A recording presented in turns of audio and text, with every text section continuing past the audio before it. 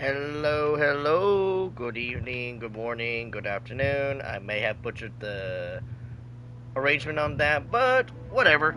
Greetings and salutations, folks. This is Lord right here, and today we're continuing off where we technically left off earlier this morning on Honkai Star Rail. And the complete drama of the political system, and the gods aren't really gods, which is not really news at all. So, I don't know. Someone do a different recap than I do. I don't know. Hello, hello. Of course, hey Rocks, what's up? Ooh, I passed out. As no surprise there, I did pass out. Drama, yes indeed, drama is always a thing. Drama indeed a thing. Ooh, what's this? I have message? I have message? Tatsu. What?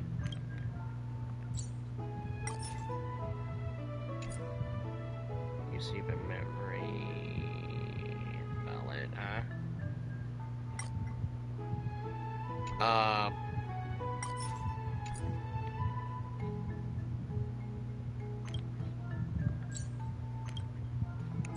That's new. I don't know if that's a thing or not. From the new event.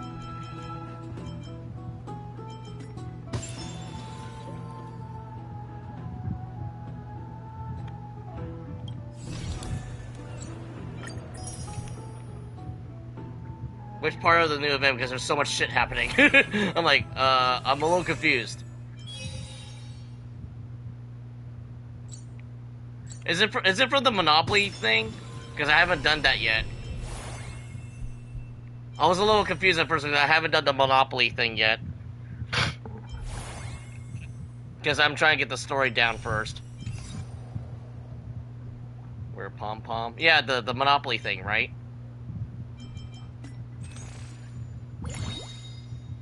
Oh, right, I forgot about that. Let's see here. I still need to do my logins and all that stuff, so we can try to do that. Hopefully there's some combat, but I'm a little afraid that the Flame Reaver, because I think the Flame Reaver, busted up my streaming back at 3.1, so, we might engage him at some point. But, yeah. Castries and her are a good duo. Not much, man. I just literally started. I literally was taking a dirt nap because I was tired from earlier this morning. I was trying to stream, but it's like, I should really go to bed. I have work in the morning. So, you know. And also I passed out because food. Hey, I like eating good food. But anyway, yeah, I'll definitely do the event if we got time, but must get the story out of my same, plus the weather sucks. Yeah, I don't really like warm weather. That's why I have, if you hear the fan in the background, don't mind it, unfortunately. I even have my window open, but, you know. And then glorious H2O. So, anyway, enough screwing around. We got stuff to do. We need to figure out what the hell's going on. And if my theory holds. So, I don't know if this is a way that you could cheat to see how far you have in the story here. So we covered a lot, yes, I'd say earlier this morning. It took me a day to finish the whole story. Yeah, I mean, I'm assuming you're in a different part of the country, I'm assuming, Rox, so I don't really have that time, unfortunately, because yesterday I was literally waiting since 3 o'clock in the 3 o'clock in the afternoon. I was like, okay, I'm still waiting, nothing's happening. Nothing's happening! And by 6 o'clock, it's like, okay, screw it, I'm just going to stream something else while waiting. But, looks like we got two major things happening here, so we'll see. So, Depression did mention using Herda and Castries. But Herda, we know Herda's broken. We already know that part. So, maybe I'll probably, no, we do need a self-sustain, that's the problem at the moment. We do need a self-sustain later, so. So, we need to take nap before the journey to wherever we need to go. Don Hong's not back yet. Oh yeah, because he has a misadventure with Hyacinth Hey, friend. at the group. Is the debate finally over? Did you win? I keep forgetting that Mem can talk now. I'm shocked. I'm like culturally shocked that Mem can still talk. Can talk now. The brand is ours. We thrash her. Cass is broken for different teams. Yeah, I think Cass and Remembrance Trailblazer is already pretty terrifying. What a glorious defeat. You sure know how to look on the bright side. I miss March's sass, man. Well, moving on. I was hard at work even I miss while you First were at the Girlfriend. debate. I borrowed a mountain of books from Cass to see if I could find a way to solve your problem. Let's see. I still have only 32 books to go. How big are these books again? Really? Oh, that's fantastic news. I knew it. I knew it. Books were evil. Especially if you're I live in 40K. It's like, Mem. well, good news. I can't read. Mem sounds like March 7. I could have swore Mem's VA is not Skylar. Because I know Skylar also snuck her way into Arc Knights and Freedom Wars. I didn't realize it until the credit roll in Freedom Wars that she was Elfrida, Uwe's daughter. So I was like, oh, wait. She sort of sounds familiar, but she was way too, rowdy?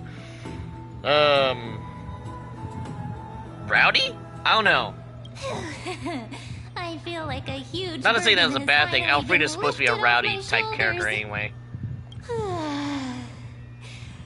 Why are my eyelids so heavy all of a sudden?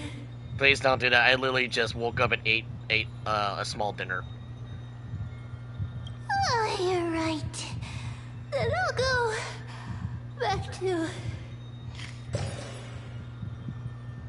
I was just gonna say she's gonna turn into a cute girl. Good night, man. Good night. Oh my god. Yeah, yeah. She's just I think she says only a 4-star medic, but no, I think she's a 5-star medic, but I haven't really used her. Later, somewhere in Akuma. Ah, it's always a gut punch. I can only take so many cheap shots, game. Cass? What a surprise. This is a new kind of suffering. It's not gotcha suffering, it's emotional damage. Lady Treeby, Is something troubling you? I just wanted to speak to Lady Trian for a bit before I set off. Yeah, because Trian became marketable plush toy. No matter how breathtaking I haven't even- Styxia once was, No, never mind. I'll the probably place answer my is own question now by the looking it up domain later. of the departed. I was just curious. There is no telling what we'll encounter there. But as soon as there's going to be like a statue for Castries, I'm buying the shit out of that. I don't want to have any regrets. Has anyone told you that your eyes are sparkling today? Is that a figure of speech? In the past, when you did smile once in a while, all of us could see that your heart remained troubled even as you smiled. Lady Treeby, you know perfectly well that see you tomorrow is nothing but a white lie. Yeah, they did one for March. I think I have one for King Yun before the whole shenanigans. And I believe... no, that's the only one I have from Star Rail at the moment, because I have 2 from Arc Knights. Literally just sitting in the corner in its box, so I'm just like trying to figure out where I'm going to put it. Otherwise, you know, it makes a good display. I have a nice display just piling up right there, even though it's not really a display, it's just boxes piling on top of each other. I even have Neptune's thing. I got top Nep statue on there with the pudding. I have 2 versions of Mashu on there, a bunch of Gundam figures that I haven't even built from the models yet, because I don't have the time to do, and other miscellaneous stuff that I have collected over the years. Yeah, I am totally not hoarding or anything. I hope your toughness is not a mask hiding a lonely heart. That's one reason why I can't have my dogs in my room, because I'm afraid they might go through it. Because Spoiled Princess actually went through some of my Figma boxes, because thank God I didn't have anything in there, but went through the boxes and like, oh god, when she was still a puppy. And right now she's like, no, you're banned from my room. Cass. Also, the second reason, I'm technically hardly allergic to ever my own talked of dog, your so I can't past. have them inside my room None for of too us long. knows what you went through, apart from Maggie. I'm a dog person, but I'm it cursed must of have not been filled being with around pain dogs and for too long. hardships. It's a As cruel it is the world. fate every Chrysosaur is destined to live out. We are just happy for you that the core flame you're meant to inherit has finally surfaced. Isn't it a little too soon to say that? Yeah, we haven't even done anything yet. All we've been doing is plot and lost a debate between an angry, I don't want to call her grandma, an angry lady who is trying to usurp power. But you already know where tomorrow Yeah, is, I think don't there's you? a re-release on March's statue in Hobbyland, Japan. I think it's coming out this summer. I don't remember. I think it's like $40. It's one of the cheaper ones. There's no But need not to cheap to the rely point on that it's not anyone bad, else. but it's just cheap that's Just affordable. give it your I mean. all and leave no regrets. Buy my concert We have tickets are always available. believed that Unfortunately, your I embrace can't do is just as concerts, warm man. as I'll everyone wait for the else's. free. I'll wait for the freebie. Thank you. As much as I like to go into video game concerts, I don't have time because work. Because we embrace others I don't to know when. comfort them. Probably around Cass, summertime you're the because a lot of kindest anime and Chrysosaur gaming I stuff know. happen around summertime. Thank you, Lady Treby. This feeling. It's Shit, and now hard I want put into to. I want words. to I redesign suddenly found myself Castoris with and so Soul many Calibur because I wishes. only got the dress down, but it looks much so I want to flat. accomplish. And I don't before mean setting like off. flat. I mean like dimensionally wise. It just does not look Then right. go do it, Cass. Trian was actually working on a surprise gift for you. It's a pity she didn't get to finish it. But so, let's meet back here when you return from Styxia. Safe travels. See you tomorrow. That is now cursed now. Please don't do this to me. This is almost as bad as saying happy birthday and freaking Witch from Mercury.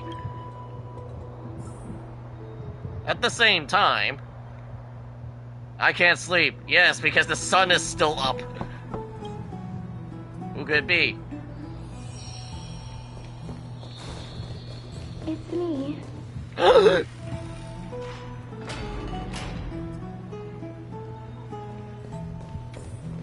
Oh, what the hell was that? What the hell? I did not flick my. I totally did not flick my controller like that. It was just like what? I hope I didn't wake you. I'm glad to see you're as full of life as ever. I'm here because of private matters, actually. Oh, oh, oh. If it isn't too much to ask, I'd really like it if you could come along with me to retrieve something. Is she asking us out on a date? Aren't you going to ask me what it is? Nope. Don't care. No time to read the script. Time to go. It isn't a long way from here. Shall we? Absolutely. Let's go. I'd love to go in and take a look. Have you heard? Seems like all the boys It'd be very funny if you actually could go on dates with characters like in Triple Z. It'd be pretty funny and probably stoke everyone's egos. The streets are packed. It seems the vote to pause the flame chase journey has begun. Yeah. I want to vote! Tell me how I can vote! Take your ceramic shard engraved with the Kethali rune, select the Council of Elders in your heart, and pray silently until the shard registers your choice. Then toss it into the Dolium. The Council of Elders? More like the Council of Buffoons! The Black Tide took my hometown long ago! Or are they kidding with bringing back Erechrysia? It's all a sham to create their own Erechrysia in Akama! The Titans are just. So long as we do not overstep our bounds again, we will not incur divine wrath. Oh, please. The time when these deranged Titans should have vacated their spot to the demigods is long overdue. You'll see soon enough, you old fogey.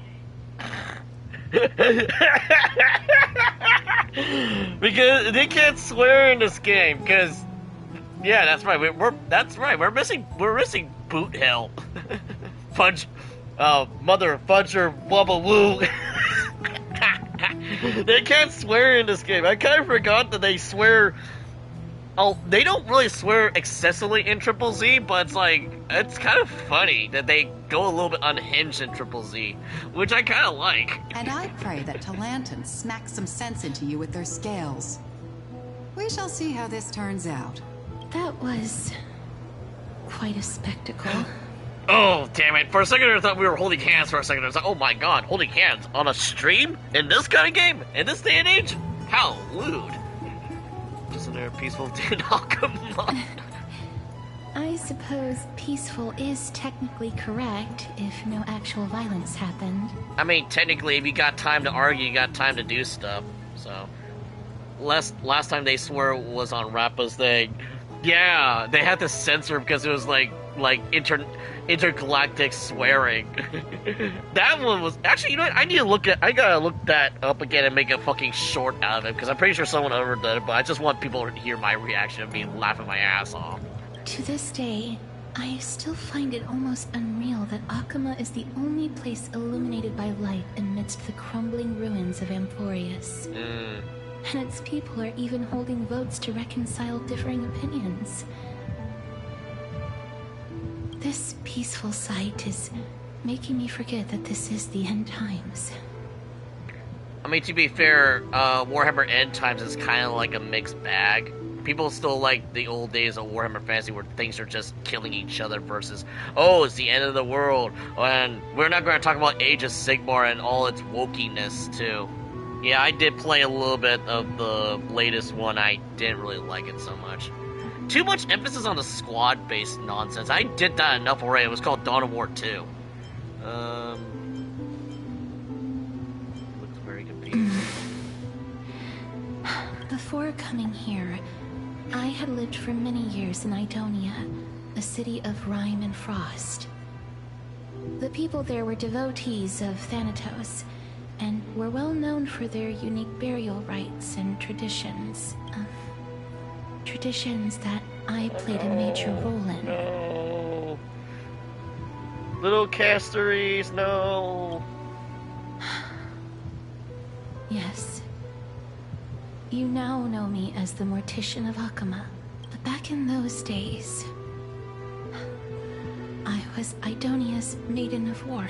I was trudging across the frosty plains on my own when the Idonians found me. They saw the curse in me as a blessing from Thanatos, and believed that my hands could correct the Erechrysia's mistake and lead them to meet the great god of death. They provided me shelter, but in return, I was expected to grant merciful deaths to war captives, prisoners bound for execution, and heroes alike. Yes, no matter how kind or cruel the means, nothing can change the essence of death. Taking away someone's life is never worthy of religious worship. We seriously need to... Oh. I can't do it. Their voices... they pierce my ears.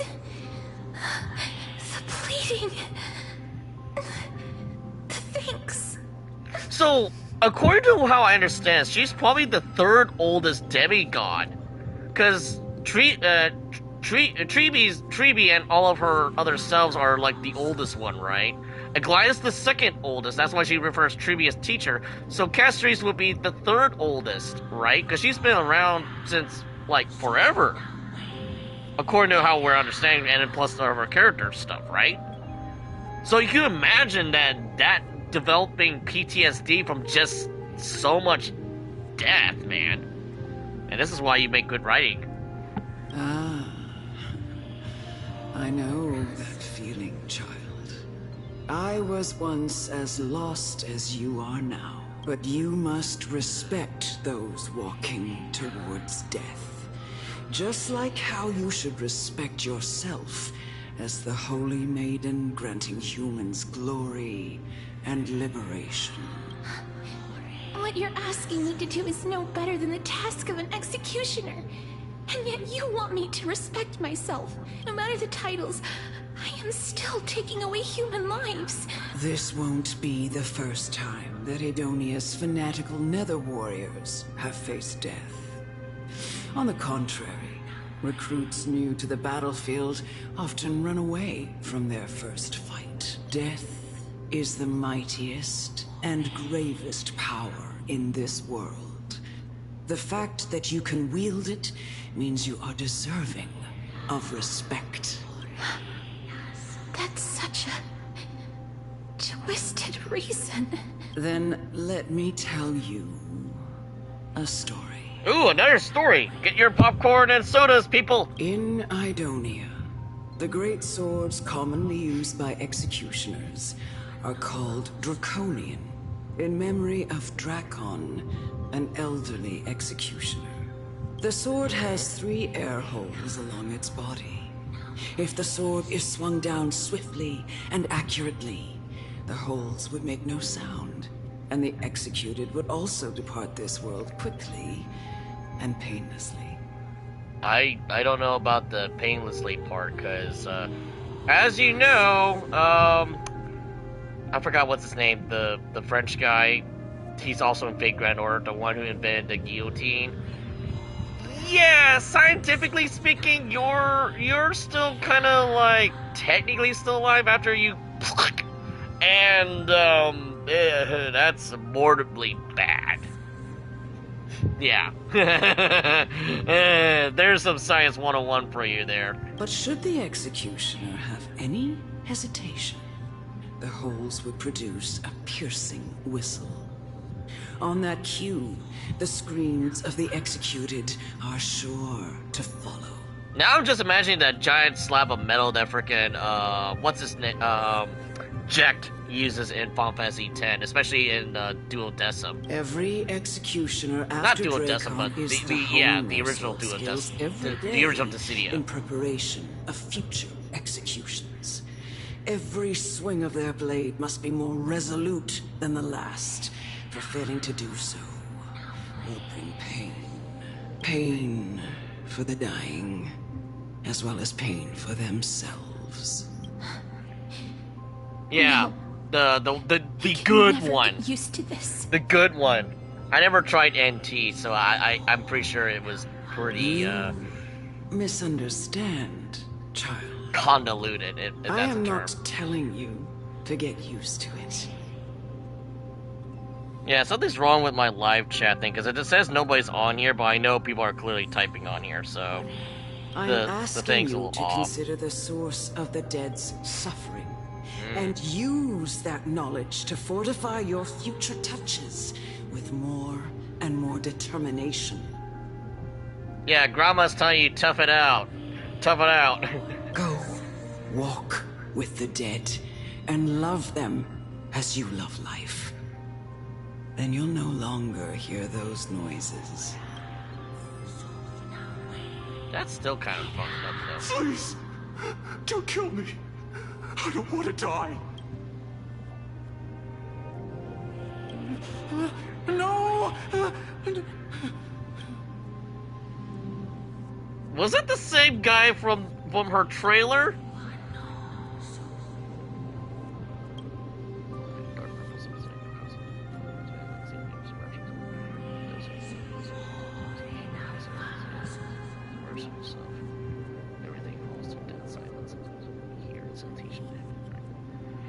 Sorry. No character burst super, still not return to Duodecim.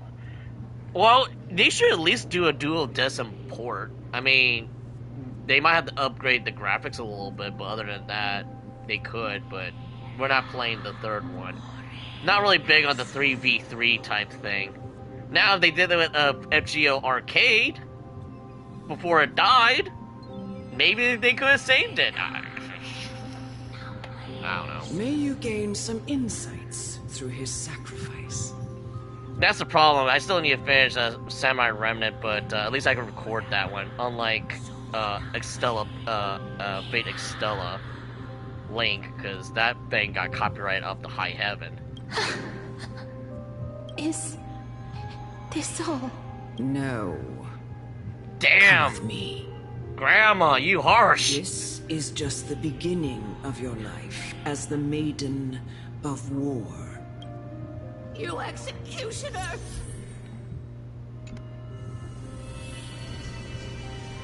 I like how Cassius just bumps up bumps the roll.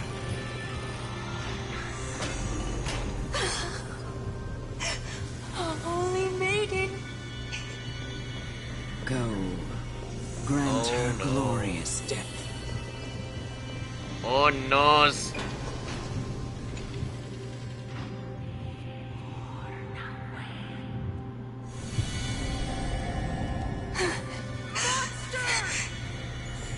Do it then, executioner.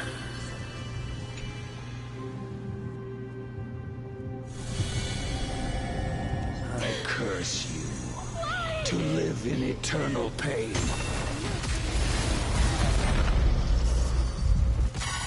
I still think the dragon's fucking awesome.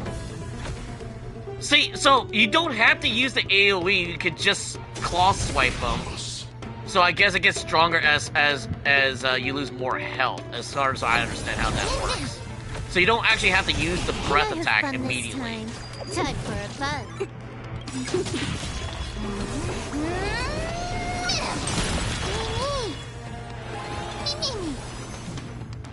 Return to dust.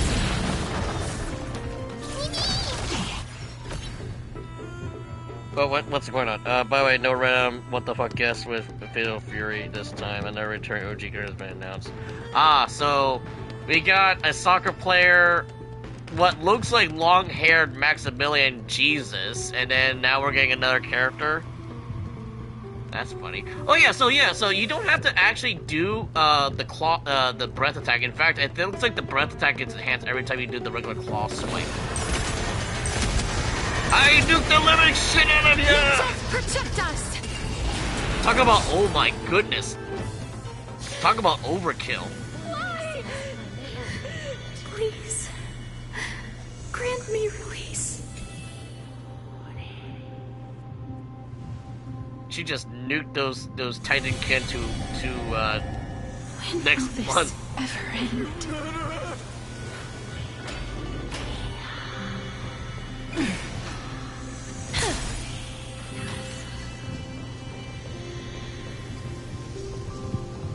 I'm stuck. Come. Fulfill your duty. I wonder if they're using a demo Castories and not my Castories. I'm not sure. Yeah, they're I know. Hold on, I'm curious. Hold up. I'm kind of curious. No. So let's see here. My Castories is probably doing more damage than the demo version. Oh. Well, that's no fun. That's no fun. I can't compare stats. Oh well. What?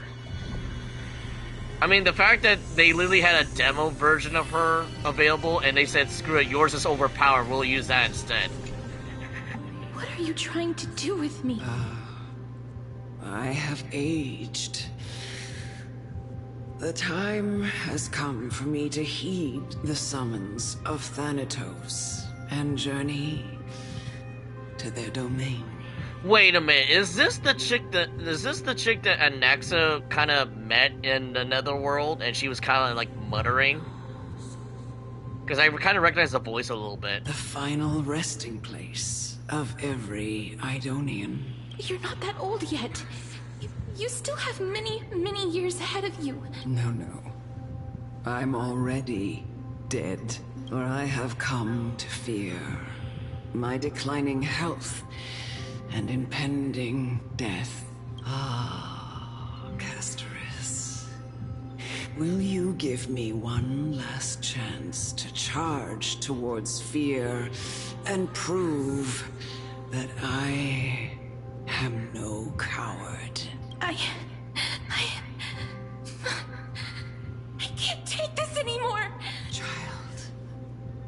was I who brought you here from the frosty plains and set your farcical fate in motion.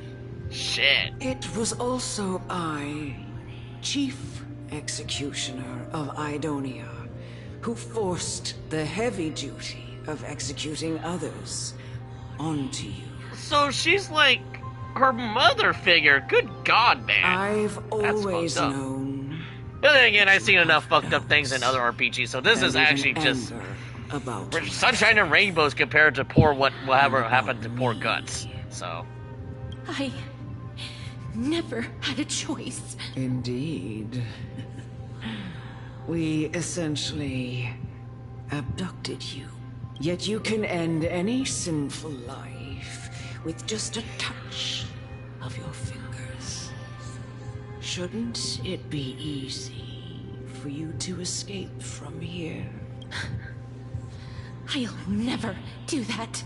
It doesn't matter how lightly the Idonians take death, or how readily they accept it.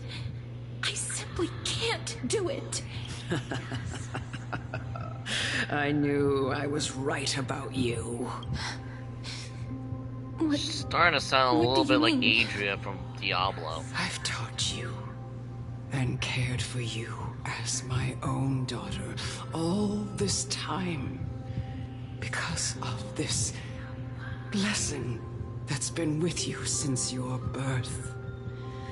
I know no one else in the world would understand the weight of life and death more than you do. In the eyes of an Idonian, death is the end of all life.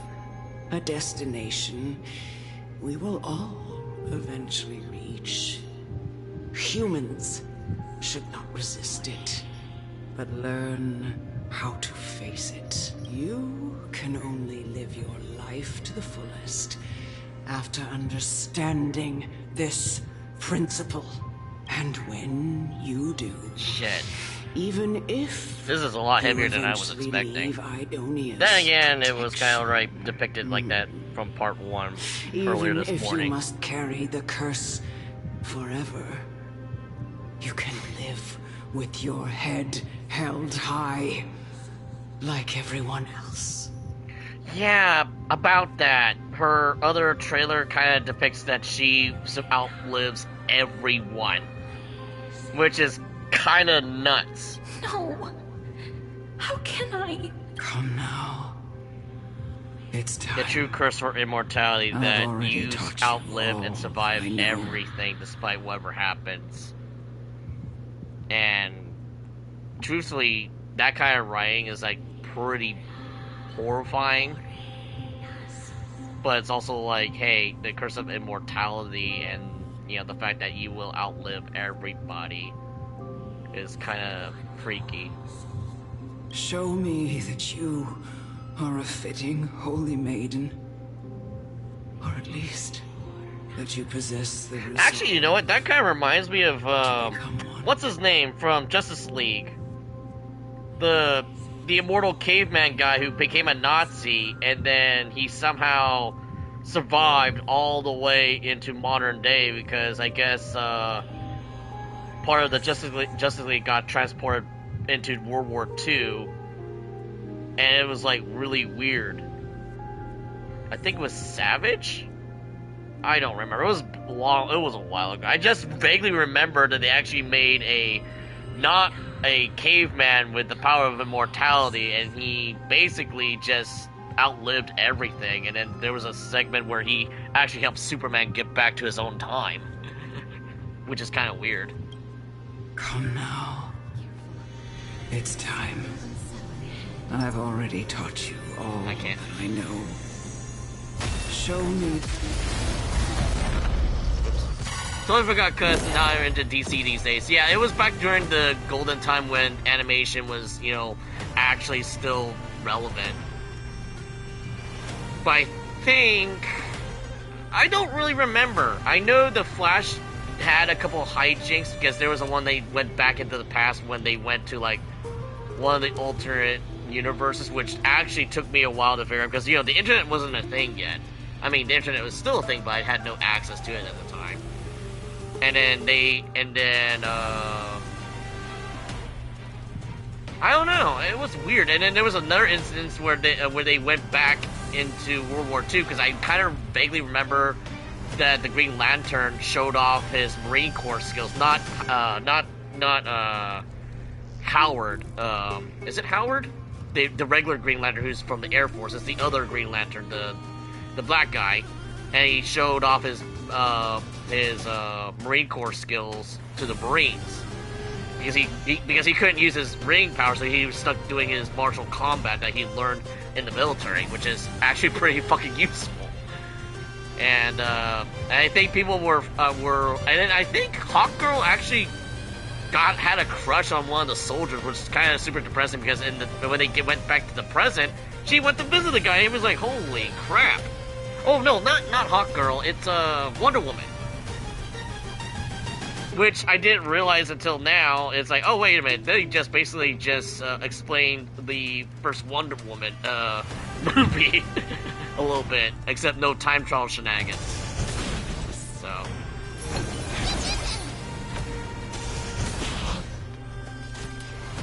Time for a fun.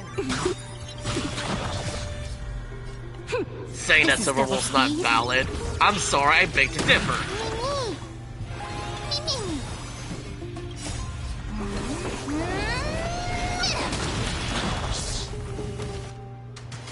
Time for a fun. Also, I like it how they have the ruby moon where it's like blasted almost in half. The true damage, Jesus Christ! Protect us! The true damage, man. I wonder if we bring fucking Robin or even Ron May. Well, actually no, Ron May would just do break damage. No, we need Robin to see how much damage we could punch out of the dragon. Oh no. This was the last time I followed her command. I gently touched the elderly woman before me.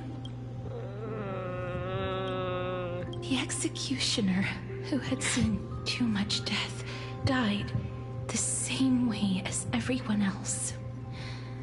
I gasped for air, a wistful look in her eyes, and a barely perceptible tremor in her fingertips. Elder Amunet, the person who tried to teach me about death, ultimately vanished like dew in the morning mist.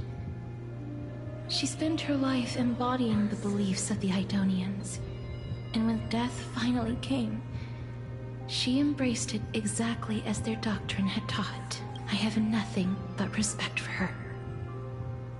I erected a cenotaph in her honor in the marshes outside Idonia's city walls with the others I had laid to rest.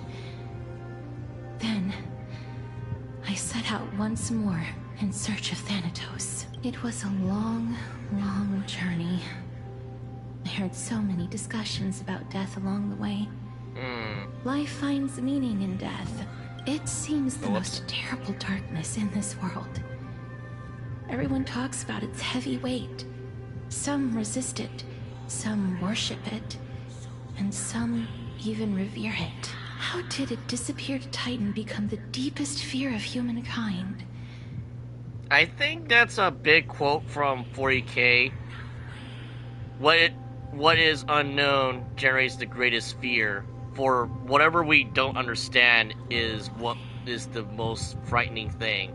Like, for example, my fear of the goddamn ocean and any fucking thing that's in the ocean, because I fucking hate fish. And no, you will not get me to play Subnautica. I'm assuming some of my coworkers are probably watching this or whatever, but it's like, no, I'm not playing the damn fish game. I will not play it, and you will not force me to it. And I even made a joke, it's like, if I had to survive on a freaking island and I get shipwrecked, I'm most likely gonna die unless there's like fruit on that island. And even then, I'm like, my survival instincts are like, I'll probably just die. Because I hate fucking fish. I don't like it, ironically. So it's like, yeah, I'm a Pisces and I hate my own kind. And why do they haunt my dreams? I continued my travels to seek an answer.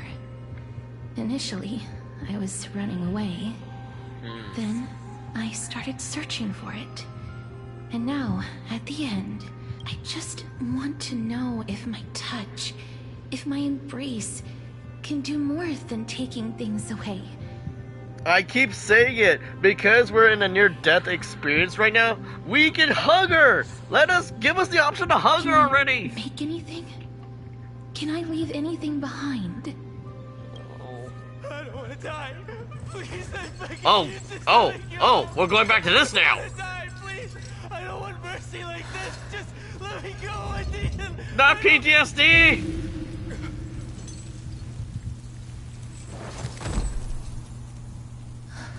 I was not expecting this. I'm not expecting this at all. I see hands. Oh god, don't tell me you're gonna play the whole sequence.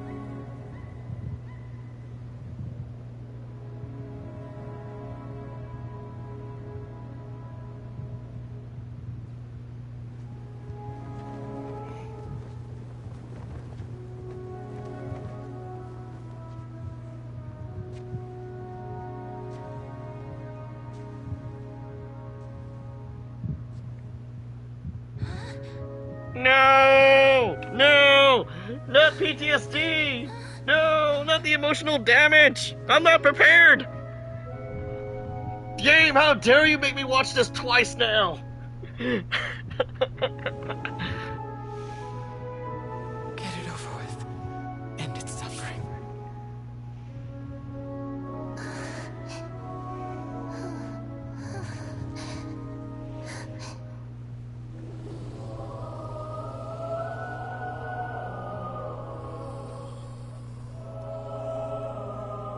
The Reaper has blessed your hands.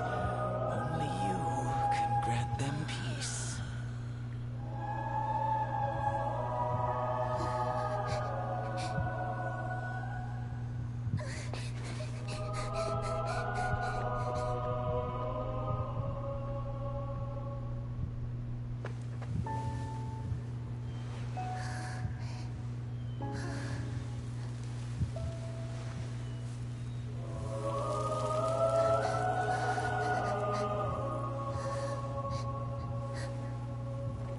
Embrace death. Walk alongside it.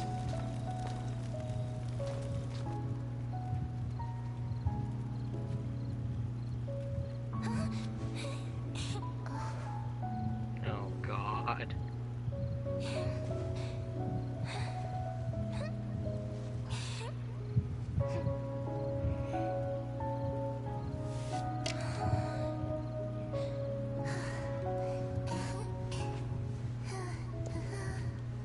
That's fucking adorable, but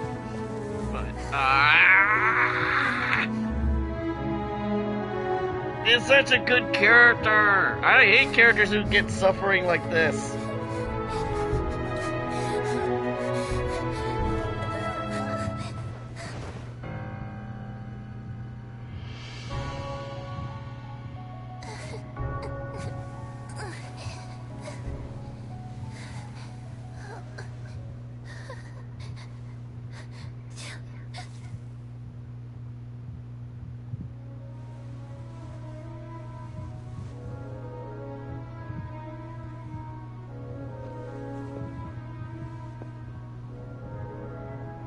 You know, the head bishop lady, the one with the like spikes on her headdress, kind of looks like the Blasphemous characters.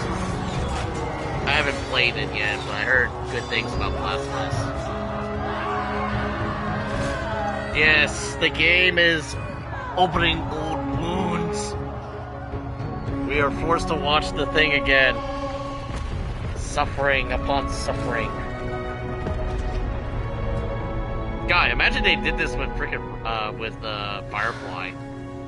Yes, throw PTSD at us. The gacha is not the suffering, it's the suffering of the characters in the gacha game. Oh no. I will not cry manly tears. I'm not. Is that you, Casteress?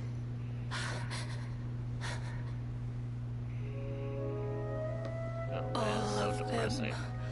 Have gone, heeding death's summon. crossing into their domain. I must go too.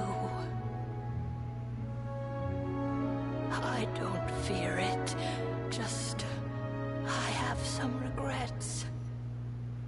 Watching people leave this world again and again, it must be lonely for you. You must want to desperately embrace them before they go.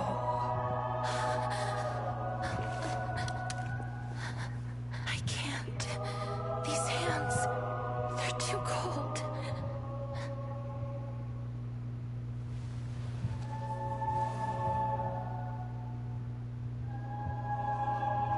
But Big Sister Castoris, your hands are so warm. Just like anyone else's. So go on. Don't hold back. Give me a warm hug.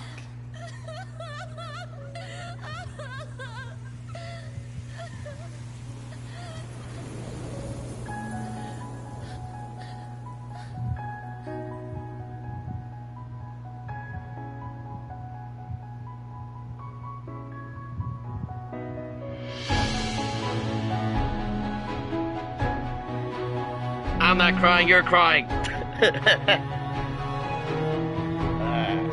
Damn it.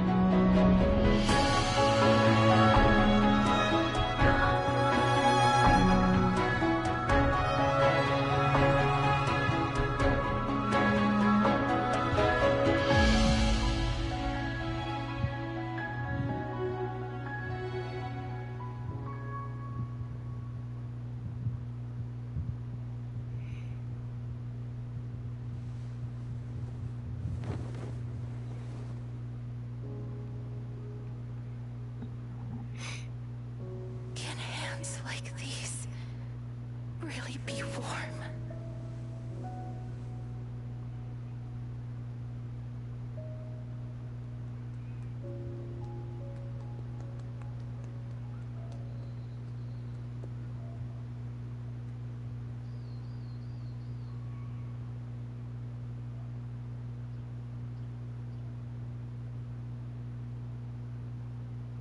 On the day that Orynyx's trial ended, you must have had many questions. I felt just as confused. Why, as someone from beyond the sky, were you so cruelly dragged into Amphorius's fate?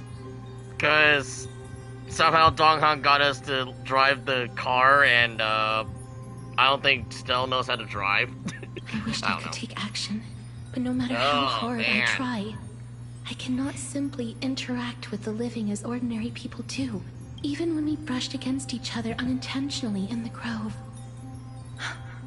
And it was obvious that nothing had happened, when an almost unattainable hope finally welled up in my heart. When I thought that perhaps my touch would no longer bring sorrow, fate declared to me, it wasn't that the curse of death had finally been lifted, but that your soul no longer belonged to this world.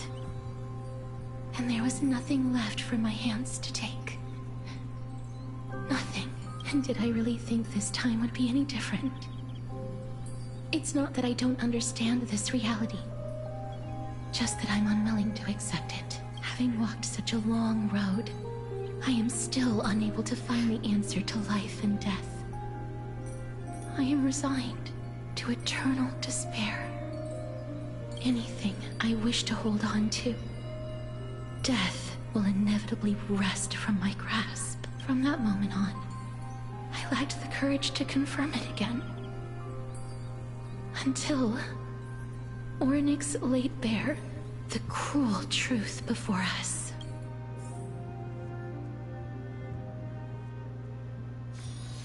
Time waits for no man. And now, perhaps I might have one last chance. Long ago, Trinan read a prophecy to me. At the end of the Sea of Flowers, the souls of the living shall warm thy fingertips, and after an embrace, there shall be eternal separation. I found no surprise in it. for her words sounded not like a foretelling, but a perfect reflection of my past. Embraces in this world are born of reunions. Yet, my touch speaks only of farewells. In that moment, I had no doubt that this destiny would weave itself through the entirety of my life. And yet, things have taken a turn for the better. Now that I can finally have an audience with Thanatos, perhaps I can rewrite the meaning of that fated prophecy. I have no reason not to give it my all, for your sake, and for my own. With that, I won't have any regrets. Where she arrives at your gift. Oh?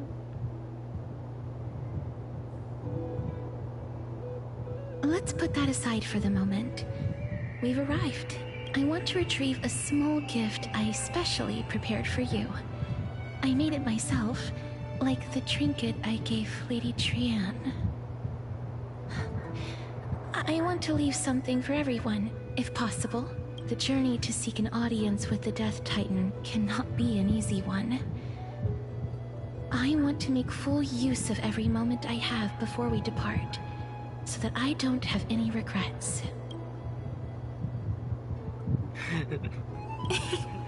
No, it isn't. You'll know when you see it. Look, it's right there. About that. Huh? Where did it go? What's going on?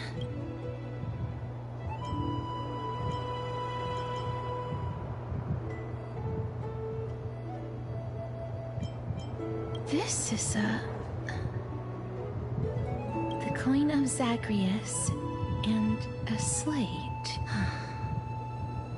So it's her. No doubt about it. This is her favorite symbol. It's a lady's cipher, the demigod of Zagreus whom Lady Aglaia had spoken of. She's a master thief who's left legendary tales all over Amphorius. So many years have passed, yet she's still announcing herself in such a crass manner. Let's just do as the slate says, and look for Lady Cipher. Dear Princess Homebuddy, welcome to the business news. I discovered the remarkable gifts crafted by Princess Nobody. This is very splendid. I'm very impressed. I also take into your charming presence prepared for the fellow Chrysalis in your right parlor. I observed the beautiful dolls. This time I've claimed one of the most monsters I fear it will attract tasteless little thieves, so I shall safeguard for now. Naturally, I left appropriate payment, a single coin. If the price displeases you, feel free to negotiate its return. Though, should that happen, I won't be satisfied with a mere one coin. Should you find me, visit the memorial market. There lies a golden short spear I've left, and you know what to do to show me. P.S. Who displays biological specimens at home? They're quite unsettling. You might want to store them away with entertaining guests. P.S.S. Despite your considerable investment in the Idonian ossuary hanging in your parlor, I regret to inform you that it's a fake. The original was craftily switched by the cunning scholars of the Grove of Epiphany. The full story can be found in the yet unpublished memoirs of Kitty Phantom Thief. Okay. What, you know Hugo? The Cypher know Hugo? Who I totally think is not dead? Look, it's right there. There seems to be a new show at the Bats today. We must pursue her.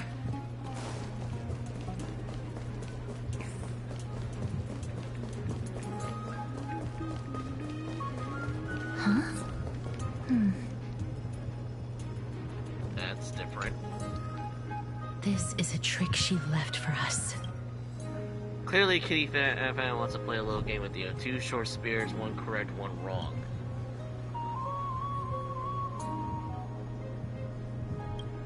Two golden short spears. Only the golden short spear engraved with the truth can lead you to the Kitty Fan Thief. Legend is engraved with the words, "Don't be fooled by the right spear." The right spear engraved as lies. Razor is great with the words. Trust me, Gray Mastery. Both spears are engraved with the truth.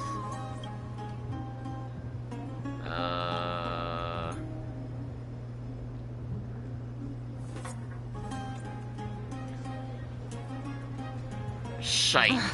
She's incorrigible. Follow me.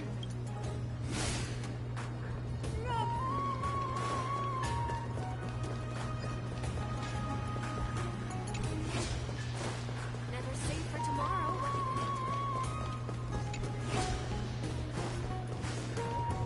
It's about time you do some exercise.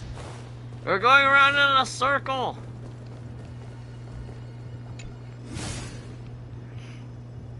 This circuit returns it nonchalantly pretending to be a new puzzle. Exactly the kind of thing she would do.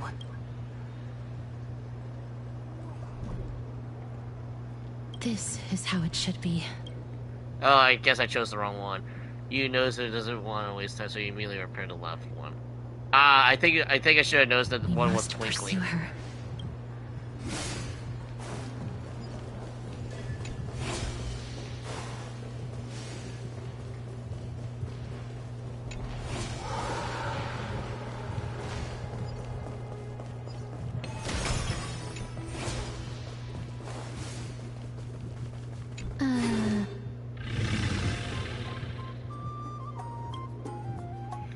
Cypher, if this Dormouse truly is her, appears to be quite content. Her gaze filled with 3 parts sincere, 3 parts approval, 3 parts triumph, 3 parts haha, Gray Mystery. You lost it if you take this seriously.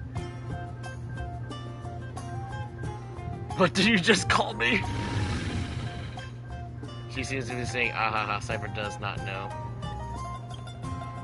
She says she doesn't know.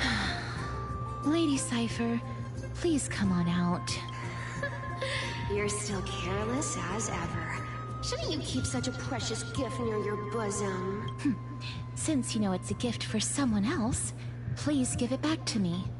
Stop hiding among the people and letting the wind carry your voice. Now, since I know it's a gift, that just means I need to milk its worth. The children of the wind never stay for long in one place. Unless your offer is tempting enough to steal the wind. What say you? Name your price. I'll give you however much you want.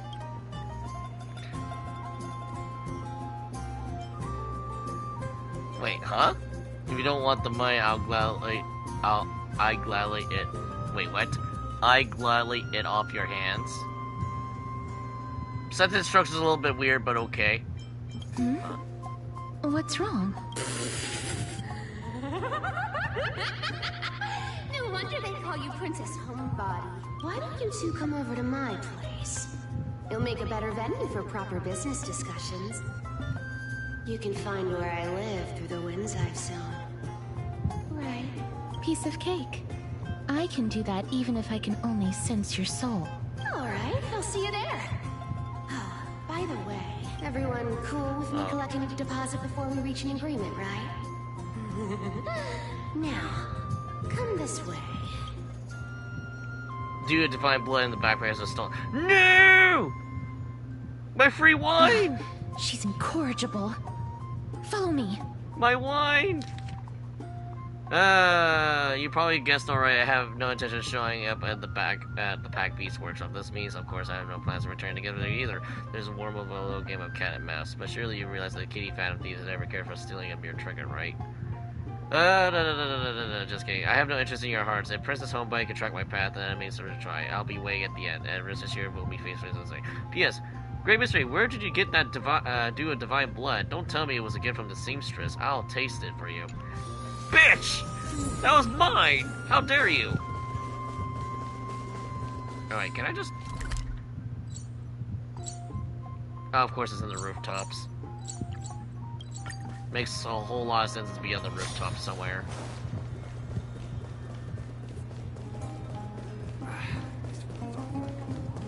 Oh, wrong one. Does it really work?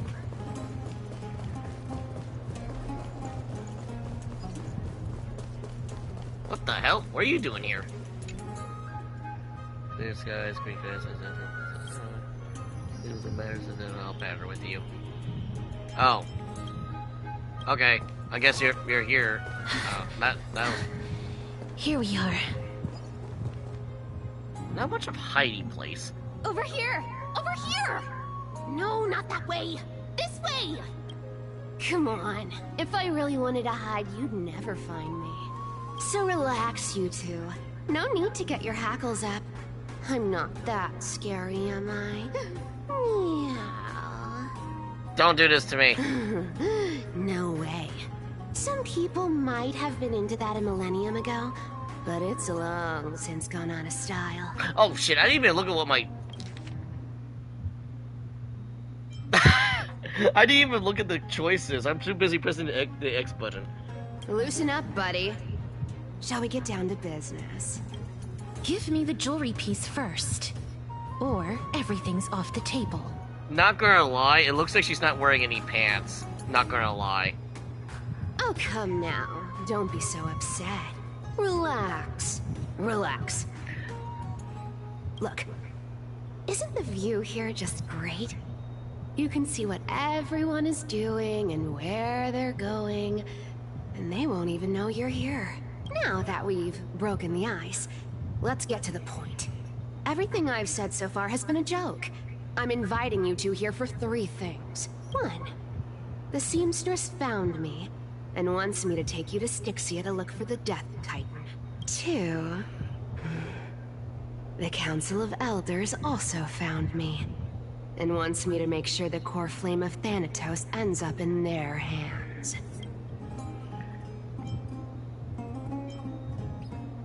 And last, but not least, Your finger on both pies. I'm telling you that I'm not interested in doing either of those things. Don't go look for the Death Titan. The end. Some time ago. Okay, that was pretty straightforward. Wow, this is some high-quality stuff, and this room is full of it. How much are these worth, Did you get all this through that Aranova gimmick? Some of it is family fortune, while the rest came from my business as a dressmaster. Don't liken the flame chase work to your shady dealings. Wow, I should have busted down your door instead of going around like a thief. Well, spill. Why are you giving me so much money? Payment for doing work. You're worth this much. Did you forget my stance to all this? I thought I made myself very clear. You wish to run away. Yeah, Run away but from your isn't the responsibilities, trickery from kind the of like prophecy likes messing with both confronting your people? Destiny. You shall walk with greed and die over petty change. Oh, she's Kiara?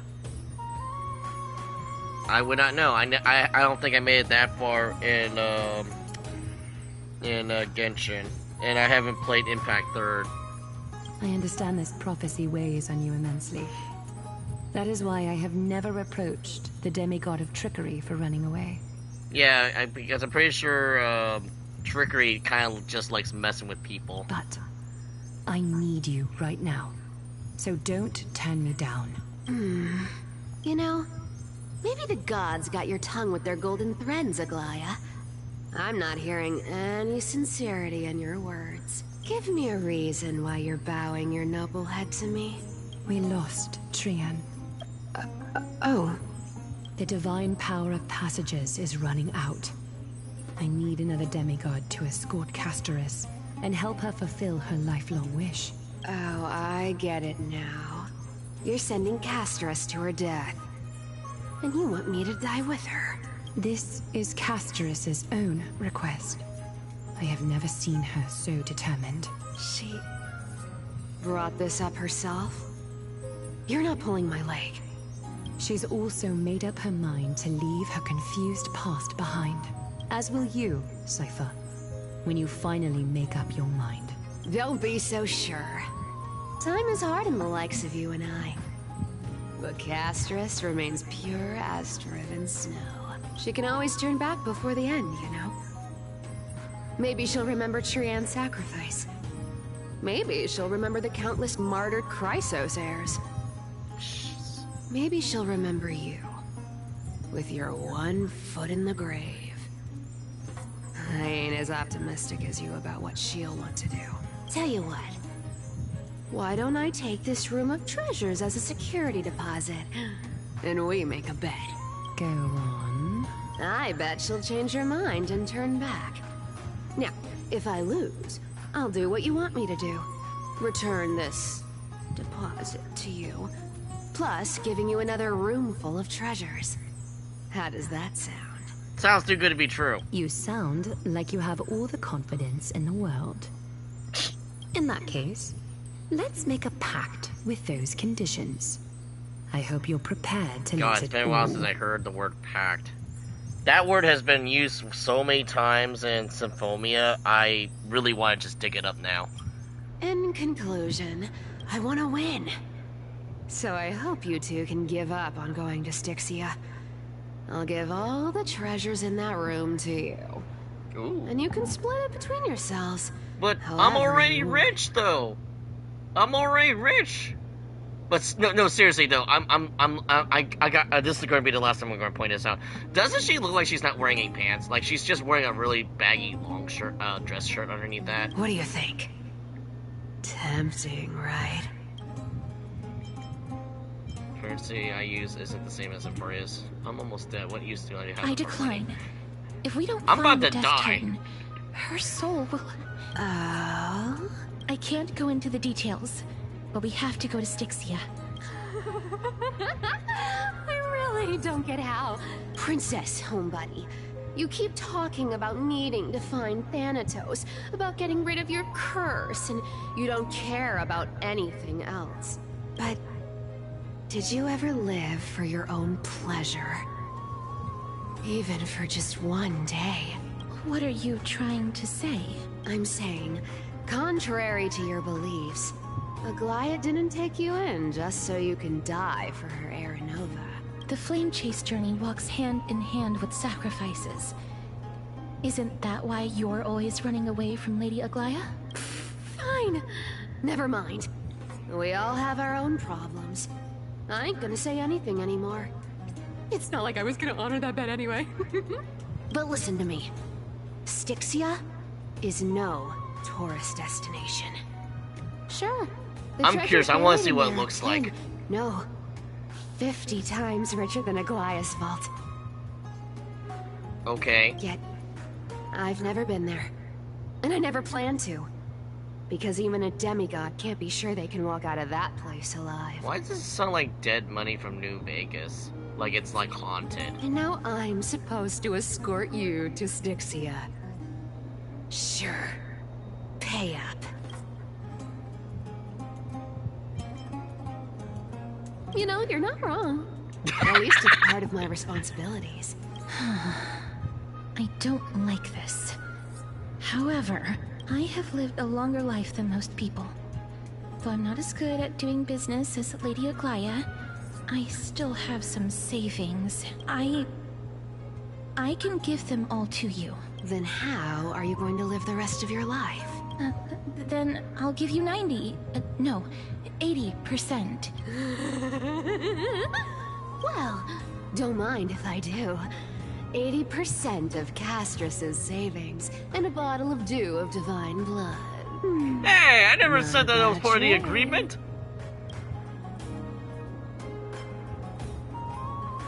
I'm so scared. Can you even catch my tail? I can't wait for Nihility Trailblazer now. Here, catch. Be careful with that. A minor change in plans, though. Don't go to the bath tomorrow. Come look for me at Akama's city gates instead. So, why are you changing the meeting place? Oh, nothing really. Just a bit scared of the seamstress's frosty face. I wouldn't stay a second longer in Akama if it were up to me. Well, now that we've struck a deal, why don't I give you guys a lift back? It's gonna be a long ride. So have a good rest. What? What? Nani? What? Next day? Okay, well, we're not going to explain that. Okay. Where am I? This is my room. How do I get back here? Is it a coin? Is it Cypher? She took me in? Never mind. It's getting late. I better get rid of it. How do we know what time of day it is? The sun's up. Gray mystery. These formal addressings at the start of the letters are such a house that you already read 3 useless phantom thief letters. I left Princess Nobody a gift here. Take good care of it. Remember, skip the baths and come straight to Alchemist and get me. You know I have no patience. Come late and I'll leave you. Clear? P.S. Yes, I'm the one who took you in. You're welcome. Oh, that was nice of her. Hey, I get it back. That's funny. This is Cassie's gift. And crush the silver rain.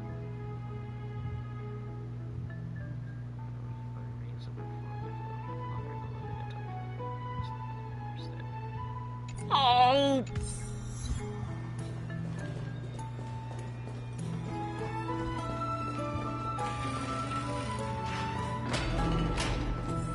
I'd love to go in and take a look. Have you heard? Open the door! I'm pretty sure we could just fast travel there, but I just want to see if we might miss something here.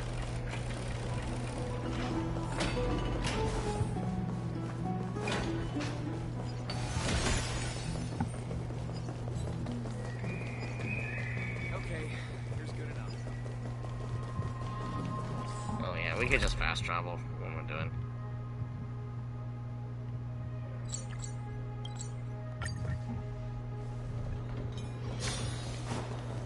Oh yeah, and we still need to do all the treasure chests and the mini games in the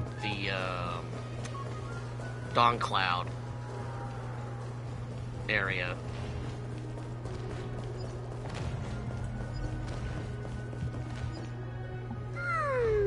Bright and sunny. Just the weather for farewells. You're here. Really? Just the 3 of us? Totally. The trio team is the best set up to reach the finals. No need, I already told her. She's fine with it. You sure know how to put me in a spot, Casterus.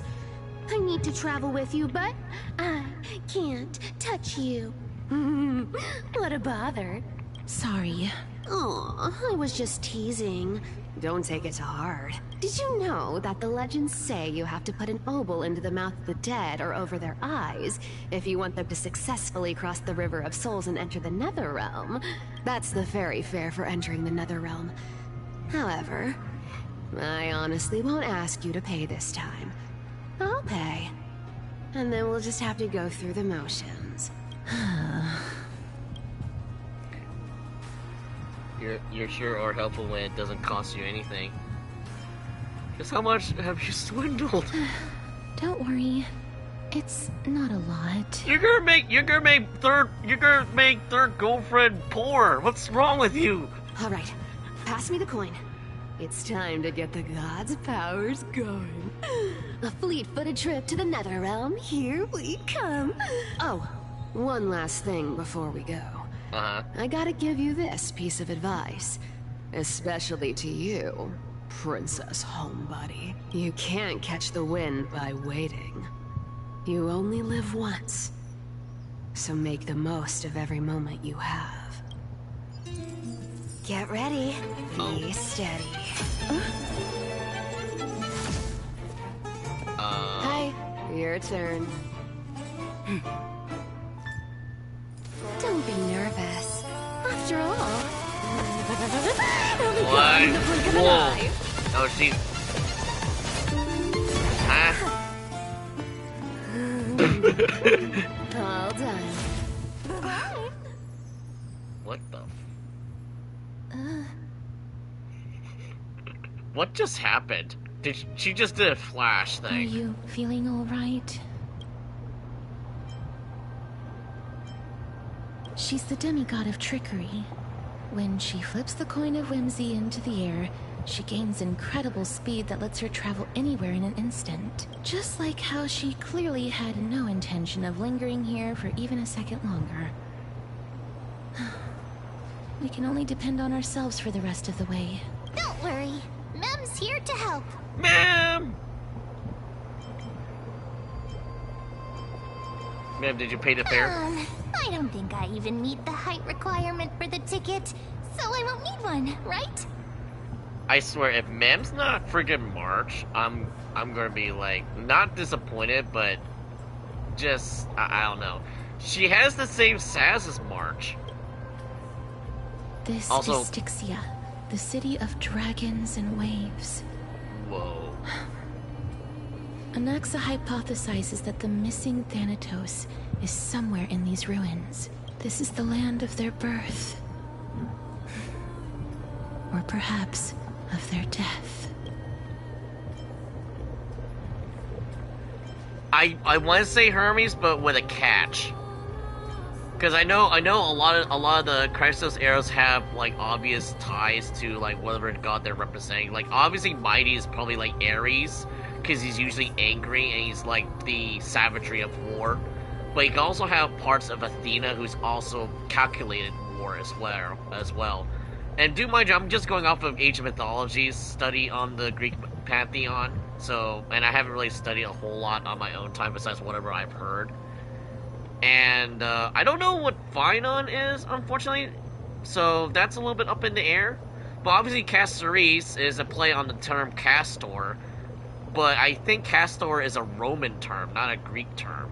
Well, and obviously Thanatos is blatantly the Greek god of death as the Greek god of death, and Castoris has motifs of butterflies all over her character. And in Greek mythology, butterflies were the representation of death, similar to how they did it in Persona 3. And I'm not sure what Aglaia is supposed to be. I had a feeling Aglaia was supposed to be like the Fate Weaver of the three goddesses of fate. However, it's a little weird. But to answer your question a little bit properly, I think Trian, or in this case Tribi, is supposed to be Hermes because she's technically the messenger, but she's the one with the multiple copies of herself because she can open passages because of the Giannis's power of the passage. So I don't know.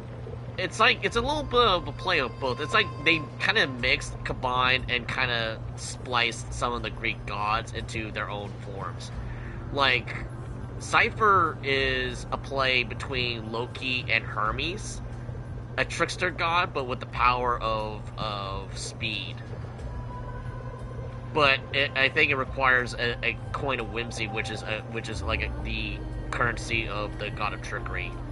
Anaxa had used a secret alchemical art to temporarily fuse his soul with Circe's. So, like, obviously, Kefli is obviously and Atlas, the one on who the holds verge the of world. death, But it looks like Kefli Thanatos is not just the one that holds the world, but he's like the embodiment of the foundation of the said world.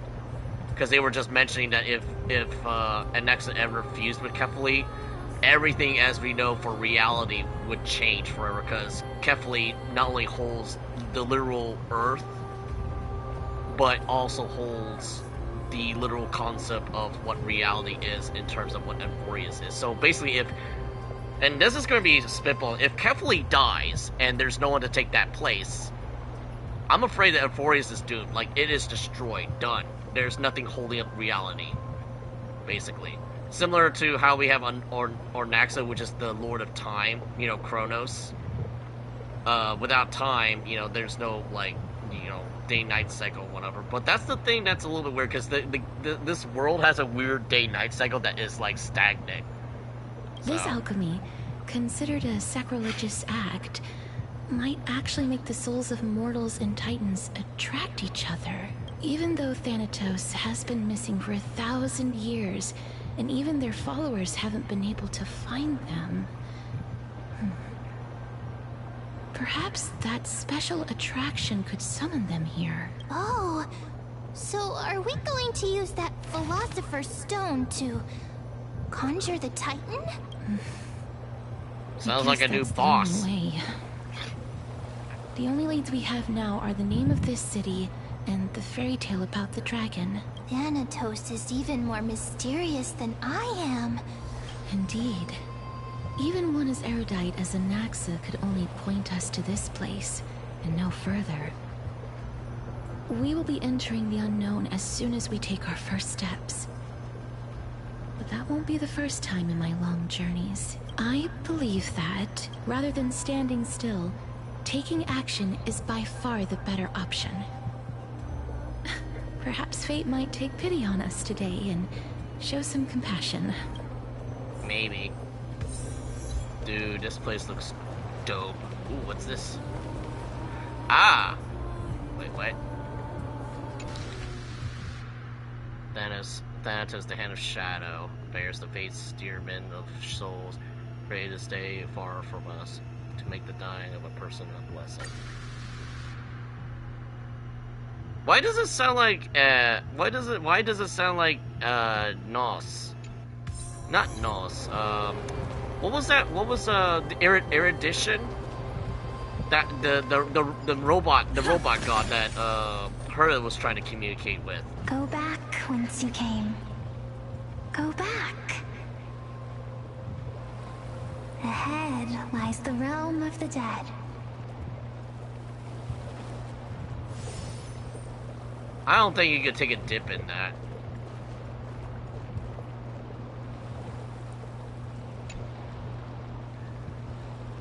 According to myth of Emporius, a certain hero of Castron was dipped upside down in the river of souls at birth by his mother, believing its waters would grant him immortality. However, because the mother held him by his ankle, the spot remained untouched by the river, leaving him... Obviously, this is a reference to Achilles. This river truly is miraculous, as the legend states. There's only one way to find out. Experimentation! After all, the truth is tested through practice, and here, no miracle of Ornux will protect you. You decided to... Wait a second, who says the experiment has to be to yourself?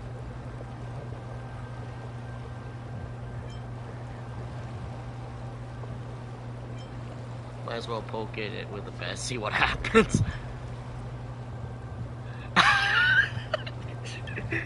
Unfortunately, the River of Souls isn't actually water, it's a phenomenon, something you can't take with you. But you can try to rally your bath-loving friends to come here and test it out with you. See how the tide shows. These monsters are seriously unlucky, scaring themselves all day long, only to end up getting scared by you instead. Plop. Tell me, did you drop this golden monster or the silver one?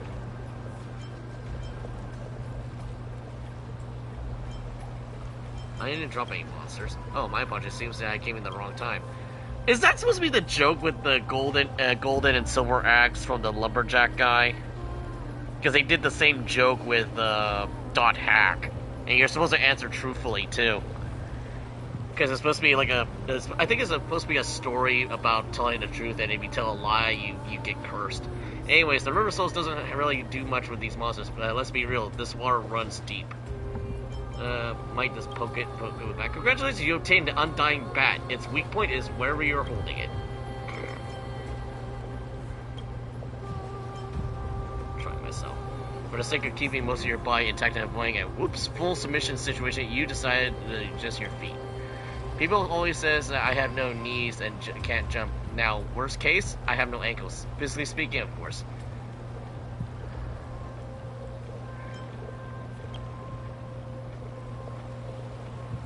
If there was fish in this river, this might actually count as fishing.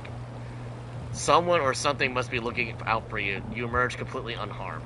Maybe, just maybe, you have an invisible ankle. The legendary you carry is a heel. Next time you're in battle, make sure you tell your enemies to aim for your ankles. This is definitely not the place to linger. Look around. There aren't any even holy seaguars nearby. If you fall in, who's pulling you out? This is so funny.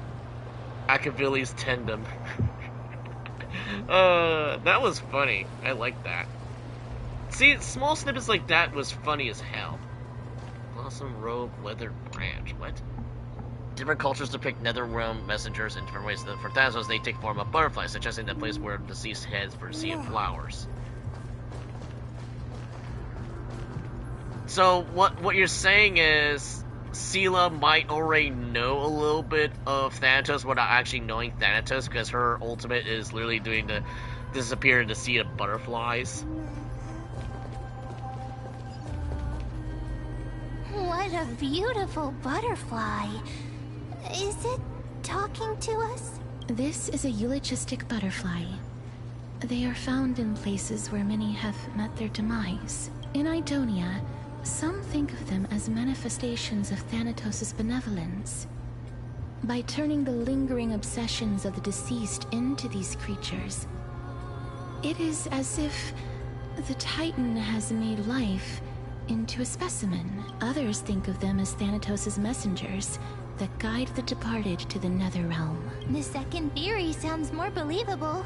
After all, the things they're saying are rather, direct.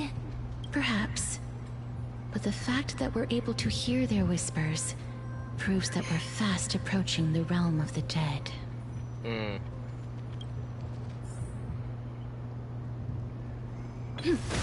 Ooh, what's this? What do we know about that? Your Majesty, Queen of Styxia. Your Majesty, I received a letter a few days ago. Truly, we stated the immortal golden age has become a thing in the past since the birth of Thanatos on Fortis. I believe that we shall never return to an era again. I am aware that the faith of death held by Idonian is viewed by trepidation by other city-states. This is not difficult to compare by the aversion of death may stem the deep logic inherent by life itself. In your letter, you expressed the desire to understand death and sought my thoughts, the torment of immortality. I am truly humbled by your request. I am aware that immortals and mortals perceive the world very differently, and I am uncertain if a inconsol I can offer is worthy of your witness of all ages. But since you seek an answer, then an answer I will attempt to produce with my reflections of the topic. In essence, I would surmise as thus: it is because all things must end one day, and all things gain meaning, and therein lies the meaning of life. This is why the devotees ourselves to death and revere it. It is simple yet complicated concept. If this intrigues you, then please allow me to elaborate further. In Adonia, we offer blessings to our children every year, congratulating them by taking another step toward death. We hold various ceremonies, holidays such as their coming of age rites to commemorate very special and pivotal moment in life. And for all we know, the past will never manifest again. In our fleeting existence, we may heartfelt farewells to our loved ones at departure, wish for one more tomorrow with each another at the end of the day, and whispered good night and before we are taken by a nightly dream. We grieve our losses, consequently rejoicing in our gains. We learned how to cherish things this way, and from the cherished becomes bliss, and even in bliss is fleeting for immortals. Yes, this may sound absurd, but it is true nevertheless. It is death that brings us joy. But for you, all the immortals who live through the Golden Age, there is a world difference. For instance, I heard that in Styxia there are never solemn ceremonies of holidays or even anything that could be described as reverent, electric, or commemorative, because such things are unnecessary. In a long spectrum of immortality, nothing is great and important, and thus nothing is worth commemorating. To mortals, all actions and thoughts are all that echoes of the distant past, destined to reverberate into the future eternal. As the saying goes, there is nothing new under the sun. All novelty springs from forgetfulness. I believe that the immortals who have experienced everything and must continue to experience everything, all things, and are dull and tasteless relics. If there are things to be considered entertaining by immortals, they are surely beyond the understanding of us mortals bound by death. I believe that the answer is made clear. To escape the torment of immortality you mentioned in your letter, the answer I offer is death. From the moment Thanatos first walked the lands of Fortis, philosophers have argued that immortality is but a curse, and that extending life essence is but repeating the mundane. In fact, those who held such views may have been founders of Idonia itself. Under the threat of death, we weigh every choice carefully, and every choice implies something irreversible and irrecoverable. Some philosophers once suggested that our lives exist in a state of an eternal cycle, meaning that every choice you make is infinitely magnified in this eternal cycle, and even small deviations can alter your life therein. I imagine that the difficult for the immortal to emphasize which has unbearable weight implied. We know that the moments we experience are not eternal, nor can they be ever considered segments of eternity. They are but fleeting illusions. Every action in this delicate life can be our last, and every face we blur in fate will seen once upon a dream. Ooh. Therefore, Your Majesty, if you ask me for my understanding of death, then permit me to define it with my understanding of life, for they are one and the same, and this journey of life-death is not our final destination, rather a piece of lugging we must carry. If confusion still troubles you, please do not fret. I am expecting to visit Styxia in the near future, then I will tell you all I know. Finally, allow me to conclude that the Idonian blessing, may the shadow of Thanatos shroud us, so we may learn the splendor of light. Oh! That was from the mom figure. Interesting. These shadowy figures. Are they illusions reflected by the River of Souls?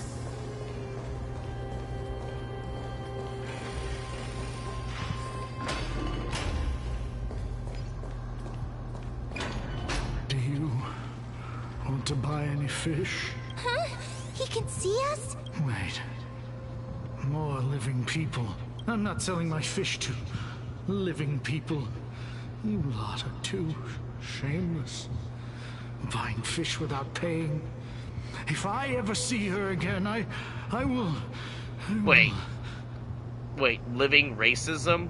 So, like, life-sism? Could it be that you're all dead souls that never achieved rest? The Nether Realm does not exist. Titan rejects you. Me. So, do you want to buy any fish? But there aren't any fish nearby. Other fish gone. The people This is freaky. are gone too. I can only keep selling fish. So, do you want to buy any fish?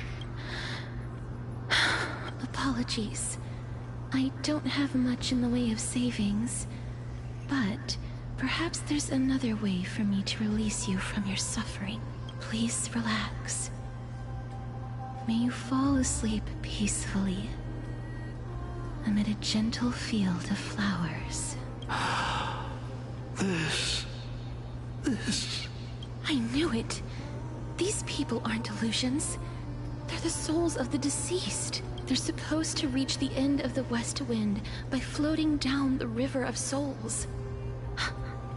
Yet, they have floundered upon the shoals of the stream, unable to move forward. Did Thanatos reject them? Or perhaps they didn't really die at all? Perhaps all of us could still use some CPR. I have no idea. This circumstance is completely unprecedented. I want to say this is building up to the point where Aglaya is just lying to us and just hiding the truth. At least that's how I'm seeing it, because I don't know how the Council of Elders are playing in the role of this, because it looks like they just want to repeat the whole cycle again. But it looks like Aglaya is getting tired of this internal cycle, and she's not telling the whole truth. At least that's how I'm reading it. Hang on. Didn't he say more living people? Yep, we're not alone. We got that company. Means he's seen other members of the living apart from us. Could it be that these souls are stuck here due to someone's deceit? If something is done out of goodwill, are you really gonna call it deceit? Why are you here? Goodwill? I can't see anything good out of... Wait a minute. Lady Cypher. I thought you said you didn't want to be here. That's me. Are you dead too? I still belong to the land of the living as of now. Thank you very much. Could it be that you are the living being that those souls met? I couldn't take their behavior anymore.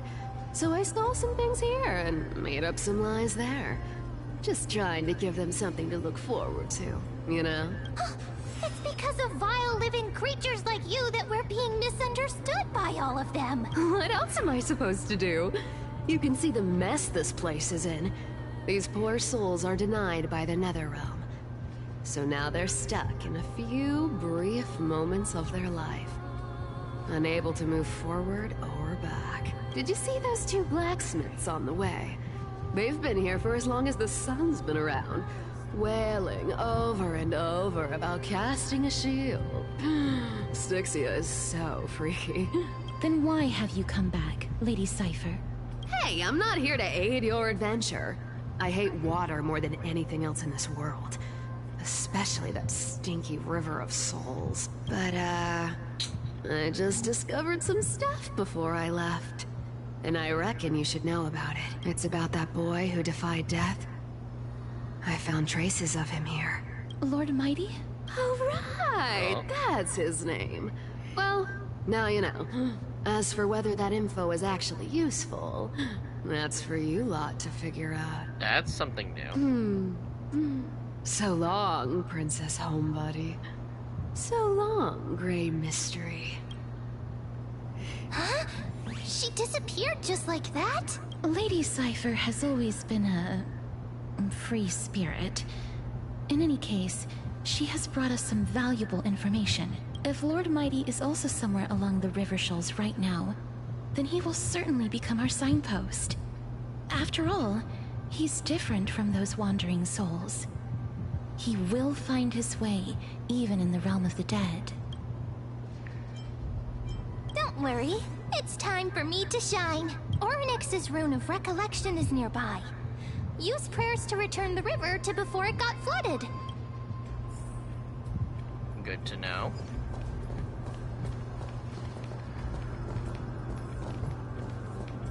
Oh.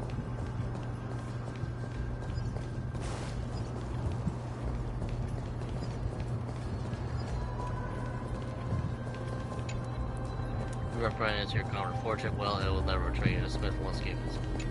Yep. Hey, over here! I'm exploring! Stop bugging me! Wait, Ornyx Miracle Rune of Recollection. Interacting with the rune base, obtain Rune of Recollection. While the rune is in possession, the Miracle Orb illuminates radius, moves with your character, and reverses the surrounding time. Ah! And the Miracle illuminates. So, wait, what? Okay. Interesting. Ooh. Oh. Ornyx's miracle has appeared. Amazing! It's like we're inside a giant bubble. Even the river got parted. I am now Moses! Not really, it's not really parting it as much as I thought it was gonna be. Oh! Oh, so there's hidden shit. There's hidden shit underneath the water. Interest. Oh, wait, so... Ah, so this is all... Aha! Interesting. Dude, this is kind of cool.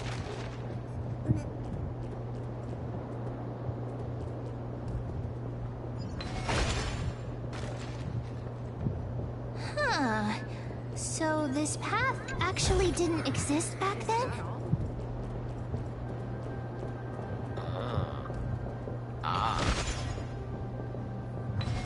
Damn it! Damn.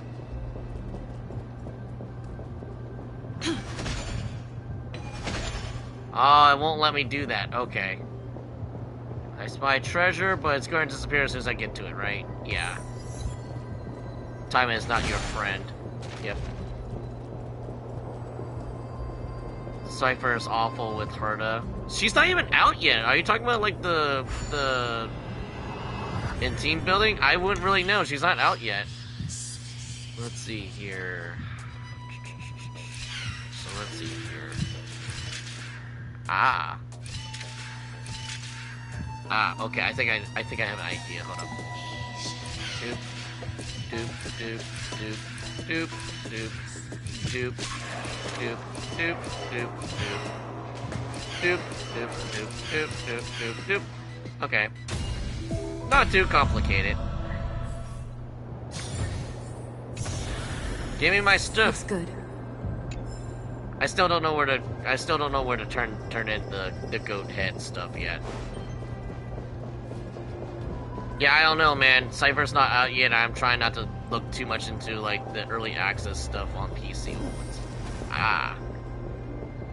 Okay, so ooh. There are wandering souls of the deceased here as well.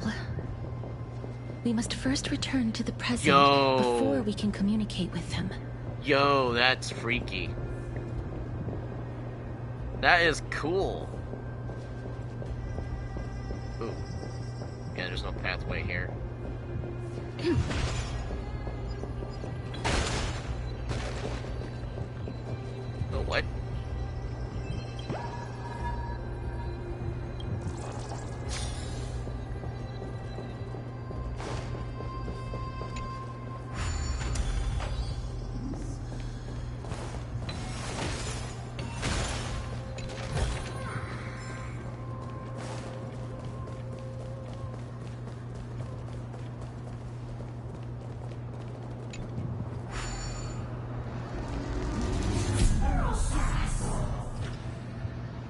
saw a coin here somewhere on the ground floor somewhere. Saw one of the coins. If I could find it. I saw it. Where is it? Ah. Uh-huh.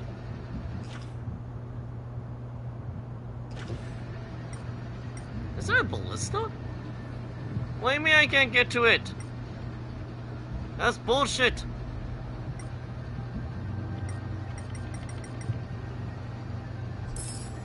There we go.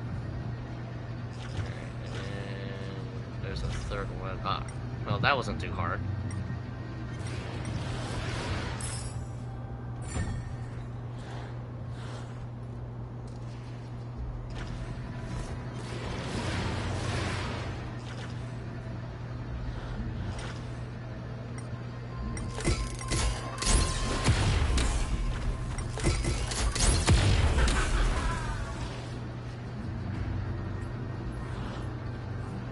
There's anything else I need to explore. Oh wait.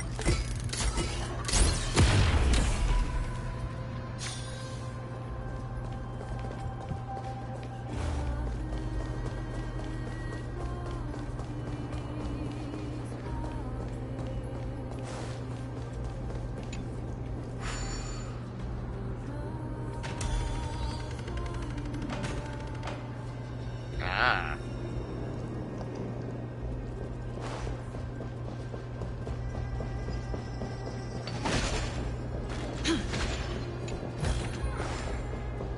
A lot of people are wondering, like, where the hell is shit going? It's disappearing. Above Tartarus.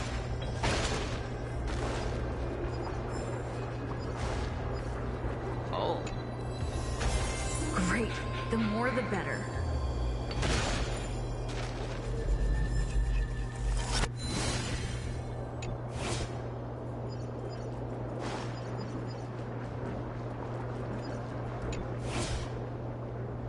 Oh shit. Uh-oh. Where'd it go? Oh.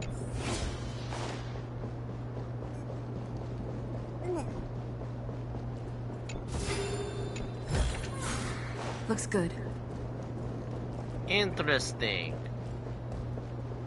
Okay, so that's all clear. There's no need to do this one.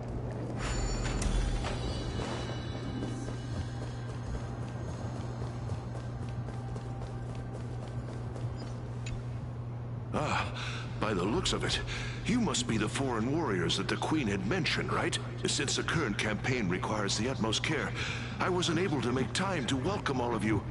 Please, forgive me. Foreign warriors? A priestess, a warrior, and a divine beast. You look identical to the blessed saviors that the Queen described. This is my pet. I'm actually a hunter class. Oh no, oh darn, no healer on this team. Campaign? Who are you campaigning against? Nobody knows. As of now, of the scouts that went ahead, only one has managed to return. He says that the land ahead is a forbidden land that should not be approached, as it is the doorway between the netherworld and the mortal realm. As for the rest of the scouts, they've completely lost their souls. So it looked like someone tried to get into by the day. Styxia before. While there like is still dissension within the city, the scholars agree that this calamity was so unprecedented that it needed to be given a new designation.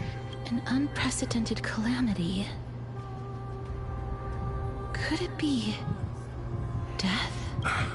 It seems that you have indeed heard about this.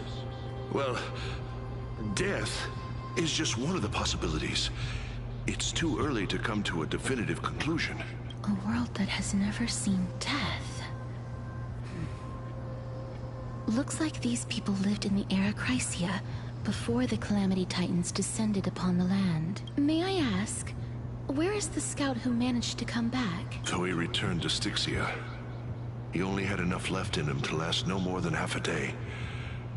However, it was his intel that convinced us to rally together. He said that he witnessed the demonic specter of an evil dragon at that treacherous land. The apparition opened its giant maw and devoured everything in sight, and thus brought Styxia that thing called death. Styxia. An evil dragon that brings death. It all sounds rather familiar. Wait, wasn't this part of that fable? Yeah, the dragon eats the princess and the queen, like, got freaked out about it. Tries to resurrect her daughter and it turns out to be another dragon. Sir, could I ask how the queen and princess are doing? The queen? By the looks of it, you must be the foreign warriors that the queen had mentioned, right? Oh, it's the same lines. Looks like he's still trapped in the moments before his death. Leave it to me. Sir, the war ended long ago. Styxia no longer exists. Styxia is no more? This cannot stand! Newcomers, hurry up and go take your positions! Oh, looks like it's difficult for this gentleman to accept reality. Sir, I am the Maiden of War, sent here by the Queen herself. If you accept my blessing, then today's battle will be smooth sailing. Maiden of War? I've never heard of this. There's little time to waste. Please don't take too long. Don't worry. I'm typically unwilling to prolong such a moment. Is it over? Have we won? Cass, oh, are you all right? Yeah, she's not I'm gonna be fine. used to this. I just didn't expect that I would still have to embalm others, even in the realm of the dead. Is this a remnant of his soul? I guess we touch it? Whoa. Well Whoa. then, why should I place my trust in you, holy maiden from afar? Wait, this is... I don't quite understand what you're trying to say. Since the prophecy has already pronounced your name as Chrysos, heir of death, Akima ought to treat you as an esteemed guest. However, you seem to have no intentions of concealing your involvement with the Council of Elders, while most likely being aware of my issues against them. I cannot deny your claim. It was the Council that offered this room to me, and they had only one request. They want the curse of death to be completely subjugated to your will. I was agreeable to that request. But why? I am unable to rid myself of this innate curse. However, from this day onward, I shall use it according to your will. I will never make any superfluous moves on my own. I see. So that is how they plan to control the Flame Chase journey. They have shifted the heavy responsibility of granting death over to me. If I ever become obsessed with executing people, they will then have ample reason to terminate the Chrysos heir's journey. And yet, you seem to not mind. This is quite surprising to me. That's because the fate that we were born with is a burden far heavier than that of an individual's life. I've woven many unforeseen events into the tapestry of fate. This is but one instance. Tidy up your precious garments and come with me. Akima welcomes you, Castoris.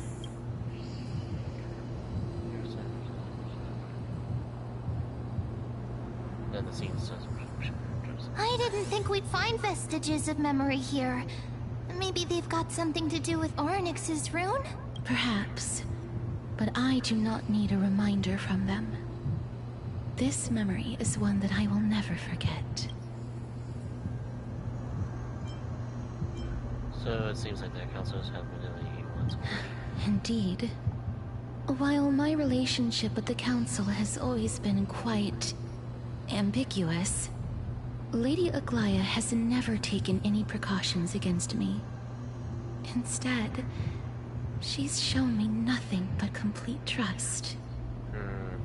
I still don't trust Aglaya too much.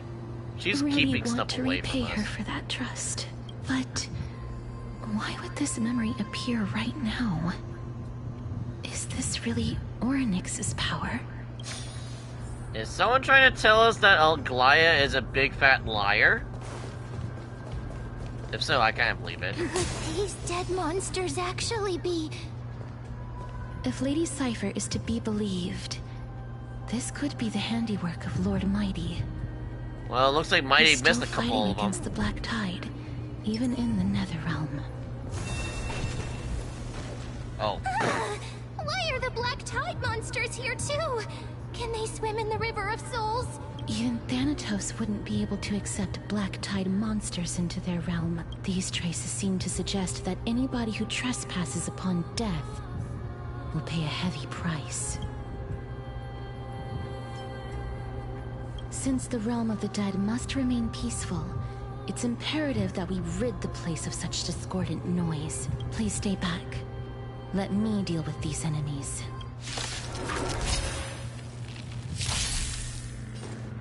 Well, we don't get the special, apparently. More enemies. Time for a fun. Time to cleanse the filthy. The truth. Everything in this world is bleeding. This combat. This is double speed. I didn't mean to target the same target, but okay. Mimi! Please cherish this time. Volteer. Embrace a new life.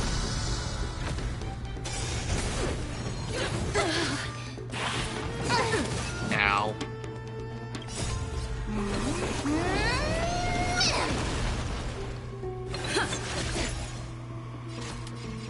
Time for a fun.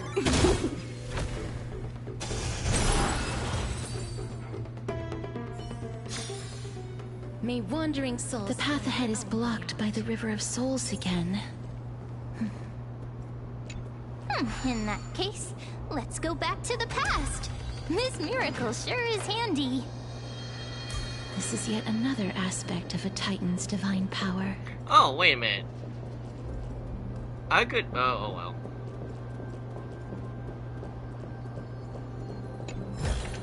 Well, there's clearly something over here. If Dan Heng was around, he'd definitely be able to raise the waters of the River of Souls into the sky. If Lady Hycelens was still alive, I think she might be able to do that too.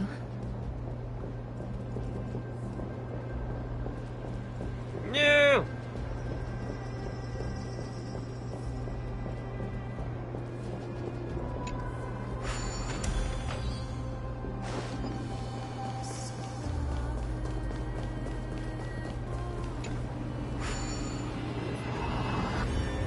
Let's see what we got here.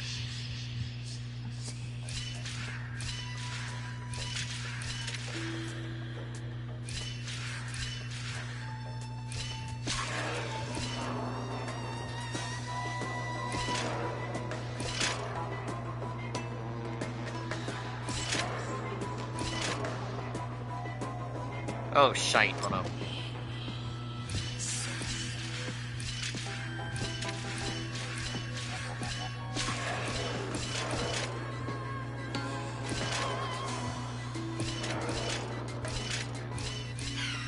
There we go. I was like, wait a minute.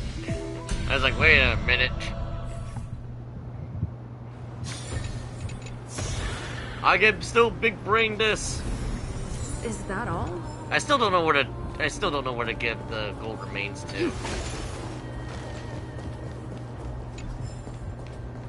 Of course, there's a shortcut. Okay. I needed to use the Thanos hand to bust up those blocks there later.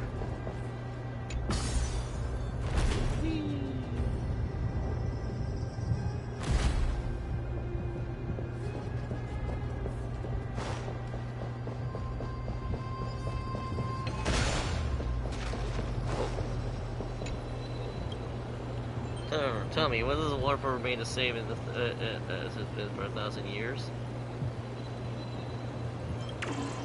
Oh, then what's the choice of food you have? We can't stop the same river twice. Eat.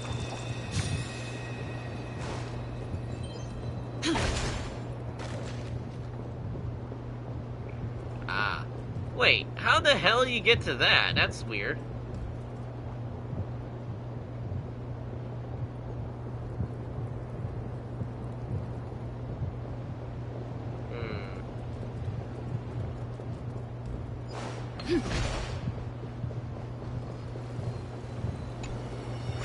You seem to be able to discern both the past and the future.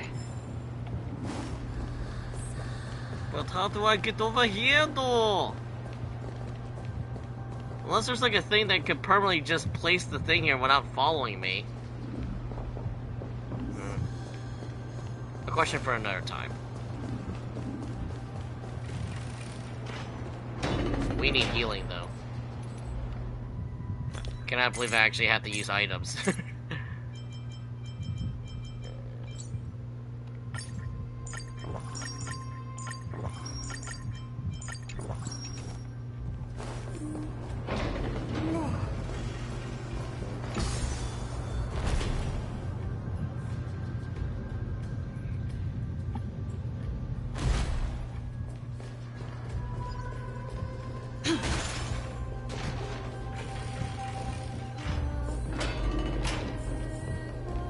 This place must have been a beautiful courtyard in the past.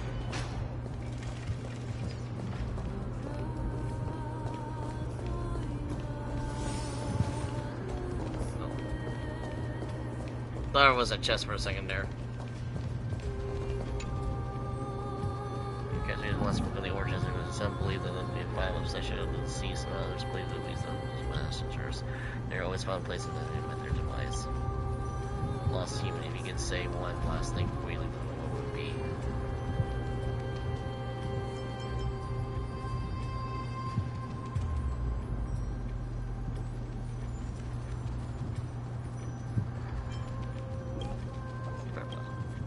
I still recall the last words of some of the seas if you're curious. You seem to know a lot of last words. I don't understand them, I'm very curious about them. A poet from Akuma once said that the last words are words of wisdom uttered with lingering breath that deliver oneself gracefully. However, he himself discovered that at a moment before death, one's body and mind become unreliable as the candle burns out. In the end, his last words ended abruptly with, "If we meet again." Most humans don't have an elaborate phrase to go with their demise, let alone experiences of majority of them completely unprepared for death, hence the lack of proper last words. When the living imagine their dying words, perhaps, but in the end, they don't get a chance to speak those words. That is scarcely true. Not scarcely, but scarily true.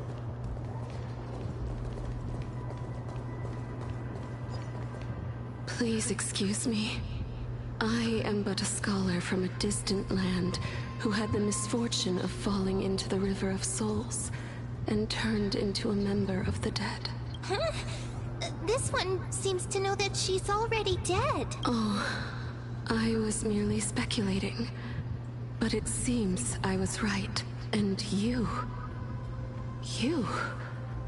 I recognize you. Oh? You're the Holy Maiden of Death from Idonia, right? I'm sorry. I cannot bring you back to life. However, should you desire it, I can end your prolonged limbo.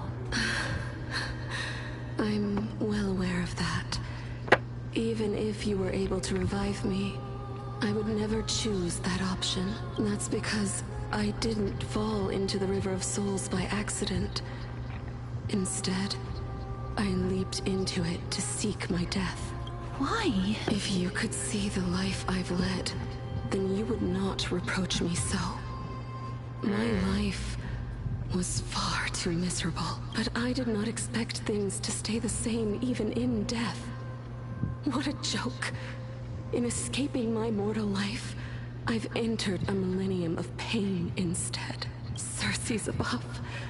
What cowards humans are. for we fear both life and death simultaneously. I'm sorry. I am also powerless to answer that question. That's all right, Holy Maiden. At least you are able to respond to me. Please, grant me death, Circe's above. Does this count as thinking till the moment I die? I have seen too many farewells. Her distress is quite commonplace. There are those who will end their lives over what seems to be the smallest of worries. For some people, this power that I possess is a blessing rather than a curse. But I never managed to convince myself of that. Cass, are you still trying to create a world without death? Yes, because when placed under time's vast scales, there is no worry in this world that cannot be solved. You should chat with Don Hung about this. This is a wish that I've held for almost a millennium. My mind might have changed once upon a time if people managed to strike up a friendship with me. But what about our friendship? But I've never been more firm in my conviction. But I feel betrayed. Now that I've learned about your near-death state, it is my duty to wipe death from the face of this world. Yeah, but then people can't move forward. That's stagnation. That's like the same... Oh, you bastard. That's the same gobbledygook that Nurgle does. If there's no death... there is death, but it's like constant stagnation. Nothing will move forward.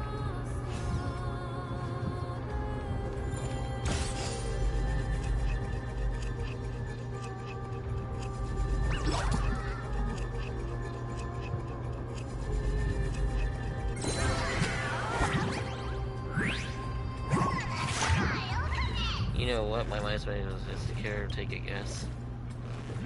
You know what? My mind's...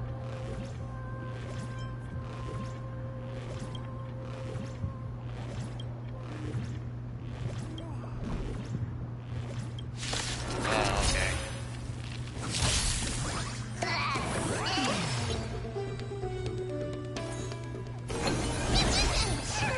Can I have fun this time? This combat needs up. This is double speed. Be up your body and mine. Ow. Me.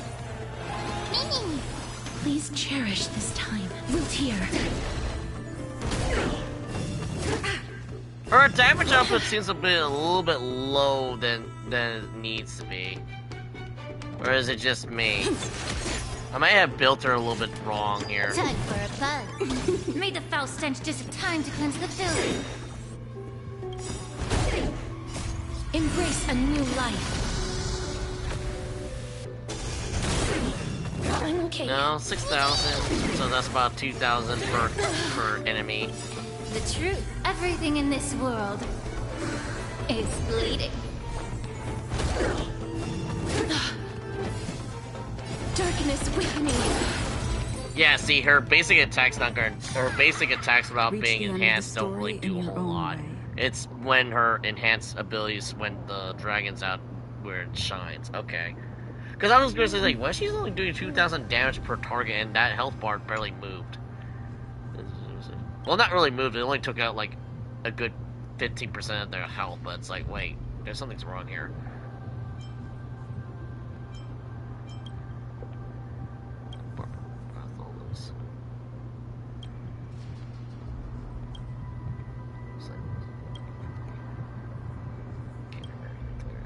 You're different. You're super different.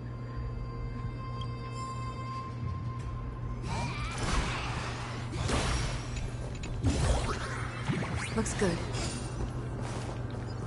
Okay.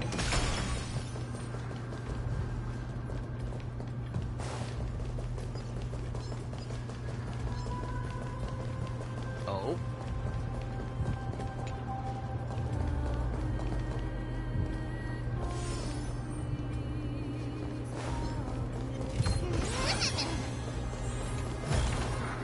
Is that all? Emerge from your cocoon.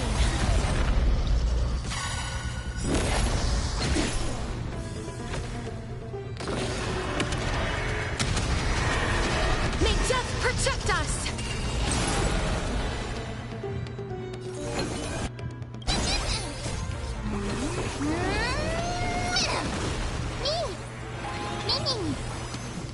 As you wish.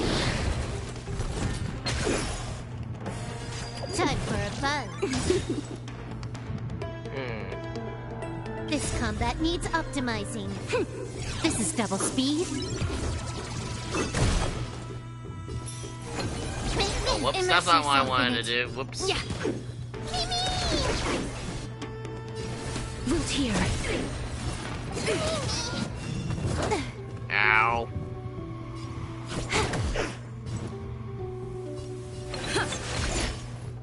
Time to cleanse the filth.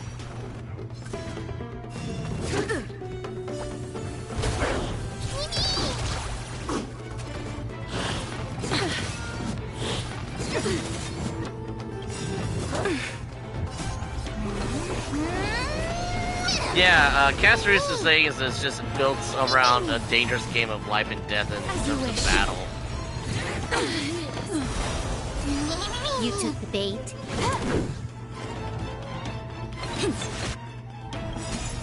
Embrace a new life.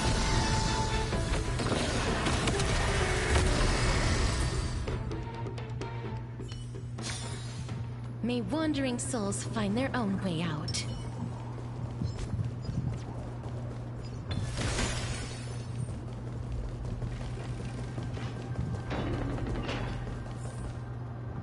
Whoa, whoa, whoa. That was a big spike.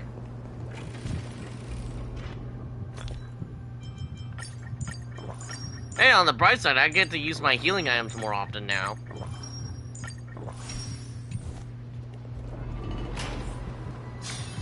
Wow. This place is so spacious.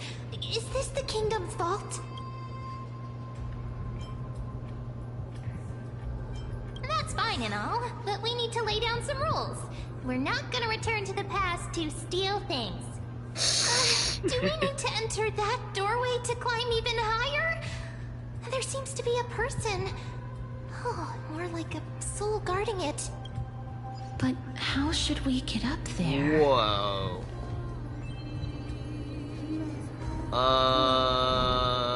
This is like some Seaborn stuff from Arc Knights.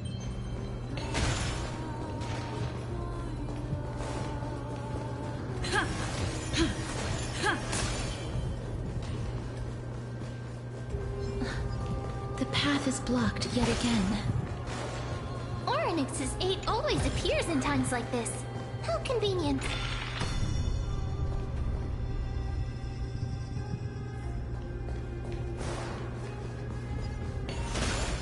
Look, there's even a platform lift over there.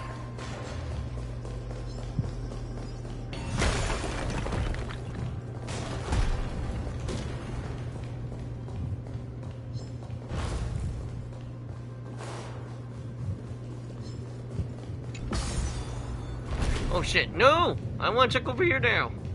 Oh well.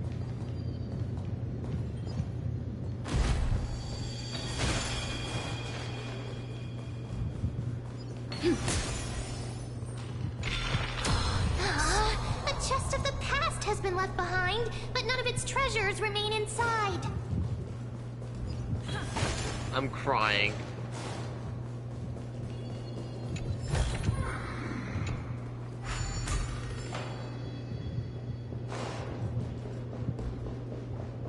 Well, this is kind of neat. Ooh! More puzzles! Alright, let's see here.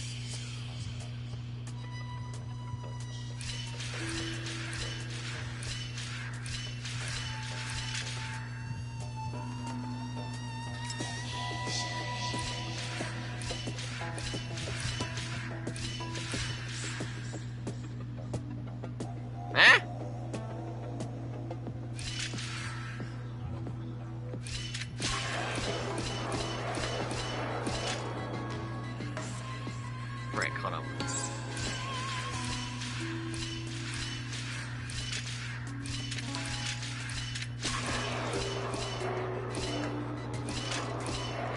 Aha!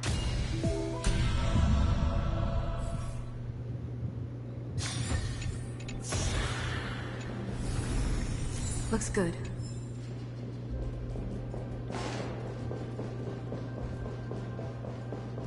I wonder. I'm just kind of curious. Yeah, barrier's up. Never mind.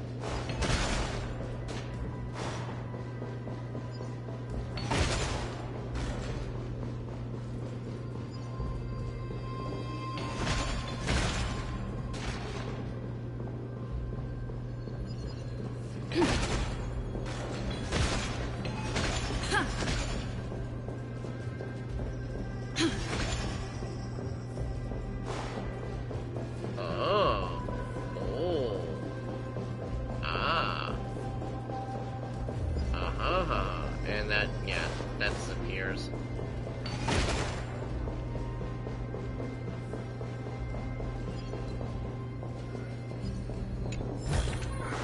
Is that all?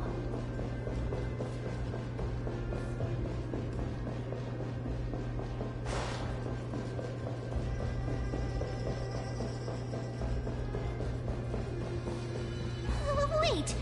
What if the miracle suddenly loses its effect? Don't say that. Do you really want me to answer that?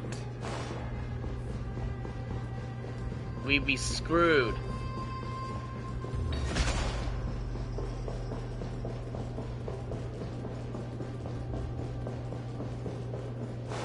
Okay, so we can't use that. We gotta use it in the present.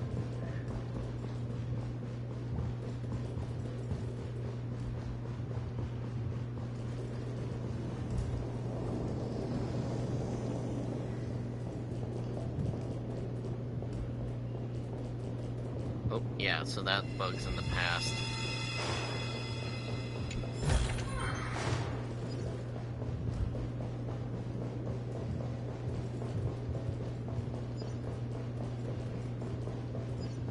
Interesting.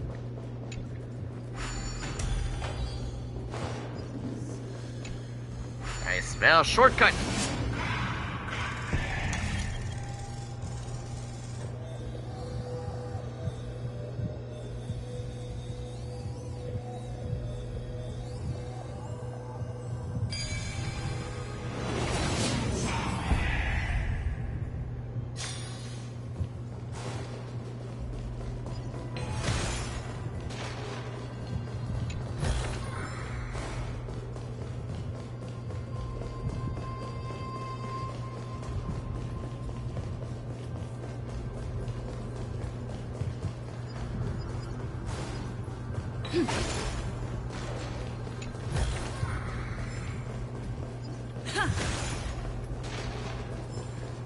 Oh, you can squeeze through that.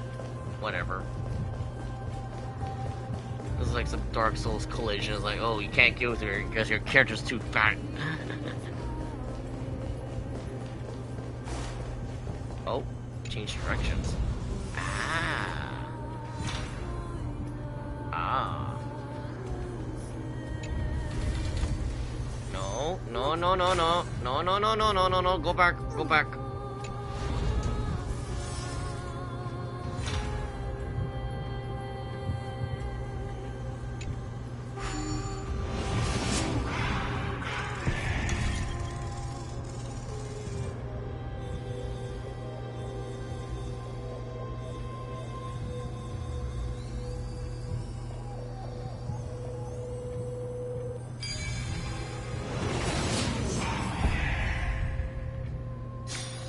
No match for me.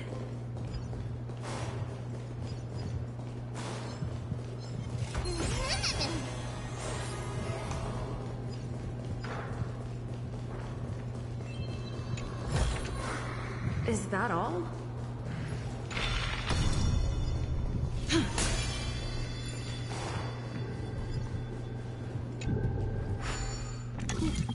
Whoa. Okay, okay, this is gonna be a little weird. Alright, we got that. Got this, this, and this. So, we have these here.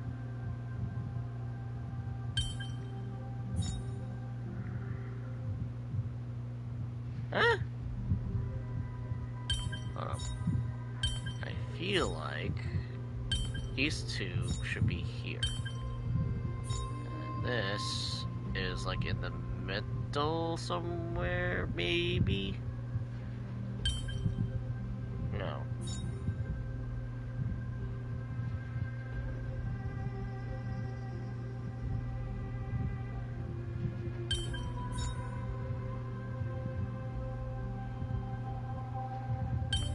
Aha!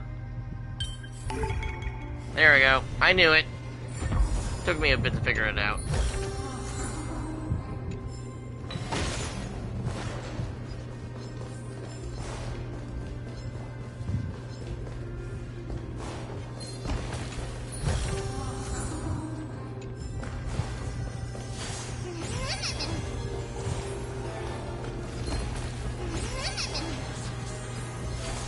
Oh, that doesn't stop range attacks. Oops.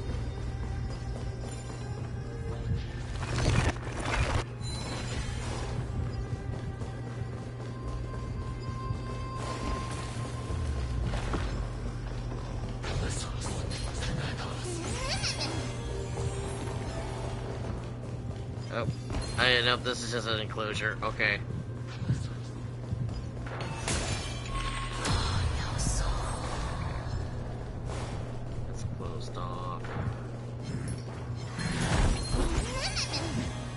That is super handy, though. Oh.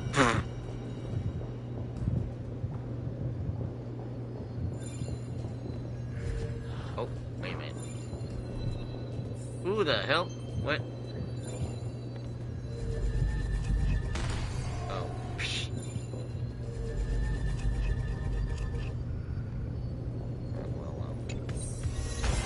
Great. The more the better.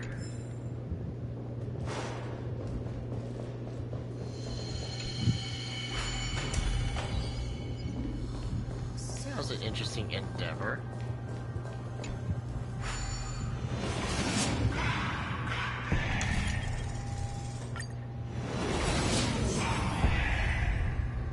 Whoa.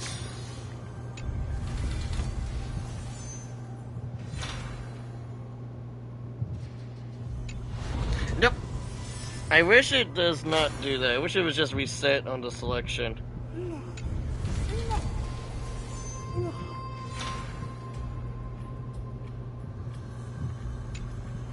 Alright. So how are we doing so far? The stream still hasn't crashed yet, thank God. Just making sure everything's still okie dokie here. Alright.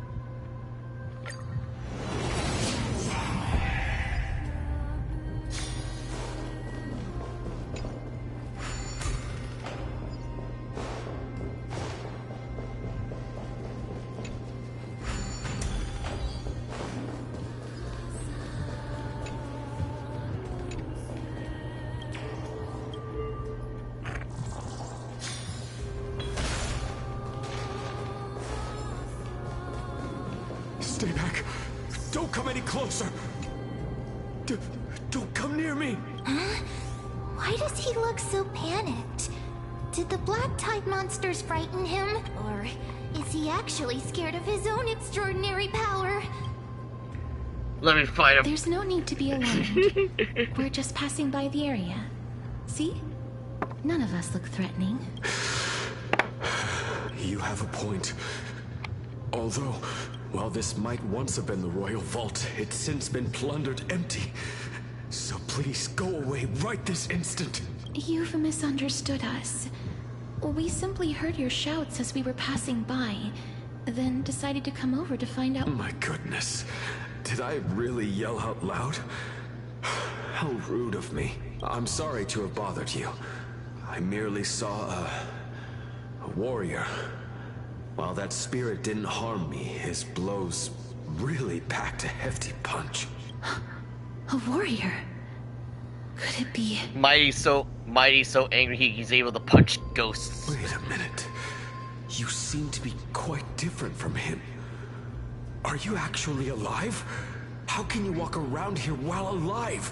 It's a long story. We're here to seek an audience with Thanatos. Thanatos? Who's that? Is it possible that he's also living in the era before death descended? Death?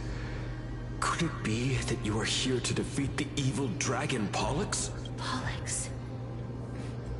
Is that the embodiment of No. Death? According to the warriors under the Centurion's command, that evil dragon has been dead for quite a while. The curse that condemns people to death didn't originate from it, but they saw a girl within the dragon's embrace, and she is the true Reaper. Pray tell, where is that girl right now? I've heard that the Queen spared no effort in bringing her back to the castle. Her Majesty intends to control all of Amphorius with this unprecedented power. As for whether this rumor is true,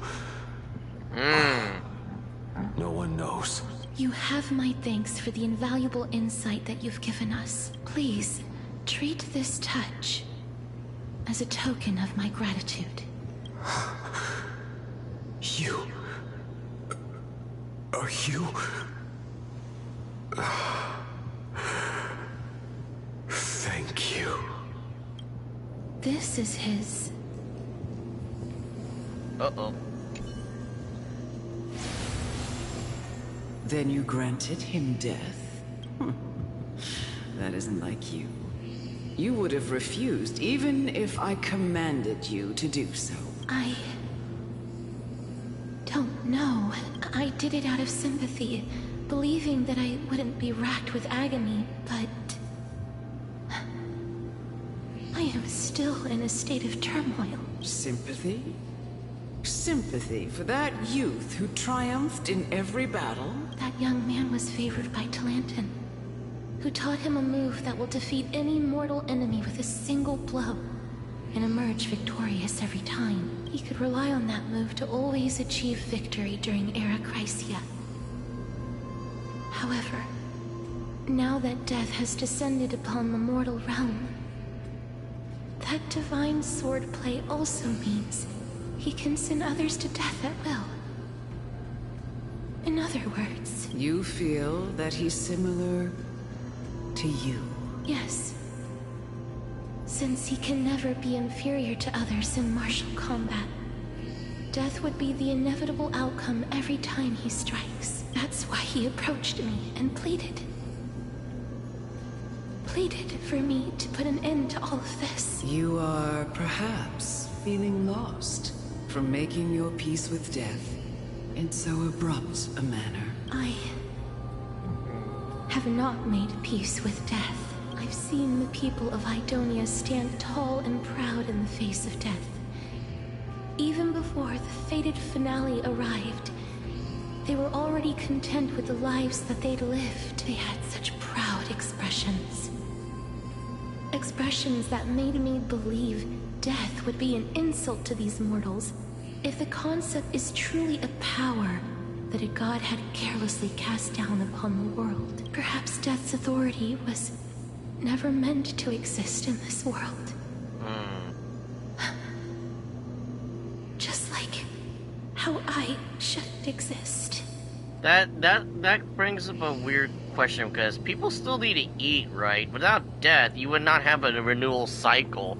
Plants will not grow back again, animals will not be born anew, and you will have a food crisis. Unless, of course, they're talking about, like, you didn't no need for food and sustenance, then that would just be stagnation. I won't refute your beliefs for now. But would you be interested in listening to a story of mine? Oh, look! Story time! It's Again. a fairy tale from foreign lands, told by the person who brought you to me in that ice field long ago. A tale told by the Queen of Styxia. What? Wait a minute. That means the girl born in the dragon's embrace, the personification of death these souls talked about. That's you, Cass? I've already had an inkling for a while now. But I honestly have no memories of Styxia. My memories only begin after Amunet brought me to Idonia.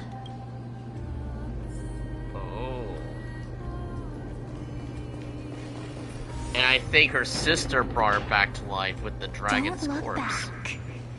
Keep moving forward. Always.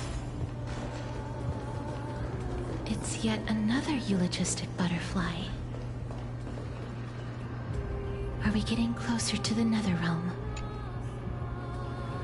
This isn't a place for you to walk without a ladder, Yeep. Only words approved by the Queen may proceed. It says that such words that strike a giant string eye with a sling. Can you do that, Yeep?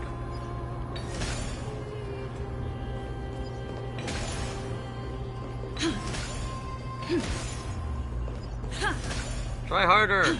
I got this. Yeep says you beat me. I'll turn her blind. That's it. But remember, I'm a dedicated guard, Yeep. So, where is everyone gone, Yeep? So someone's having a little bit too much fun on that part of the thing.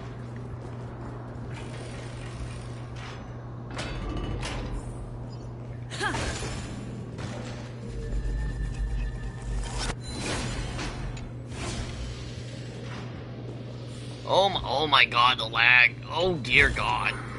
Looks good. Oh, this is... Whoa. Living ones? Give me a second, weirdo. I need to grab this.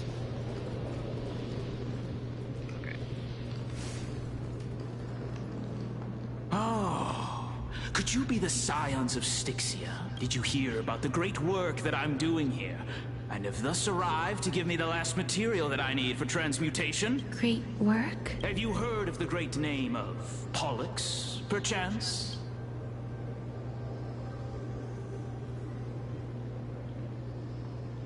You don't have to describe it like that, miss. You have? Then that's good. During the Age of Myth, a time likely before your birth, I was the unsurpassed zenith of alchemy that none could reach. On the shoals of the River of Souls, I shall make Pollux soar again and bring death back to the world. But didn't that dragon already bring death to the world? Oh, looks like you don't know the whole picture. Well, it's true that the missing girl can grant death to mortals. Pollux, the one who delivered her onto this world, makes it so that humankind cannot die. So, it's just as I feared. You and the dragon are the two sides of This the is same my coin. guess. The deceased are supposed to drift down the River of Souls until they reach the end of the West Winds. But this River of Souls was blocked by Pollux's fall. So that is... Oh. That's right. That's why it's imperative that I bring the dragon back to the mortal realm and make it soar the skies again. I have long since prepared The my scar alchemical this matrix world in the needs. tower. The Although death this world I'm needs. still missing the most crucial material of all. So it looks like we're bringing order back with chaos, because right now there's too much chaos, but you need the right amount of chaos. So, theory time. So with Mighty, he pretty much is the god of war. War and strife is needed to keep everything in check. Not just with courage, warrior bound, and and bravery, but also death needs to be put in check too, because people need a proper sending of death. Similar to how, like, say, how well, this is probably a bad example, but the one thing I get to think of is Final Fantasy X's thing when people turn into fiends and they're not given a proper sending, they turn into monsters and then eventually will hunt the living. Which are basically the Final Fantasy monsters in Final Fantasy X. But if you send them away, they go to the far plane, which is technically the afterlife. And that's as much as I can go into because I never finished playing that game. So I don't know if anything that stagnates or changes from that. So everything needs to be fixed. So war against Castrum Kratos is done. So war has already been satiated, but there's still conflict with an outside force of the Black Tide. And we now just discovered that death people who are dying are not getting a proper sending. Therefore, death needs to be corrected now. Now, the objective of having death required in Emphoria's, that's up to debate, depending on what you need, but death has to be a occurrence. Otherwise, you'll be living in stagnation. That final ingredient, which is pretty much bad for the environment. The final sacrifice is none other than the girl who lives out her days with death. Huh? What's going on? You didn't touch him, did you? I know that I am no longer capable of carrying out that task. Take this, all of you, and please fulfill that great undertaking on my behalf. This... We had been inebriated in Fagusa's feast too long before we began to seek divine bestowed death, so that we could be freed from the whims of fate. However, that brought doom upon us. Instead of summoning a supreme god, we encountered a monster that cut off the River of Souls. That detestable dragon Pollux denied all the dead from the gates of the Nether Realm, unable so to Pollux rest basically in became peace. Cerberus, but Cerberus These does not allow the dead to departed pass. spirits engulfed And the other way around, like because a Cerberus is roaring supposed to... tide. As a result, Yeah. my city and its people no longer exist. So basically, it's like if Cerberus prevented the dead from entering Hades instead of the other way around from escaping Hades. That child Yeah. is the only person whom I managed to save. Born within the evil dragon's abdomen, she has possessed the talent of death since her birth. She must have been granted to us by the gods as a chance for us to atone for our sins. Please, you must nurture her to adulthood and prevent her from experiencing all of the suffering that we went through. I promise that I will care for her as a mother. That I will protect her from the evils of death. By Fagusa above, thank you for your kindness as her mother.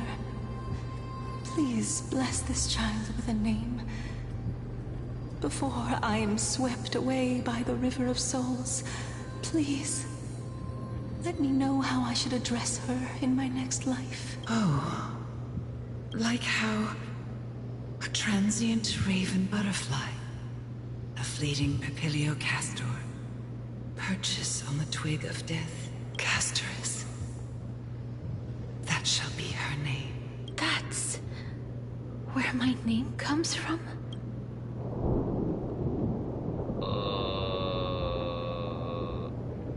The sound's back. What is making that ruckus?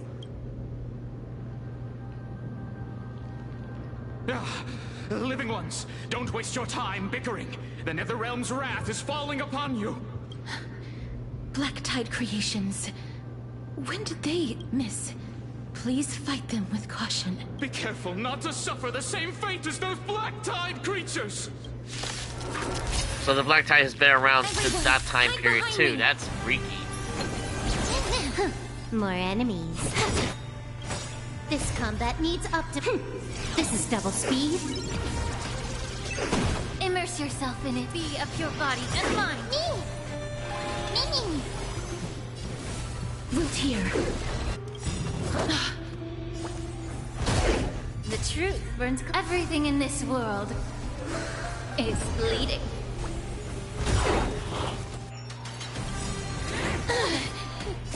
Embrace a new life.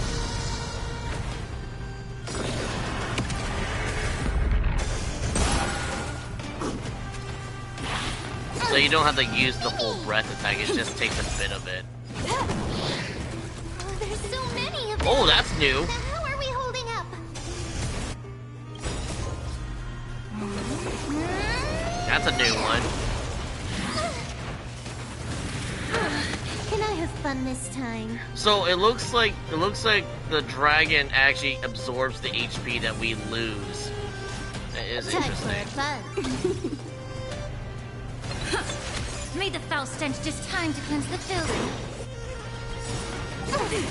This combat needs This is double speed.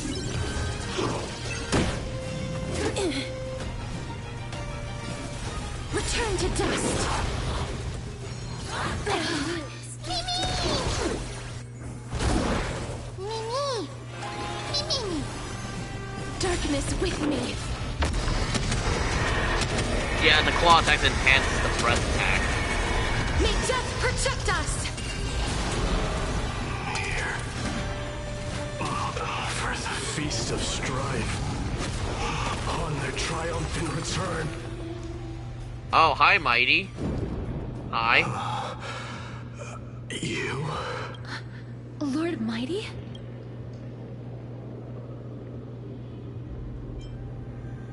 Lord Mighty. You've been through some tough battles once again. That black tide is endless. My death is only temporary. I will find my path of return and go back to the world of the living and continue my protection. Lord Mighty, I have always wanted to. Why does death reject you? I'm the one resisting it.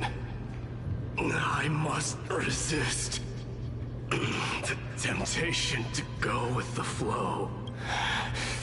I'll go against the current and kill my way out of this cursed nether realm. That is my destiny. It seems like he's completely focused on resisting the temptation of the dead's whispers.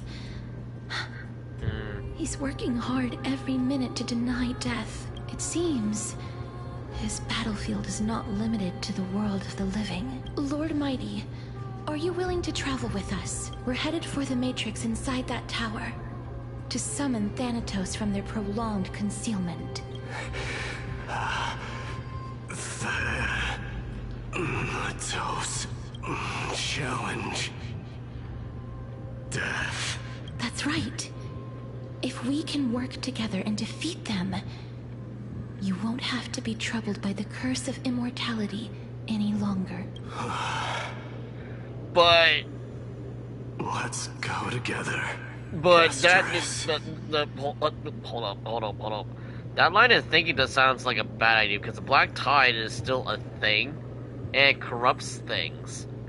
So if Mighty doesn't help us and he's no longer immortal, we are basically screwed. Let the person who has brushed against death countless times guide your way.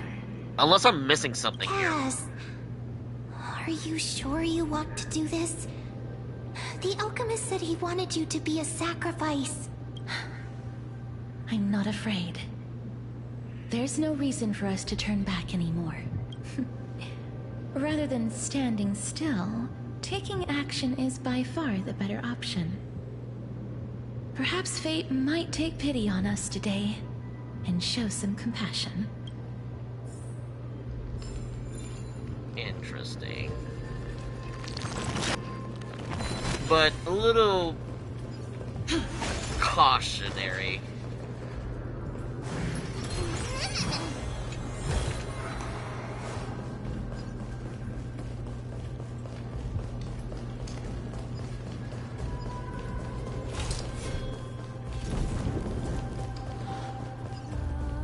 Wait, where's that spear from earlier?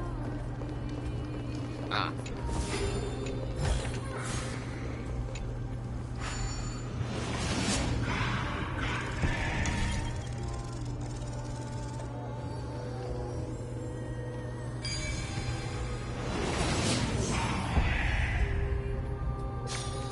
No match for me.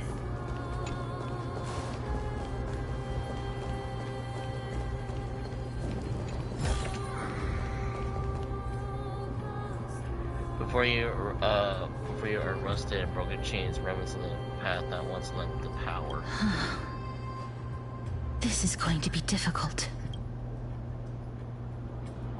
I'm familiar with this kind of mechanism, but I've never repaired broken chains.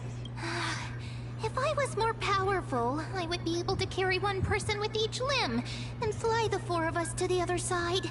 The Rune of Recollection is here, but I can't find a miracle orb anywhere. So weird. Oh, could it be in that collapsed tower in the distance? 1 minute of Mem being useful comes from 1,000 days of training, Mem. It's still up to me to step up in a crisis. Wait here. I'll go check things out.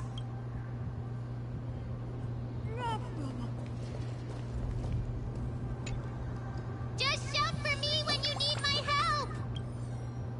Got it! Just leave it to me!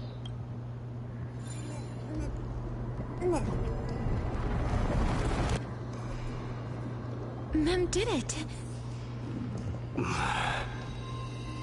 The pink squirrel is very smart. Pink squirrel, very smart indeed. Why am I a squirrel now? It does The sound like miracle's March, range is but limited. Please come a little closer.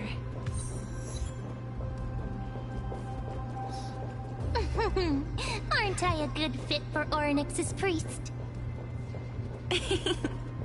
Of course.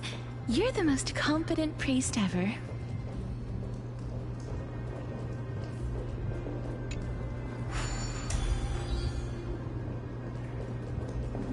oh wait. There's something here. Nope, nothing here. Never mind. Camera, don't fight me. This is not Dark Souls. The alchemical matrix should be behind this door. Is that? Oh no. No more sucker punches. This is not fair. Hold up. I'm not prepared to get punched in the gut again. Wow, there are so many of you! It's little Cass and little Grape. Oh, there's also little D and the big puppy! Trian? Aren't you...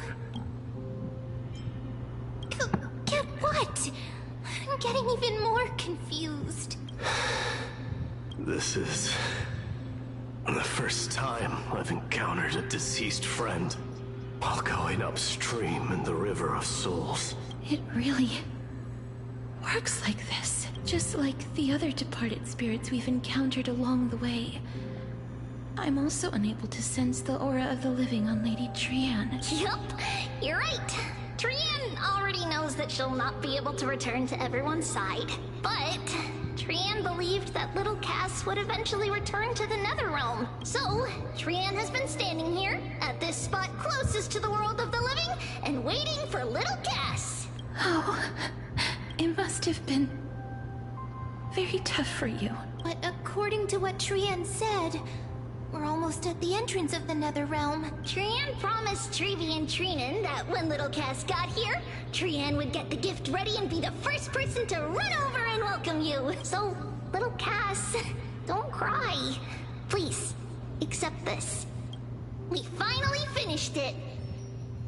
Oh.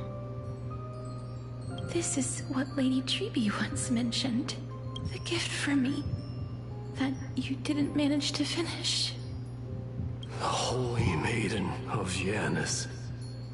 Even when separated by life and death, their thoughts are still connected. Trian spent a lot of time drawing this. Trian hopes that little Cass likes it. Is that supposed to be a Nexa? I don't know, man. It looks like he's just flipping people off. It's seriously a wonderful drawing. Lady Trian. This is our flame chase journey. Little Cass, we don't know what your journey was like before. Trevi has always said that it must have been a very harsh and frightening journey. But little Cass no longer has anything to fear now, because everyone is here with you in this flame chase journey! That's right. Only now, when I see Lady Trian's gift, do I realize that I've already obtained so many things I would never have dared to dream of since I embarked on the flame chase journey. It's the first time I've gained so many companions. The first time I picked up the hobbies of crafting and photography. The first time I had dinner with someone else.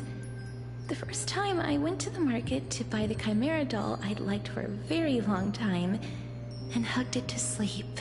The first time I wore a dress personally made by Lady Aglaya. The first time I went for a walk with Lady Trebi, Lady Trian, and Lady Trinan. The first time I enjoyed the night breeze and looked up at the stars with Miss Hyacinth. The first time I took care of Dromasis with the Trailblazer. Looking back at all these experiences I never thought were possible. God, are they just gonna strip kill her It off? feels as though the scales of my life had shrunk from centuries and decades down to minutes and seconds. And all of them are so precious. I took countless photos in the past, but they're all black and white landscapes. I don't have a single one with friends. If I had known, I would have taken more pictures.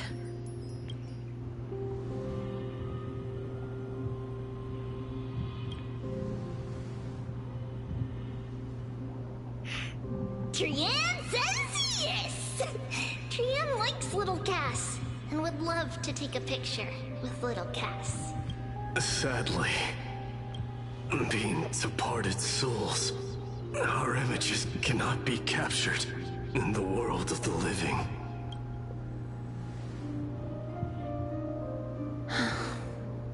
I thought so too. What? Are we seriously going to leave any room for regret?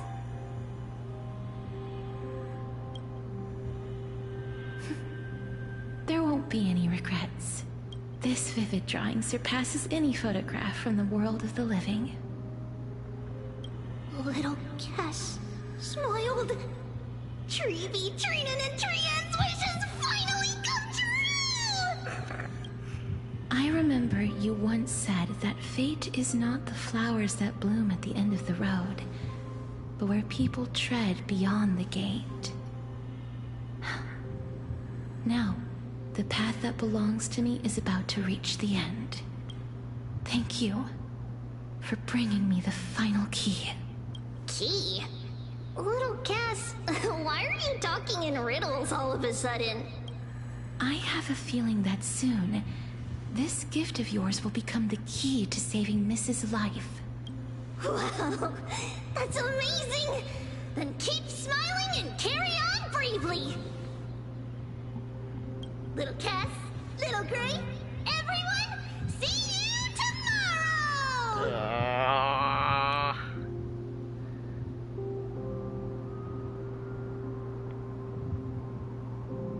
Lady Trian. Hey, what are you doing in the foreground there? Of this place. We have indeed reached the end of the stream of souls. If I go any further, I might lose myself.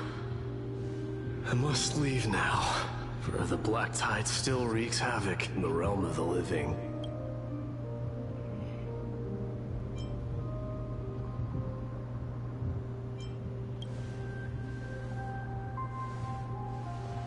I have broken free from the chains of death countless times. This time will be no different. Castorus, will you fulfill your duty for the flame chase? I have yet to make my decision, Lord Mighty. No matter. Make the choice your heart desires. Even if it takes 1,000 years of waiting, I will continue to fight till I die. Then rise from death till the miracle descends. There is one more thing you should know, Lord Mighty. Oh? What is it? Professor Anaxa may have deduced the principles behind the Era Nova. You and I may be reincarnated as strife and death in the next cycle, becoming calamities wreaking havoc upon the world. I see.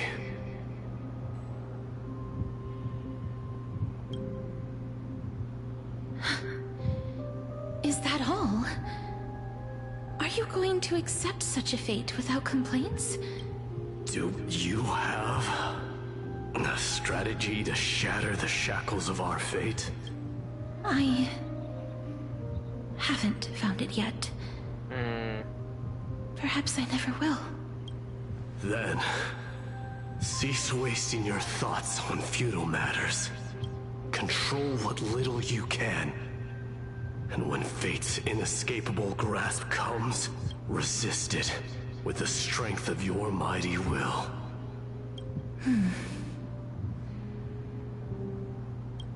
Thank you, Lord Mighty. I will find the right decision.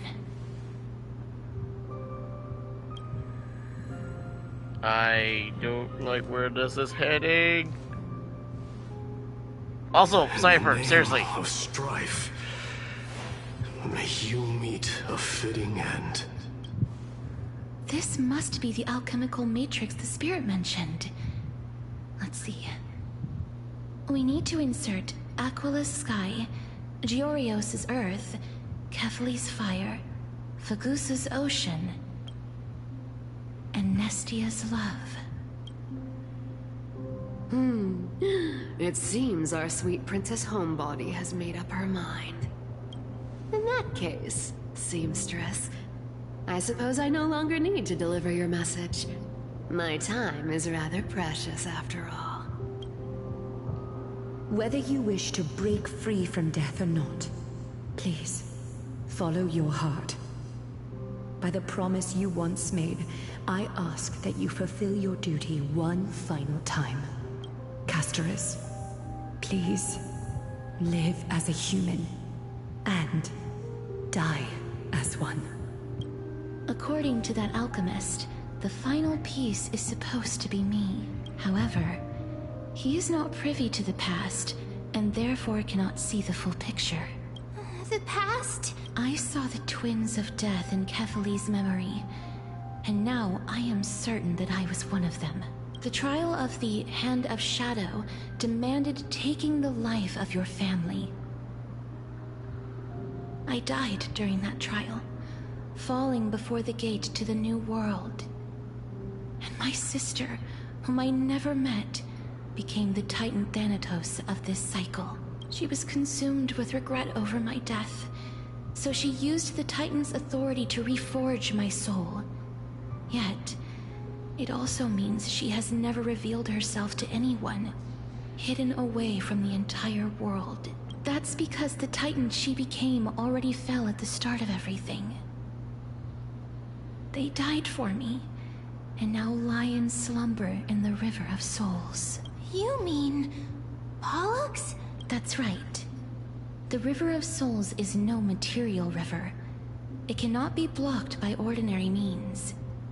Only a divine corpse can prevent the dead from reaching the next world. And that's why...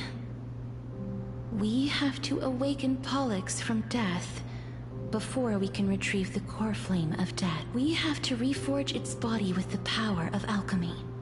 But Cass, if that alchemist speaks the truth, does that mean you're also part of the dragon body? According to those departed spirits, I was indeed born as the dragon's twin. But before we talk about that, have you heard the sighs? I heard them too. So what are those? I think it's probably the sign of Pollux's wish being fulfilled. They must have realized how heavy a price they'd need to pay when they used their divine authority to resurrect a dead woman. That's why they exerted every ounce of their strength to send me to Styxia, a city that called for death, a land where none is hostile to death. They never saw their wish fulfilled and fell so prematurely, all because they wanted to give me a new life. Pollux must really want to know how their sister has been after giving their all to save her.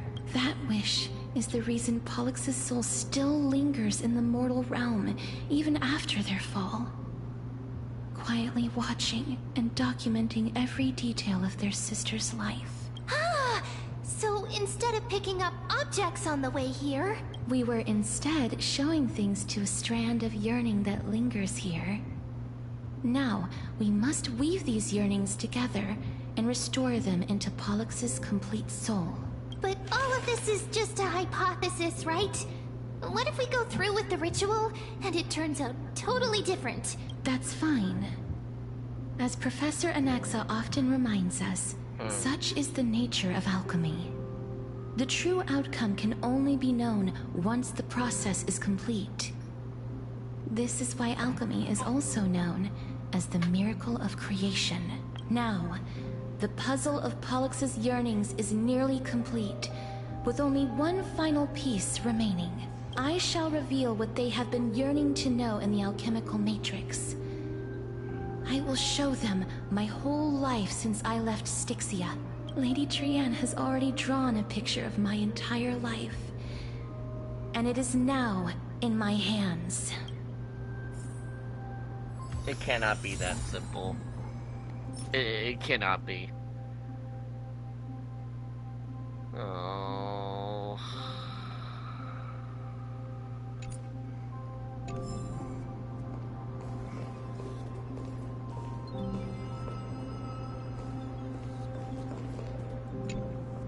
Then, let the ritual begin.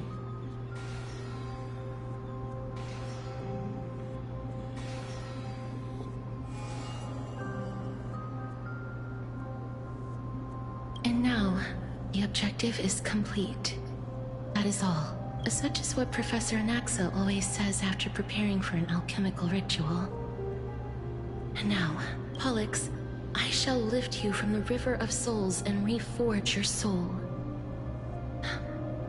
Perhaps you will be disturbed by this, and your body may become horrifying to behold. But if even the slightest trace of your soul remains, the soul that once ferried me to this side of the shore, then please, look at me. I wish to thank you in person. I have obtained everything you sacrificed your divinity for. Lady Holonette. Did she recognize you? Oh, she must be the first soul we can communicate with here, right? I'm afraid she is just another spirit trapped here, like the rest of them. The only difference is that I was there when she died. Please, go on. I'm listening. Are you about to tell the story of Styxia?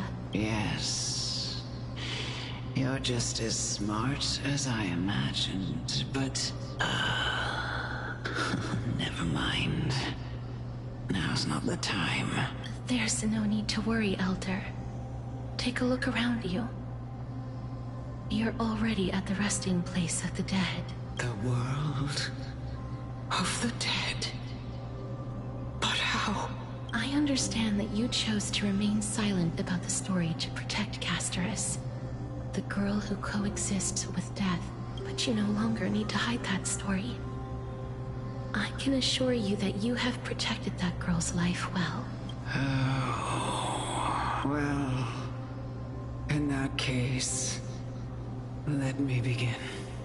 Styxia, the pearl of the ocean, plagued by unwarranted calamity and ravaged by death in the fairy tale.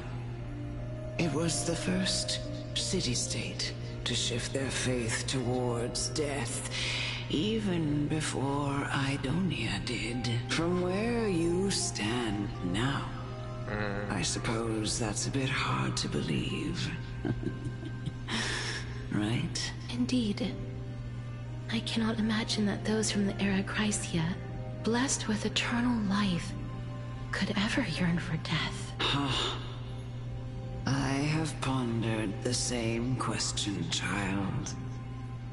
But I am afraid there is no clear answer to it.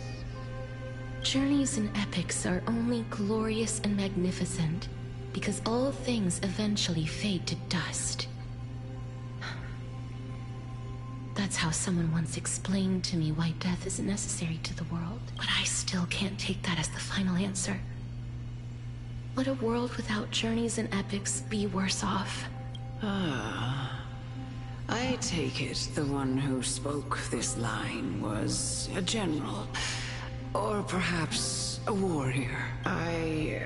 However, did find Sorry, I'm being some very quiet. I'm trying to pay. I'm just paying inspiration attention. in these words. Would you like to hear my thoughts, Castoris? Please enlighten me, Lady Amunet. Though I have already made up my mind on how to handle the authority and core flame of death, your words might truly guide me toward the path forward. You and I are neither warriors nor generals. Therefore, journeys and epics cannot truly resonate with us. But what if I reframe it like this? What if love is not a trait bestowed upon mortals by Nestia, but a blessing from death? Love. No one ever invented the word cherish in the era when life was eternal. For all the good things in the world can be revisited endlessly. And every bond formed carried no risk of being severed. The so-called Era Chrysia was an age devoid of both virtue and sin. People did not truly live. They simply existed, going through the motions without passion or purpose, then waiting for something to happen. Yeah, this is the stagnation thing I was talking about. Nothing has any meaning. Perhaps the people of Styxia chose to embrace death, not out of fascination with its cruel and fearsome side, but instead became fixated and obsessed with the impulses and desires tied to a finite existence. Therefore, death is not a thing of fear and desperation, but... That's right, Castoris. It is the reason we shed tears when parting ways, and also the original spark that ignited the passion of mortals. If you truly intend to deprive the world of death, then be prepared to witness it return to a state of stagnation. Yep, this is why I was worried about, because if there's no death, there's no moving forward. Nothing has meaning. I understand, Lady Amunet. Our limited lifespan shapes all that we know and love.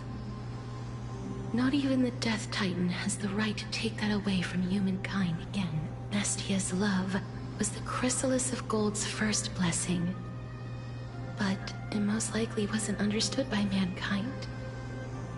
We only learned to interpret this wonderful gift after Thanatos' arrival. If the world was bereft of death, then the Queen of Styxia wouldn't have played midwife in delivering me into this world.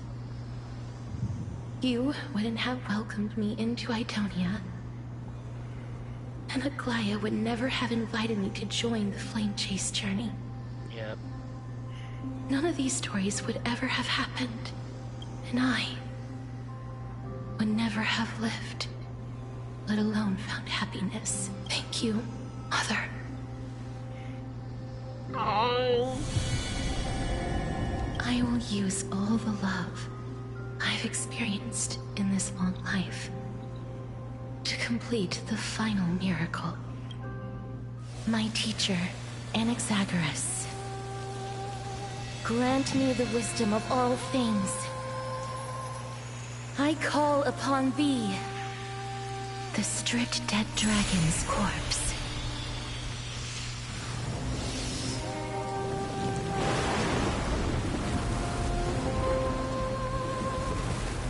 Rises from the earth, falls from the sky. As above, so below. This is the greatest power of all powers.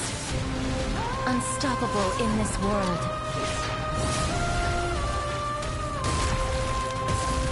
Great work that commands all death. I shall grant you embrace. This is a Dark Souls boss. This is a Dark Souls boss.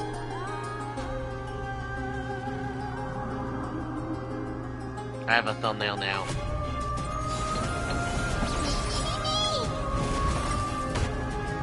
You're a stubborn one. When allied target HP is reduced, it accumulates desperate bubble. Upon reaching the limit, removes damage negation and enters an enhanced state. Oh no. So, don't get hit? Is the girl who once saved my life truly gone? Or will you show yourself again once we have run?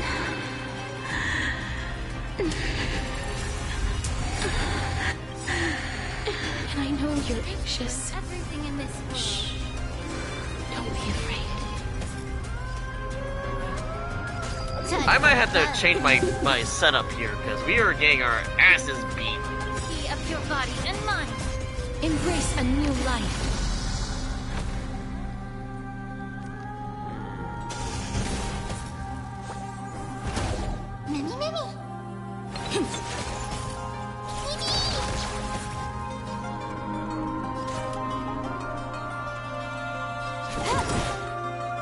This combat needs. This is double speed.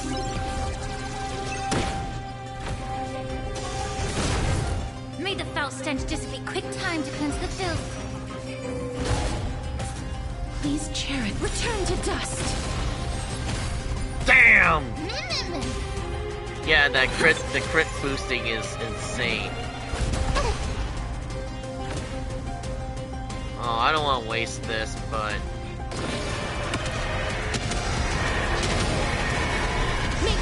I don't want to waste it, but I have to. There's no one left to weep in grief. I will grant you peace.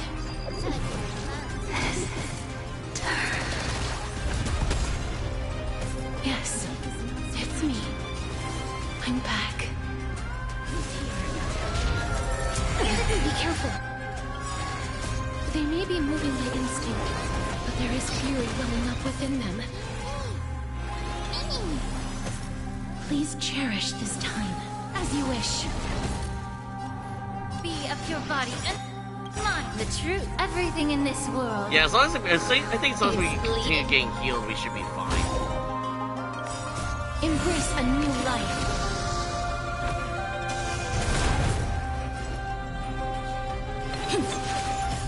Can I have fun this time? Time for a fun. This combat needs optimizing. This is double speed. Keep enhancing the dragon's attack as we're going to nuke this thing. Life is not so fragile. Return to dust. Holy sh! Please. Don't turn back to the nether realm. She just knocked down 30% of that health. Oh, death. Sleep in peace.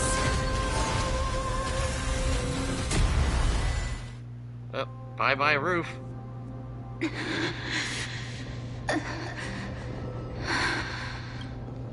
I'm sorry I have to wake you up from ancient death. And I know you're anxious. Shh. Don't be afraid.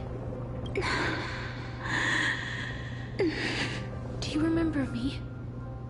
I'm the girl you once carried across the Sea of Souls. I'm sorry I wasn't able to remember you, but with the help of many people, I was finally able to pick up these broken fragments of my past. I'm back, Pollux.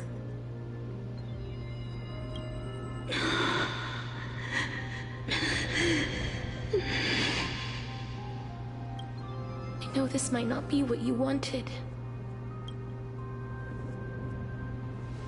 but I have to do this.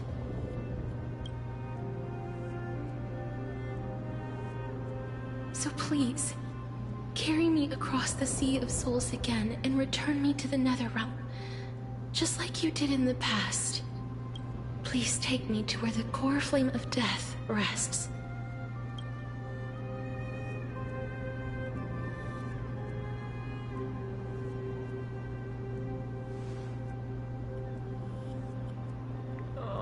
I'll be going now.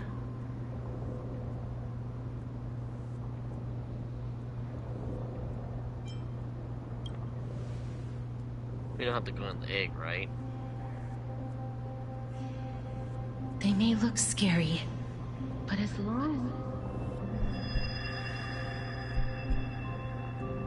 Oh. No! I want to get the hug before that happens!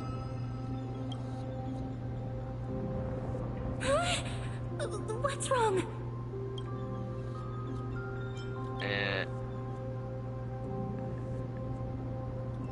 Are you...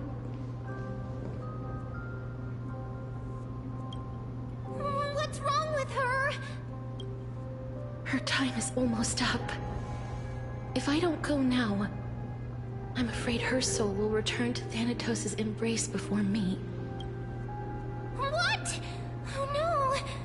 Is there anything we can do? Don't worry. I promised I would ask Thanatos for the Trailblazers' right to roam the Earth again. Mem, stay here and keep a close watch until I return, all right?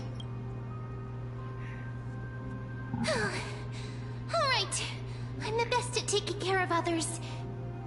Go on, Cass. Make sure not to leave yourself with any regrets. Speaking of taking care of, I need to see March again!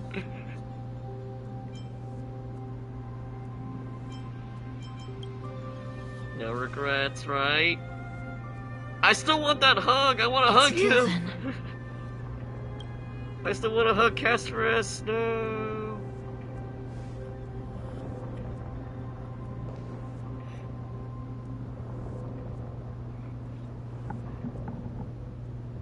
Please.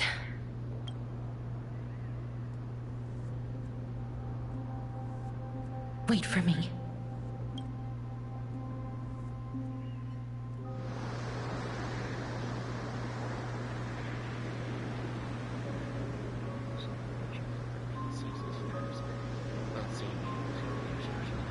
After all that, you still ended up back here.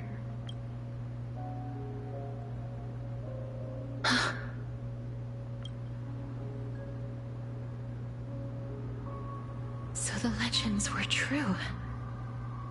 The Netherrealm really is a sea of flowers. Yes.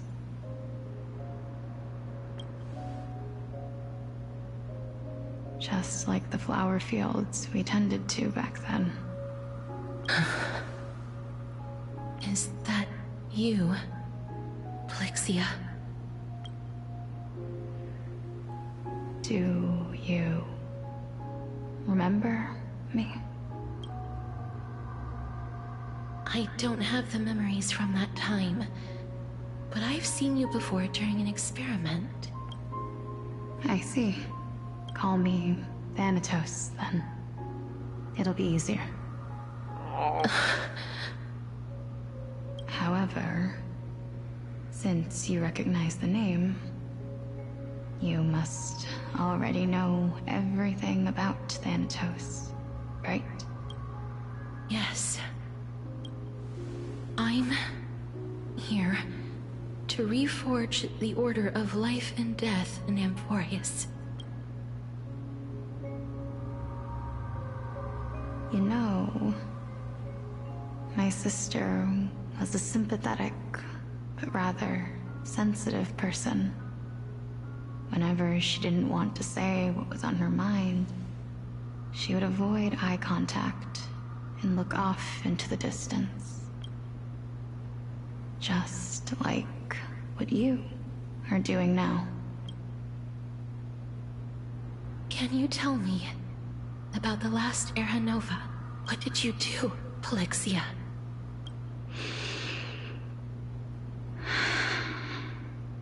Where should I begin? I suppose we can start from the beginning. A long, long time ago, there were a pair of like-minded twins. As foretold in the prophecy, they were chosen to be successors to the god of death. But fate was cruel. The price of attaining divinity was to take the life of a family member with our own hands. That trial was indeed recorded in that memory. Then you should already know that my sister voluntarily gave up her own life, so that I could ascend as the demigod of death. But I couldn't accept that. Why did we have to kill each other for a future she'd never see herself? That's not fair. So, while weaving the laws of the new world, I shattered the forbidden bottom line for life and death. I reshaped my sister's soul and took the form of the great dragon Pollux to carry her up the River of Souls and back into the mortal realm. But our fates were already decided, and manifested in unexpected ways in response to my futile actions. Aging is an unbreakable law of nature laid upon humankind, created at the same time as death. When the living die, their souls will meet Thanatos, who would determine where every soul goes. If the Reaper raises their left hand, the soul is granted death and allowed to enter the Netherrealm to await reincarnation. If they raise their right hand, the soul is rejected by the Netherrealm and returned to the mortal realm to continue walking the earth. That's why the Hand of Shadow can only lay down judgment and not embrace another being. Yes. Death was originally a pair of hands, but they were split in twain when we reached the mortal realm, never to touch each other ever again. The half of Thanatos that represents life, the undying human who grants death, that was the curse I forced upon you.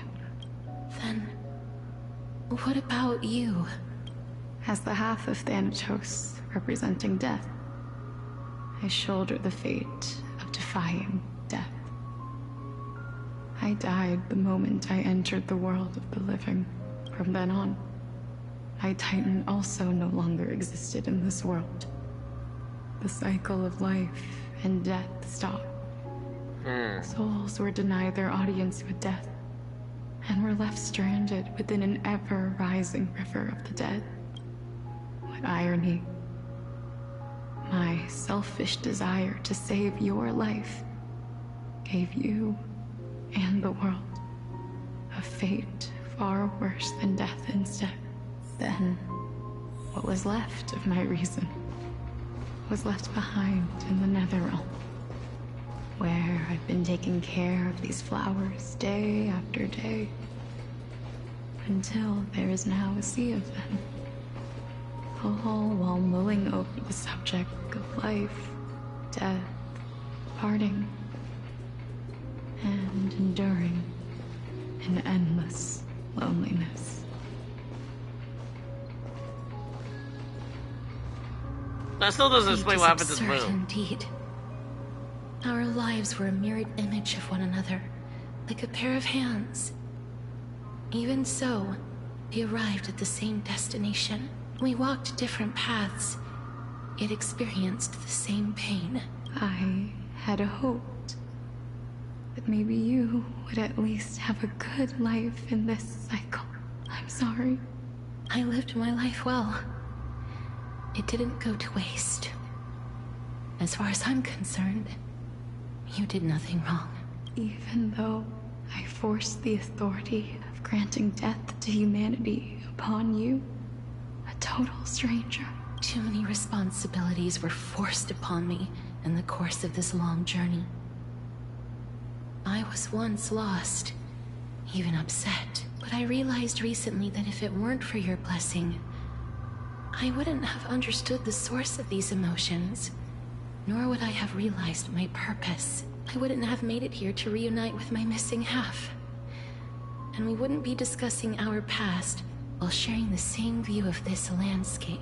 I wouldn't have understood the meaning of our existence. The meaning of our existence. This sea of flowers blooms on dead land, because we sowed it with the seeds of our separation, and watered it with our tears of loneliness. Yes, the only thing death is allowed to create are flowers that bloom from blood and tears. That's why Thanatos cannot create living beings at will. Nor can the hand of shadow determine a person's remaining days, because the life and death of mortals should never be dictated by another's will. Are you saying there's no point in Thanatos' existence? No. No single being can bear the scales of life and death on their own. Not even a god. Life and death weigh equally heavy. We both know that now, don't we? You, too, must have had a difficult life. We've taken quite a ridiculous journey together, haven't we? I had a feeling, even back then, that we would meet again one day. Not to embrace one another after a long separation, but to come in search of retribution. Tell me the answer that's already been written, and let us draw this seemingly endless fate to a close. It's been far too long. I've waited here for centuries, watching day after day as desperate spirits are denied by this lonely wasteland. I always hoped I would see you among them, but I was also afraid of seeing you. I didn't know how I could possibly face you again, but more than anything, I was afraid that you might have forgotten all about me. I know. But don't you see, Polixia? I made it back anyway. You don't have to shoulder death's authority on your own anymore. It was always meant to be held in two hands anyway. So, let's give our core flame to her, and have her take it back to the mortal realm. Give humanity back their cycle of life and death. Our responsibility as Thanatos was never about picking out favorite souls. We were only meant to watch over life. Let's tend the field together, and create a warm sea of flowers for all the souls to come. What do you think, Polixia? Yes, just one last step. You shall wither, and through that, the dead will sprout again from the remains, and be reborn with the dead flame.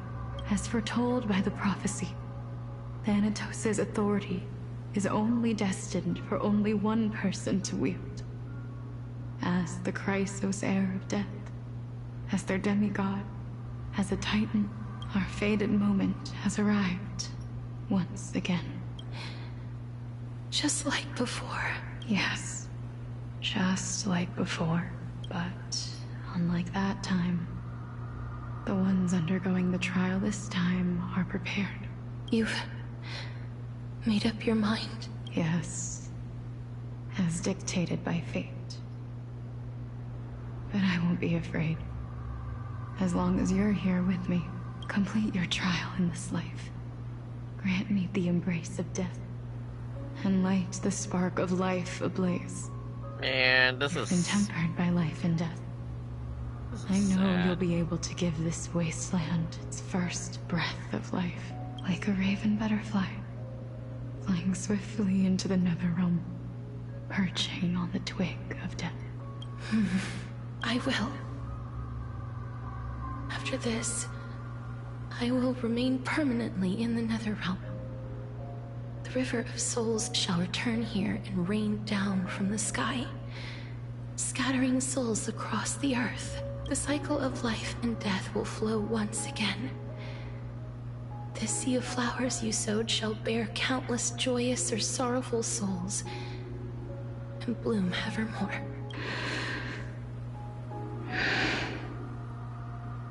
Thank you. Just one last thing. Can you grant me one wish? Of course. What is it? Please, don't forget me. I promise you, when we meet in the next world, even if I have endured another reincarnation, even if we do not know each other's names, I will still hold you tightly in my arms. Just like what I did when we were born. Casterus. Casterus, you're as beautiful as a fleeting butterfly.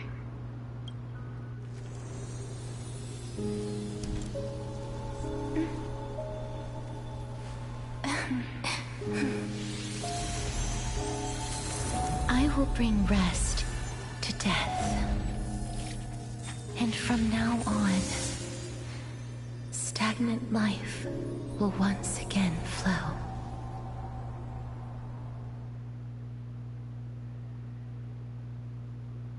There's so many thumbnail opportunities, I don't know, man. There's so many. Meanwhile, back to Anexa being Anexa. Same time in Alchema. So... Time flies. In the blink of an eye, the 15th entry hour is already at hand. When this farce is over, your soul will be placed on the scales of life and death. Are you ready? No need to ask so many times. Of course I am. Then why do you drag your feet? Is your fear of crowds holding you back again? I simply find them too noisy. Paying attention to conceited fools like them would be an utter waste of my time. Such harsh words. As I see it, you are no less arrogant than they are. I couldn't agree more. Oh. I did not expect to hear that from you. Are you not going to refute me? I know myself better than you think I do. At the very least, better than a stowaway like you. And they say men whose ends are nigh have but kind words. Well, that is exactly why I chose you. Should I thank you for the compliment? The hour of the trial has come. Do you have an answer for me? And how will you prove the veracity of your argument? I suppose there is no point in putting this off any longer. Do you recall where we stopped the last time? You were saying that Amphorius's history is cyclical. Indeed. Yeah. The demigods that bear the core flames eventually become the new titans at the world's end. Remember what happened on the Holy Mountain? Calypso, Naias. As their destined ends approached, one by one they left this world, leaving only the twins, who are fated to succeed death. Unfortunately, while their journey is consistent with ours, you and Calypso, as well as Nikador and Naias, act as supporting evidence. I can only come up with a rough sketch for my theory of a cyclical history. Oh, they added her to the For thing. all the pains I took to reach this point, I had already lost hope of ever obtaining definitive proof. After all, the past is in the past. Proving that we are the legacies of heroes of the past is a hopeless endeavor. That is, until I met a girl named Polixia and her sister. If Castorus was truly sent from the past to the present for the Titan's self-serving reasons, then having lived through 2 cycles, and with Styxia as the pivot, she will no doubt be the link to connect all of this together. If the Twins of Death can bridge 2 cycles to reunite at the shores of the Sea of Souls, then my hypothesis will no longer be just a hypothesis. And you too will get the answer to your question. Well, that is all well and good, but how can you be so sure? If there is even the slightest error in your hypothesis, the girl will be shattered. It matters not. The most important quality a scholar must possess is foolhardiness.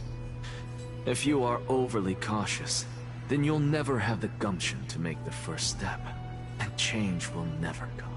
Besides, I, an Exagoras, am destined to overturn this farcical world. Come, let us go and teach those pathetic worms one final lesson. Let's teach these plebeians some history.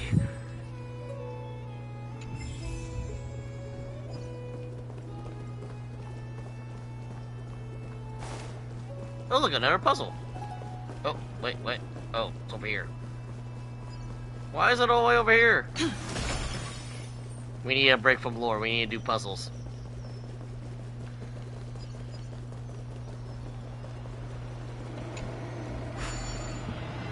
Can't be as mind-boggling. Alright, let's see here. Oh.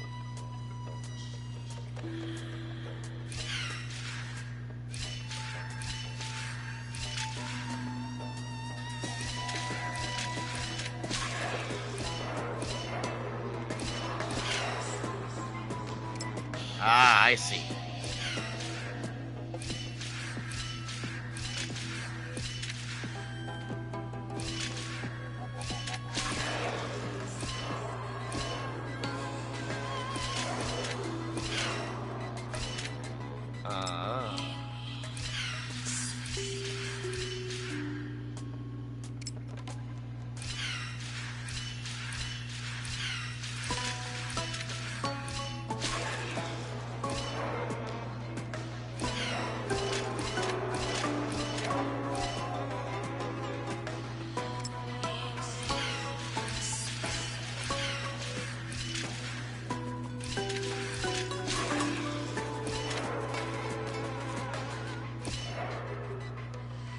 Oops, hold up.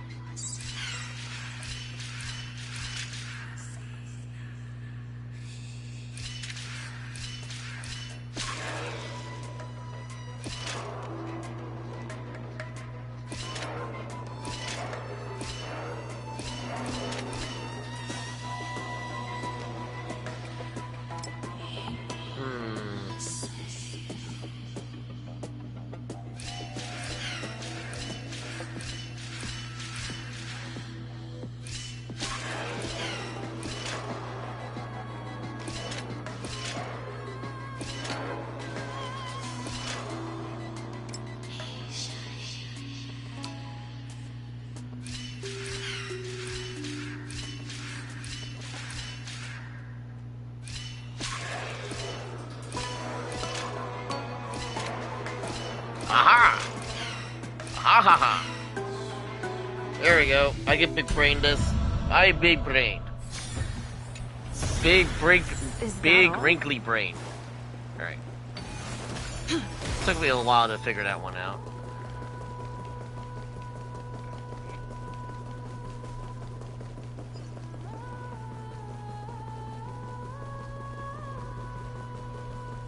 Fine. So they are leaving the final debate to him. Let those Chrysos heirs who started this terrible war hear you. Let them hear the voices of the people! As always, that woman knows how to stir up a crowd. Professor Anaxa, I thought you'd pass on this. Everyone must cast their vote, or this assembly would serve no purpose. Prof, do you truly think it's wise to entrust the fate of the world to an assembly like this? Akuma has stood strong under this system for 1,000 years. It stands to reason that there is purpose in its existence, but that is not what you're asking, is it? What you really want to know is Aglaya making the right decision in entrusting the fate of the world to you? Nothing ever escapes you. I didn't spend all those years teaching you for nothing. Most people only take 4 years to graduate, if I recall. To tell the truth, I feel like I'm on my way to an execution chamber instead of a podium. So, do you have an answer to that question? No, I don't. I thought so. Because that question is not yours to ask in the first place. Is Aglaya entrusting the world to you the right decision? Don't make me laugh. That is a question that woman must answer herself. Why are you fretting about this on her behalf? Or have you been seeing yourself as her pawn all this time? Listen up. I'll say this only once. Flip your perspective around and ask yourself this instead. What should I do to ensure that the world doesn't stray from the correct path? Yeah. That is what you should be thinking about. I think they mentioned Aglaya, like, at least 4 different times that she doesn't have a whole lot of humanity left since she's been around for so long. But that also begs the question, does she herself believe that she's doing the right thing? Of course she's going to believe she's doing the right thing, but the thing is that I don't think her moral grounds is kind of like have ever been challenged. You still have time, so give it some thought. Oh, and don't bother telling me the answer. Tell it to those begging for salvation from the gods. Got it. Thank you, Professor Anaxa. That's Anaxagoras to you. Who will you be voting for? That'll depend on how well you perform. May Cersei safeguard. Oh dear God. Am I gonna fuck up Finan's thing?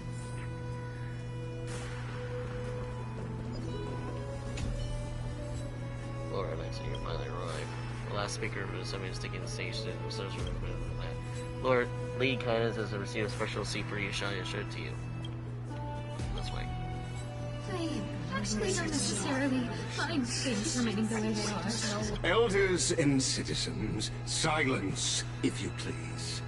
As the Theoros, I present to you Finan of Ides Elysiae, virtuous citizen of Akima, and the last speaker of the assembly. Much obliged, Lord Lycus. I remember him. He's the penniless lad working for Aglaya. Where's Lady Goldweaver? Why is she sending this guy to give the last speech? Is this really the end of the Flame Chase journey? Can this dude really face down kindness? This dude. Actually don't necessarily. Watch me fuck it up. By Kefali above. Dear citizens of Akima, as you look upon me, so too do I see you.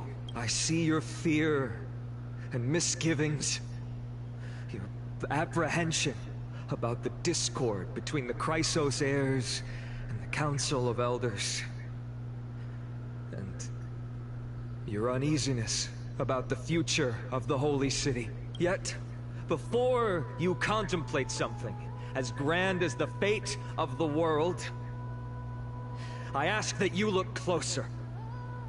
Look beyond the horizon illuminated by Kefali, at the crisis threatening to overwhelm us. What? Aedes Elysiae, my beloved hometown, is a village forgotten by time. It is a place with the most invigorating breeze and wheat fields that spread all the way to the sea. I once thought that there I would enjoy a lifetime of peace and quiet with my friends and family. How I wish I could invite all of you to that paradise, far from the noise and chatter of the world.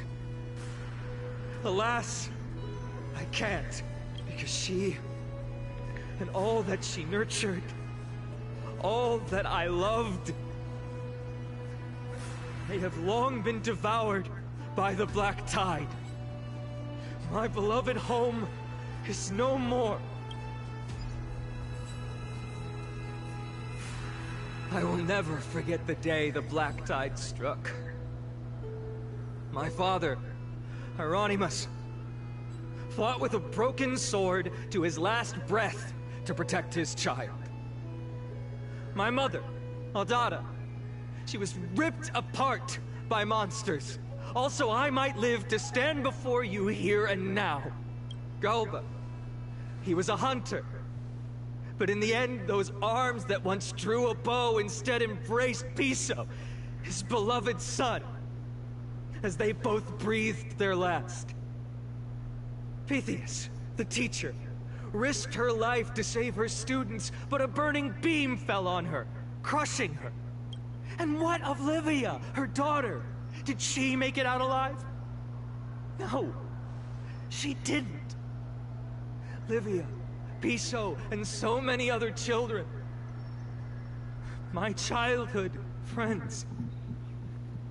They were all swallowed by the black tide and turned into monsters. They kept saying the same thing over and over. Even up until the final moment, I finally steeled my heart and granted them eternal peace with my sword. Why, Fine? Aren't we the best of friends?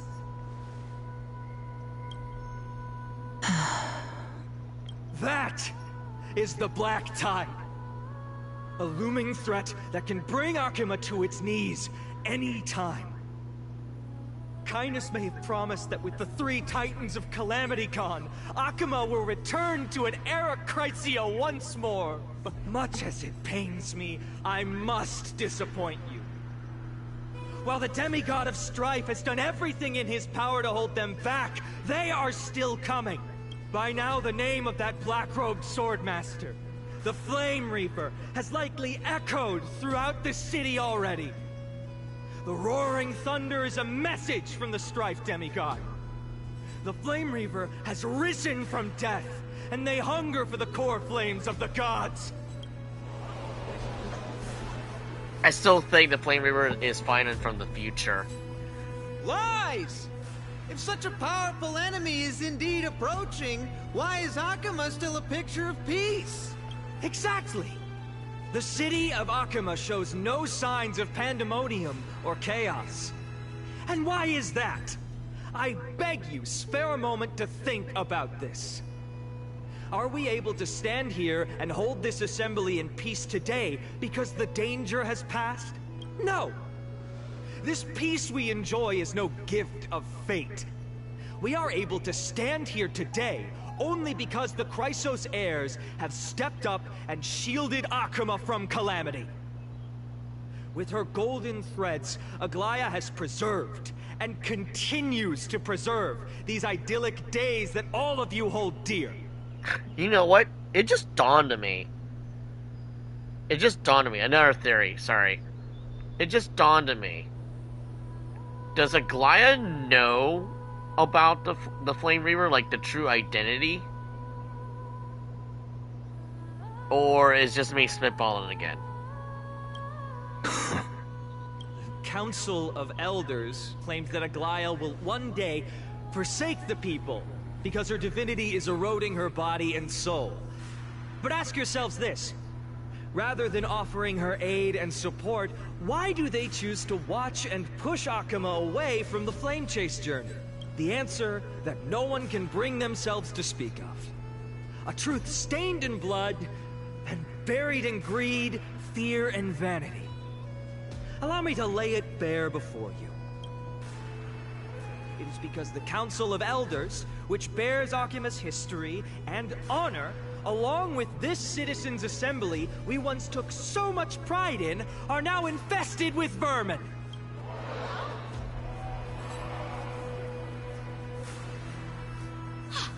You insolent whelp! How dare you! It is true that Aglaia has reached her limit. Why? Because she has been working tirelessly to weave the defenses of our holy city against the encroaching evil. All while these vermin are making up baseless accusations about her and scheming in the shadows. Not once has she ever failed Akama. Yet these vermin attempt to tear her apart, tarnishing her name with unfounded allegations. She may have been blessed by divinity, but hasn't her heart always stayed true to humanity? They attempt to mislead and reduce this assembly to a crude standoff between gods and humans, but citizens of Akama. Once more, I implore you to open your eyes and look at those around you. Examine them closely.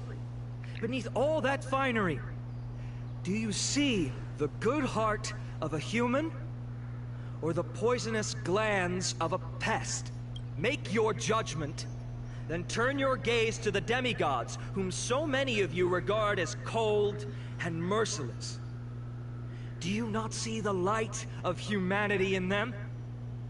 And those who wear the mask of humanity, yet utter only hurtful, slanderous words. Can you not see that their souls have been corrupted by power? Typical of a politician. Yet, no matter what your answer is, and no matter who your vote goes to, rest assured that you have nothing to fear. For Aglaia, Tribios, and I will remain your faithful guardians and pledge our lives to upholding your decision. And this vow will stay true until the end of our days, where it will be passed on to future Flame Chasers. A steadfast and unwavering promise that shall endure through the ages. The crisis airs only are just mine. But more presumably if some does throw pieces apart into the Dolium.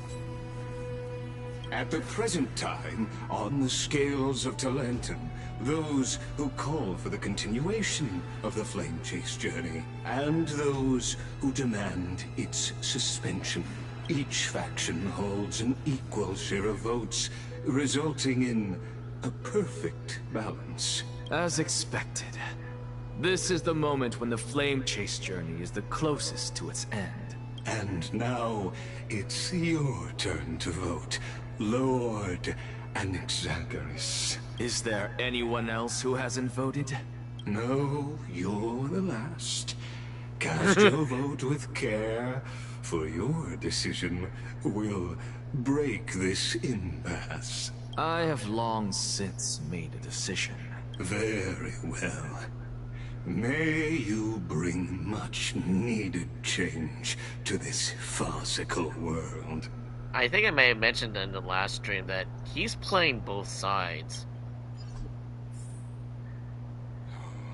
The last vote. Vote for kindness. Who will he vote for?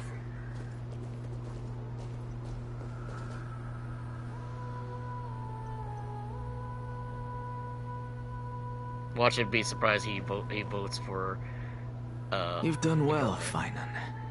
Given the circumstances, delivering a rousing speech to stir up emotions was a prudent move. Thank you all for your patience. On behalf of the 7 sages of the Grove of Epiphany and the scholars of Amphorius, I, Anaxagoras, am ready to cast my vote. But before that, in the interest of fairness, Lady Goldweaver, I pose a question to you before all who are gathered here. Will you, as Finan has promised, stand by the decision made in the Assembly, regardless of outcome? In the interest of fairness, I make no promises, lest it should influence your decision. Very well. I thank you for your honesty.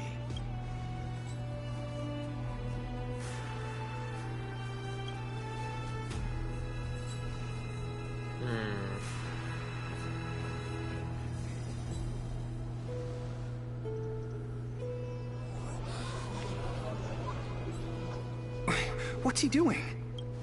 The stakes are high. Let's be patient. Cut the act! Who do you think you are wasting our time like this? Lord Anaxa, please do not forget that I... Rule number 1. Do not call me Anaxa. Rule number 2. Never interrupt me. Silence is golden. Oh god. It would be funny if you just pissed him off and he just decided to vote against you because you fucking annoyed him. It's like, you know, I was gonna vote for you, but now that you annoy me, I'm just gonna vote for the opposition. Good luck. Just vote already. What are you waiting for? Your vote. Cast your vote. Cast your vote.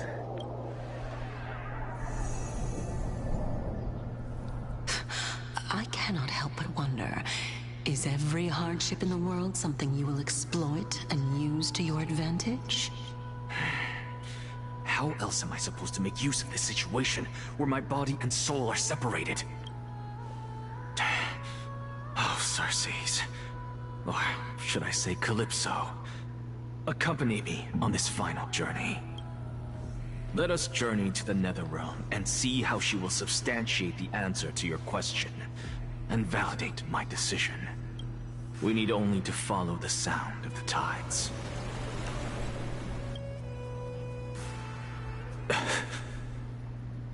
You are... Well done, child. Just as I foresaw. You have achieved great things. Teacher. What a twist of fate. A blasphemer raised in the doctrines of the Venerationists. It's like a foal kicking its mother in the belly after taking all her milk. I respect you immensely, sir. But you cherish the truth even more. So, child, do not be troubled by the criticisms I have borne. Do not let those voices hinder you as you forge ahead.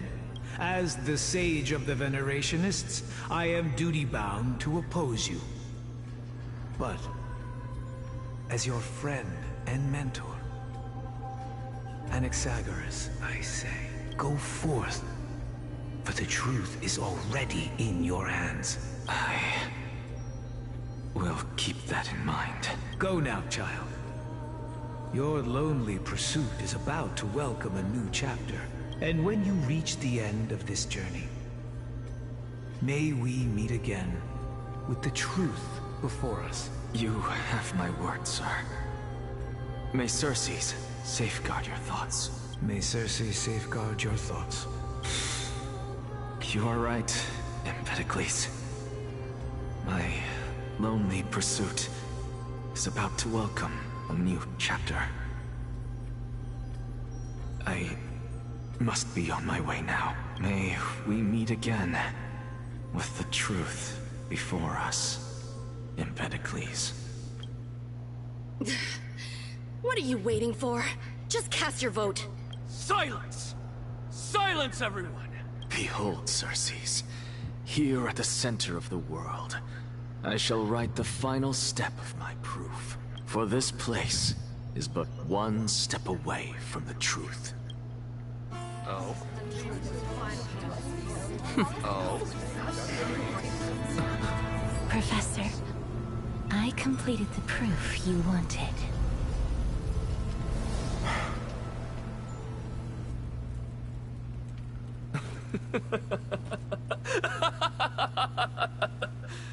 Thank you, Castorus. What? The answer is plain as day. My vote goes to the Flame Chase journey and nothing else! Elder Kindness, I have deciphered the truth of this world.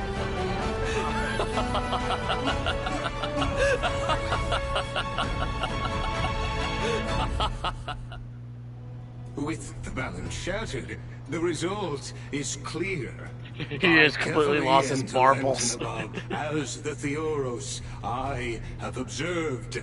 No! Lygus, you can't! Onyxa, what have you done? Have you lost your mind? I hope you are prepared for the harsh punishment awaiting you. Mark my words, I will make sure that clever head of yours never forgets the price of betrayal. Have you forgotten? I told you that happens to be one of my rare talents. You put on such a grand performance, just to aid their preposterous flame chase journey? Performance? No, you are quite mistaken. I may be paranoid by nature, but I've always been known for my honesty. If you really understood me, Lady Kindness, you'd realize that I never had any interest in your pathetic little game of politics. Factions, standpoints, they are jokes in my eyes. I have never once switched sides. Because I, and I alone, am the truth. Lady Kindness, with all the citizens here as witnesses, we should honor the spirit of democracy and respect the decision of this assembly. I have observed that Akama has chosen her destiny. This citizens' assembly has resolved to continue the flame chase journey. This resolution shall be put up on the wall of heroes, such that all citizens are aware of the city's way forward. You! It seems not everyone is ready for the assembly to end. Very well. Let me entertain you for a little longer. By your leave, Lord Lygus. Interesting. Elders and citizens, your attention, please. Stay for a moment more, if you will. Oh, Anaxagoras shit. of the Grove of Epiphany has an announcement for the assembly. You pissed him off. Lady, you should not have pissed him off. What is this performer up to now? You pissed him off. Just moments ago, all of you made a decision on the fate of Amphorius. As a supporter of the Flame Chase journey, it pleases me to see the choice you have made. But I regret to say that I still harbor doubts about this outcome. Thus, I hereby challenge this resolution. Yeah, but he's screwing both sides. Tell me, who among you dare swear to Kefali's name that Era Nova will truly welcome the fairy tale ending that the Chrysos heirs have promised? A beautiful new world free of calamity and madness? Nonsense! What is he getting at? No one? Must I pick somebody to answer? Very well. You, the one acting so wise and profound. In front of all present here, do you dare swear that it will happen for sure? No? Fine. Next. You, the one with ignorance written all over your face. Yes, you. Do you dare swear by it in front of the Titan? What are you trying to do? Useless. Your turn, then. With that smug look of yours, you must be confident that the Flame Chase journey is the best course to take, right? Hey! Mind your tongue! So, no one? I see. In that case, Finan, answer me this. Your speech was filled with such passion just now. How confident, then, are you in making this promise? Professor, what are you doing? Let him continue with his performance.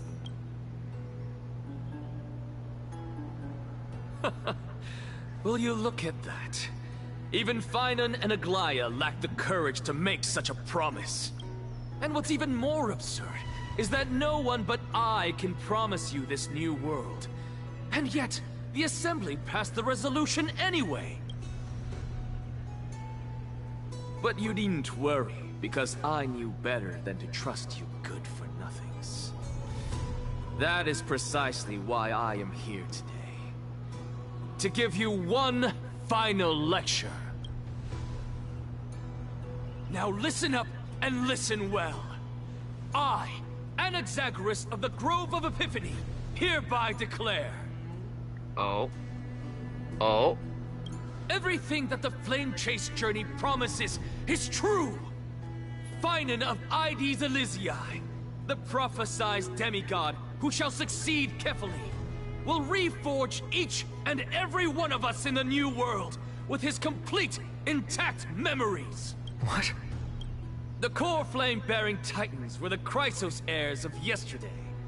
And the Chrysos heirs who carry the core flames today will become the titans of tomorrow. All of our souls shall endure for eternity in the miracle of the World Bearer. And all under Kefali's protection shall step into that new world. He started to sound like Lelouch a little bit.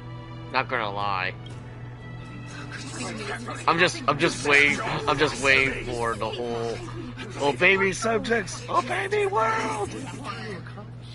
What? Are you saying that we must bow down to you and worship you even in our next lives? Enough, you blasphemous imbecile! How dare you try to deceive us with all these lies and falsehoods? How can you prove? I told you, don't interrupt me. But since you've asked, I shall be kind and indulge you. My statements are based on my experiments on the divine body of Kefali themselves. You heard me correctly, everyone. With the tacit approval of kindness and the Council of Elders, I fused my soul with a god through alchemy, and learned the truth behind Era Nova. What is he talking about? Isn't that pure blasphemy? I, the vile, wretched blasphemer, deserve nothing less than death for my sins. And the Council of Elders, which granted me consent and aided in committing this atrocity, should face punishment alongside me! By the gods, even kindness has betrayed Akuma. Oops. Oops. Oops. Oops. Oops. Oops. Oopsie-doo-dah. Well, I don't know if Aglaya's happy about this, or if she's just like, this is not what I foresaw. I had no knowledge of his transgressions. He did that on his own. The Council of Elders bears no responsibility for his actions. Lord Lygus, as the esteemed Theoros, are you going to simply stand by and allow the Council of Elders to be dragged through the mud? If the accusation is true, I will acknowledge it. If not, my conscience stands unburdened. Lady Kindness, the reputation of the Council of Elders was not built in a day, nor will it be shattered overnight. Repercussions await those who fool the people, and punishment must be meted out on those who abandon their vows. We should respect this beautiful city and her people. You... Lady Aglaya, the Gold Weaver, I humbly ask that you take on the responsibility of overseeing this judgment in the name of the fairness of Talantin and the justice of Kefali. Considering the circumstances, and in accordance with Akima's codex as the only demigod among us, you shall rightfully wield this authority. The honor is mine to bear. Oh, she's been waiting for this for a while. How is this permitted? Elders and citizens, silence, if you please. Anaxagoras of the Grove of Epiphany has made his statement clear. As per Akima's codex, I request all present citizens to stand with me in exercising the right of judgment. First, Elder Kindness of Akima and Ligus the Theoros stand accused of neglecting their duties and abusing the law, leading to the egregious blasphemy against a god. In the names of Talantin and Kefali, Akima is to form a committee before the 7th action hour to conduct an investigation and disclose the findings to the public, the subsequent judgment. Yes! That's what we deserve! Curse you! Now, concerning Anaxagoras of the Grove of Epiphany, he has confessed to grave blasphemy against Kefali. In the names of Talantin and Kefali, the accused must be allowed to hear the people's voice prior to the execution, for a chance at a reduced sentence and possible pardon.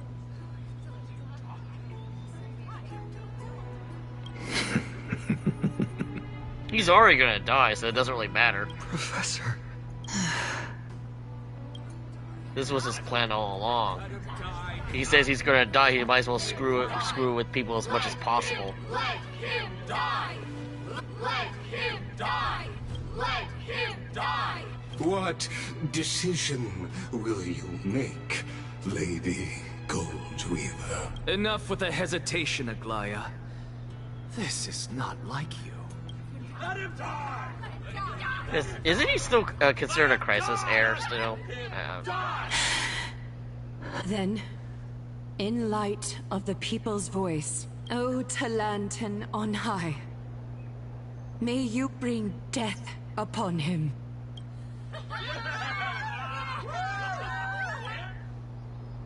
Well.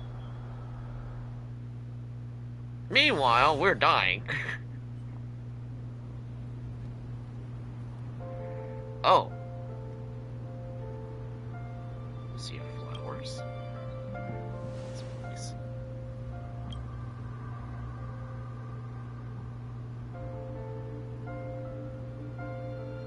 Third wife. Allow me to reintroduce myself.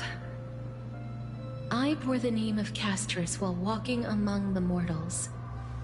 And now, I stand as the demigod of death, the living side of Thanatos.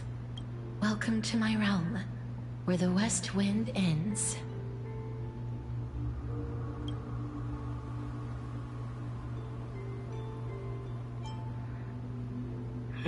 Mom, I made it! My character arc is finally done!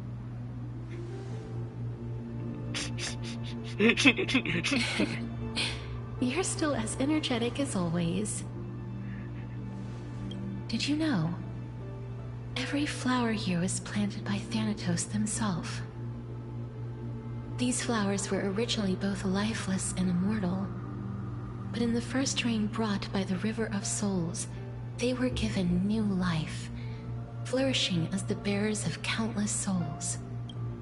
And it is my duty as the Master of Death to tend to their well-being and foster their growth in this serene haven. Similar to the structured cycle of life and death in the mortal world, these flowers too shall wither and fade, returning to the earth and then ascending to the sky with mist and tides. Eventually, they will descend to the mortal land as gentle rain. Every soul undergoes the perpetual cycle of reincarnation, albeit in varied forms, until the world meets its end. Yet, sadly, there's no time left for Amphorius to wait for when the flowers bloom again. Now, death is the power at my fingertips, It once led the souls of the deceased here, but I shall open the gate of the Netherworld and return you to the realm of the living. In exchange, please, take the core flame of death with you and complete the flame chase journey. Do not let our work thus far be in vain.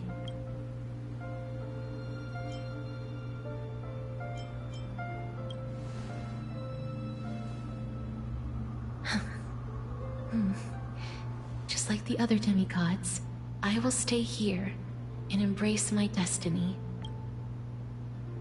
That being said, it is not easy to guide a lost soul back to the mortal realm. The whispers of death are sweet and alluring. If your determination wavers, you will succumb and be forever ensnared by the Netherworld's grasp. No. Please consider this a one-time exception. I will do everything in my power for the flame chase journey. And for your life, the only life I can save. Give us an option to hug her, damn it! Glad to hear that.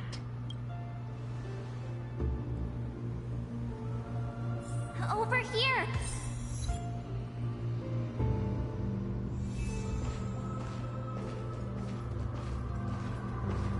I believe in you.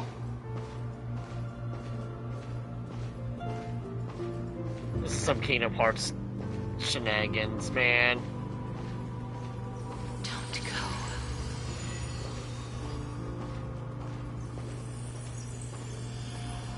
Grace awaits you. Lift your chin up high and step forward with us toward tomorrow! That's right. Keep your eyes on the dawn. I noticed there was no like key illustrations for the Seattle of Show me your courage. Partner, we shall become heroes together.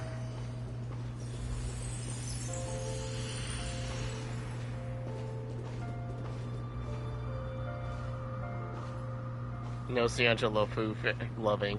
No love for the Ciangelo Fu.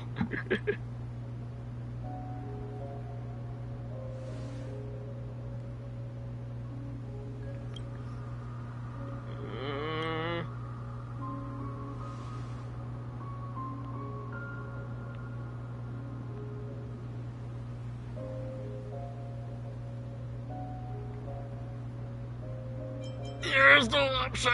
No, die! Akron? Fear not. There's a touch of I was right. Akron is technically death because of nihility. It'll guide you and lead away. Fighting so you eventually reunite with the warmth of the sunlight. So that confirms that Akron is death in the universe. She is the emanator of annihility. She is literally the Grim Reaper. On a larger scale. Oh. That was Balbog and yeah.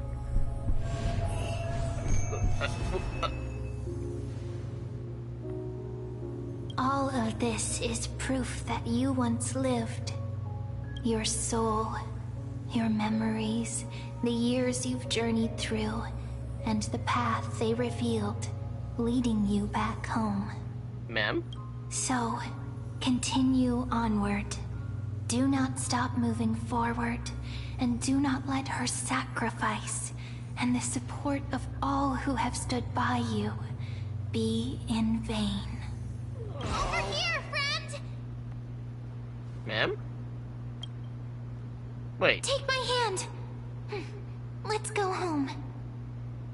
Wait, who was talking? I'm confused.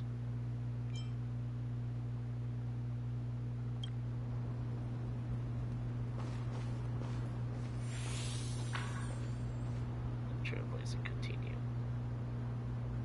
Well, okay, at least she's not gone, but we won't see her anytime soon. At least I don't think so. But yeah, this could just confirm that.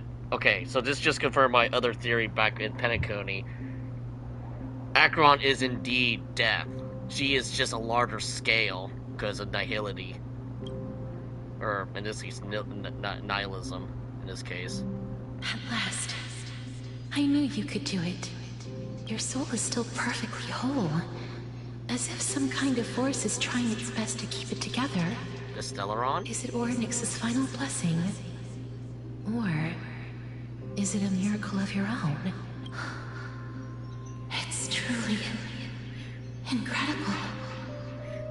Such a strange surge of familiarity. So hard to describe. Perhaps it is fate, once again fulfilling its own design. Or perhaps it is the laws from beyond the sky, so familiar to you, that intertwined our fates long ago. It seems that this is a riddle which cannot be solved anytime soon. The sensation of becoming a demigod is truly wondrous. It's as if the river of souls is winding its way through the depths of my spirit, transforming with each breath into a fine rain that nourishes the world. Do you recall that prophecy?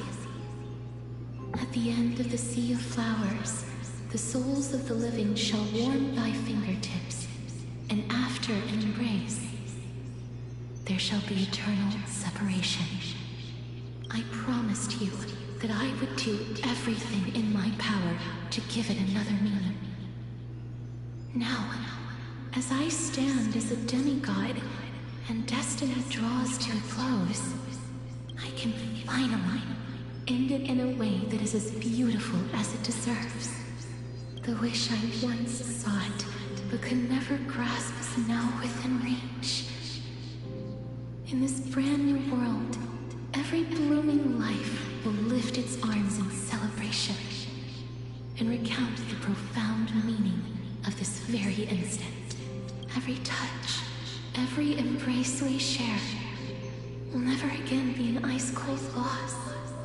They will radiate with an intense warmth, sowing love far and wide throughout the land. Oh? The other shore is very cold. I'm sorry, what? May I borrow your warmth? One last time. We get the Thank you for fulfilling this wish of mine. We get the hugger. Oh god. The place I'll be going to is what humans call the Land of Sorrows. But with this heartbeat and the residual heat of this embrace, I shall turn the nether realm into a gentle place of rest.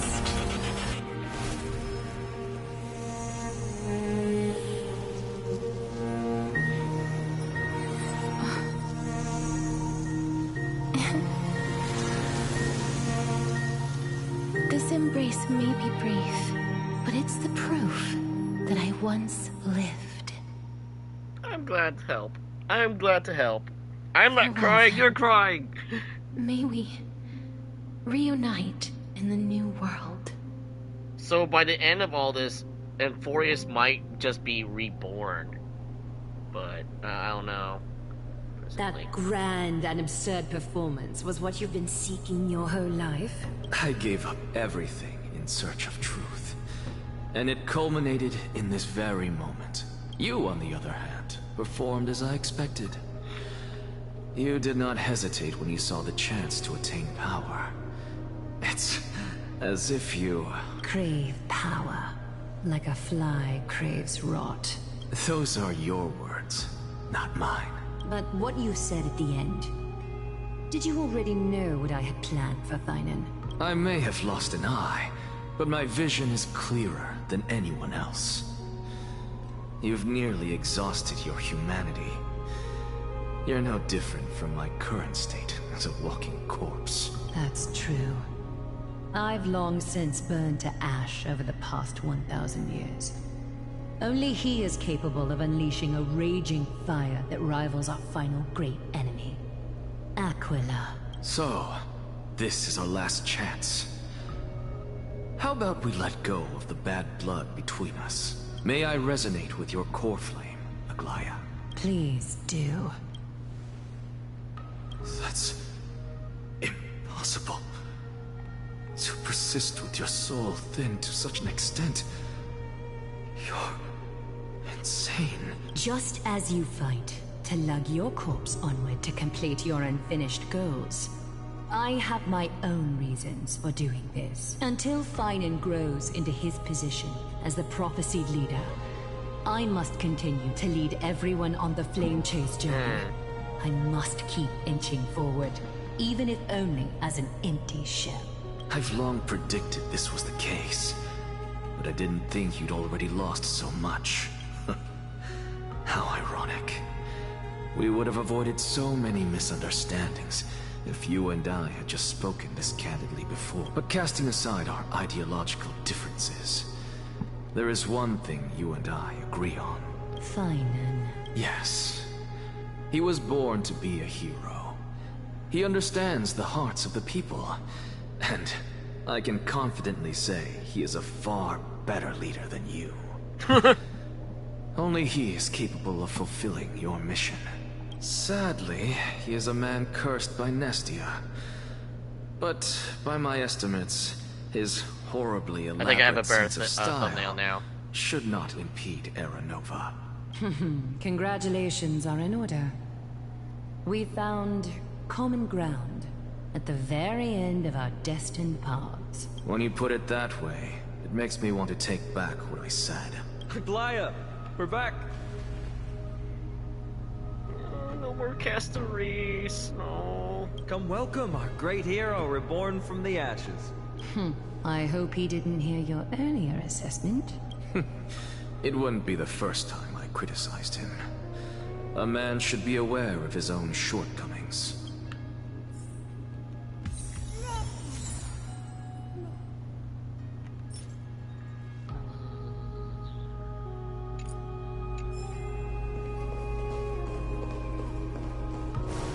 I'm glad.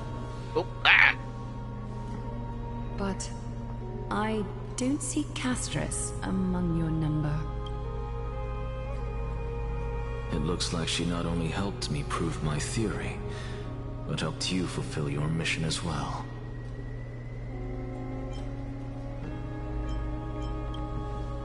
I will embrace that hug forever. I agree. She It might was a not nice have hug. been able to change her fate, but she still wrote the final verse of her epic herself. Trinan, please recite the prophecy for us. Trailblazer, please surrender that scalding cool flame for us as well. You are the only life she ever saved by her own hand in her 1,000 years on this earth. I believe no one is more qualified for this noble task.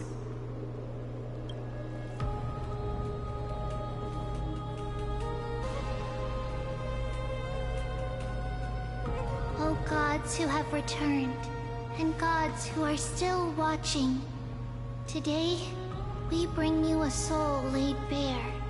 The Hand of Shadow, Thanatos, remembered their name from the past. From daylight they came, and to their fragrant dwelling they return, to walk now among your ranks. And there was one who joined hands with the Titan, a traveler risen from the dead, and reborn among mortal kind. She is the everlasting night, and shall now proclaim in her good name, O Majesty of the 12 Titans, pillars of the world, we seek your divinity to mend the rifts of the world. Fill our bodies with blood of gold, till we wither in willing service to the prophecy. Step forward, trailblazer from beyond the sky, and together with us, surrender the core flame and carve their star into the sky.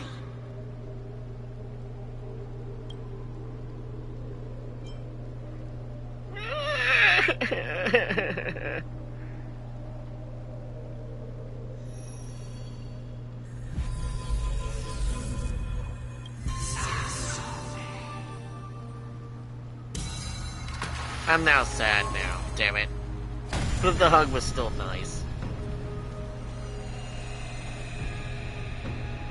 3 more to go.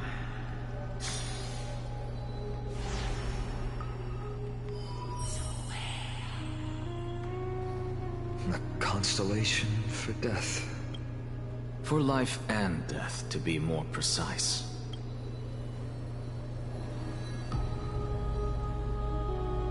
Look! It's... Oh! I take that back. Hi!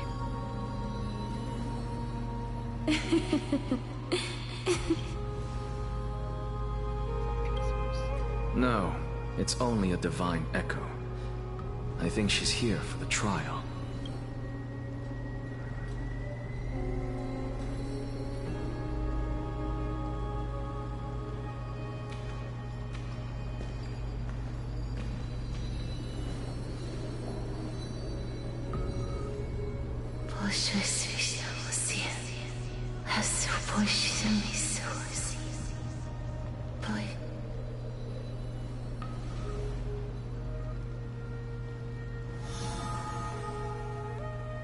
Quickly, someone translate that.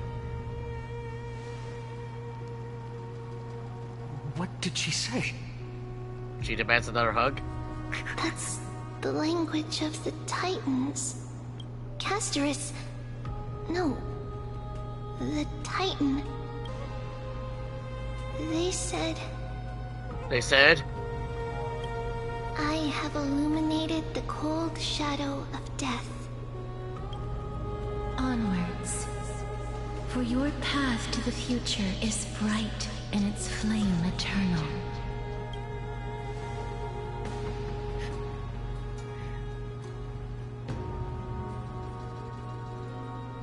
Do not forget.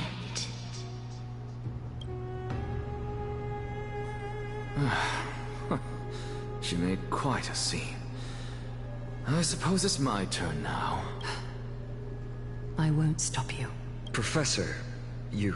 What's with that look? You were present, so let's get this execution over with. We wouldn't want to bring shame to Akima's divine laws or keep me from creating a new world. You never change, do you, Professor? I don't understand. If your theory is correct, you'll lose all memories of your past life once you become a Titan. So what's the point of becoming a god? Of course there's a point. Even if I forget who I am, I'll still have my brilliant mind. It goes without saying, I'll find a way to retrieve memories of my past life. Besides, I still have you, don't I? I still don't really understand what you said during the assembly. Even if it were true, things reforged from memory could never be the same as the original anyway. Then allow me to tell you right now that you're wrong. What exactly are we? My answer is that the Chrysos heirs are the future Titans and vice versa. Of course, this answer only applies to us. So, what are we when it comes to regular mortals? The very essence of the world, our souls, are tiny invisible seeds that hold records of each person's memories of the world. And we are the buds that sprout from these seeds to grow into great trees. Is that what new sporism means? Correct. Once our physical bodies are born, we become new extensions of the world. From there, we plant our seeds into someone's memories, and then scatter them into the hearts of countless people in the future. Just as seeds are affected by their environment, so too will our appearances differ across memories. But the partial memories we carry will always be the same, because that is just how the world is. To destroy our very existence, one must destroy the world itself. But we have someone who will still live on with his perfect memory. That person is you, child of Kefali. This is what it means to be the world-bearing Titan. So, carry everything of this world and live on. Don't disappoint those most precious to you. Don't disappoint Lady Goldweaver, and especially, don't bring dishonor to my theory. It's like that one scene from Airplane. Just remember, we're counting on you. Anaxa, I swear to you. Don't forget, we're counting on you. I'll lead everyone to our reunion in the new world. Good. That is all I have to say. Farewell, everyone. May we meet again in the next life. Farewell, great performer. May Circes safeguard your thoughts. Are you satisfied, Honorable Titan? Very. I hereby swear I have borne witness. Anaxagoras of the New Sporists and the Grove of Epiphany has successfully overcome the trial of reason. Thus, I shall confer upon you these words. You shall transcend the peaks of purity and return to corruption and hardship. Oh, so that's a god's prophecy. It sounds like you just rephrased my past, present, and future. Ah, Circes. Is that all you've got? Well, you've already transcended the peaks of purity, and you were never the type to give me any leeway. That is true. But I do still have one question. I knew it. What is it? Maybe we're thinking of the same thing. As you've so boldly stated, we and the world itself live on through the memories of others. If that is the case, whose memories did the very first new spore sprout from? How should I know?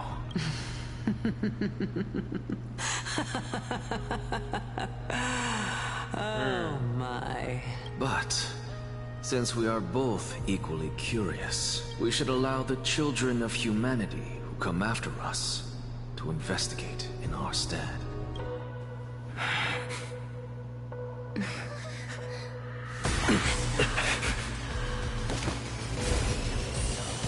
Rejoice, Circes. I sow the seeds of suspicion in the new world with your soul! And now, the objective is complete. That is all. I literally thought he was pulling off a middle finger when he did that. I was like, fuck all of you. Fuck all y'all. Thankfully, she's still alive. And we're back to this. Was March 7th also in this condition when she was first rescued by the Express? It was very similar, but it was just a time the Express did not have a number who could be in a certain condition. But she still woke up naturally. Looking on the bright side, that might happen this time as well. When March awakened from the ice, her memories were completely wiped clean. I wanted to prepare for the worst and prevent something like that from happening again. Yeah.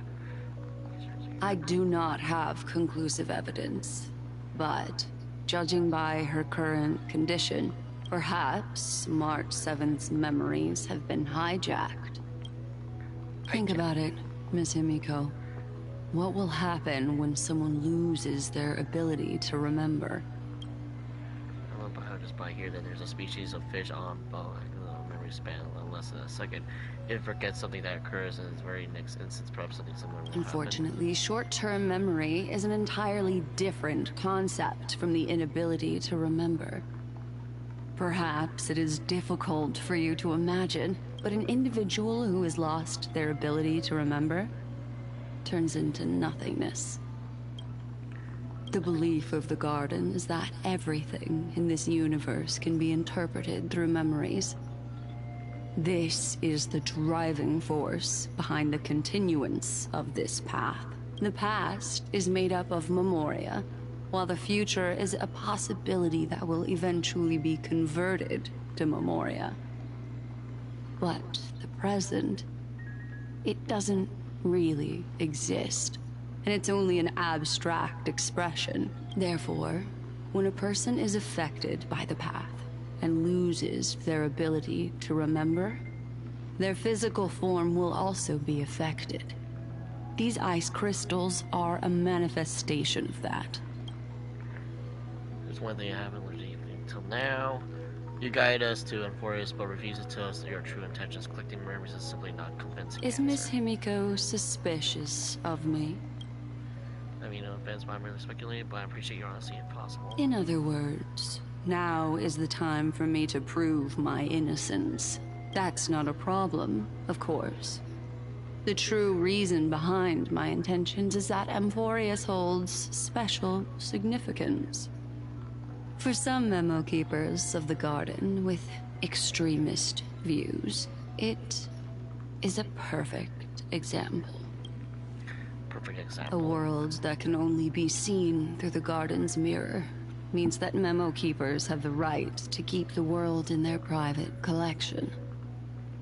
If those Pathstriders of Remembrance were to uncover the secrets of Emphorius first, they might unleash their wild ambitions and remodel more worlds into a similar form.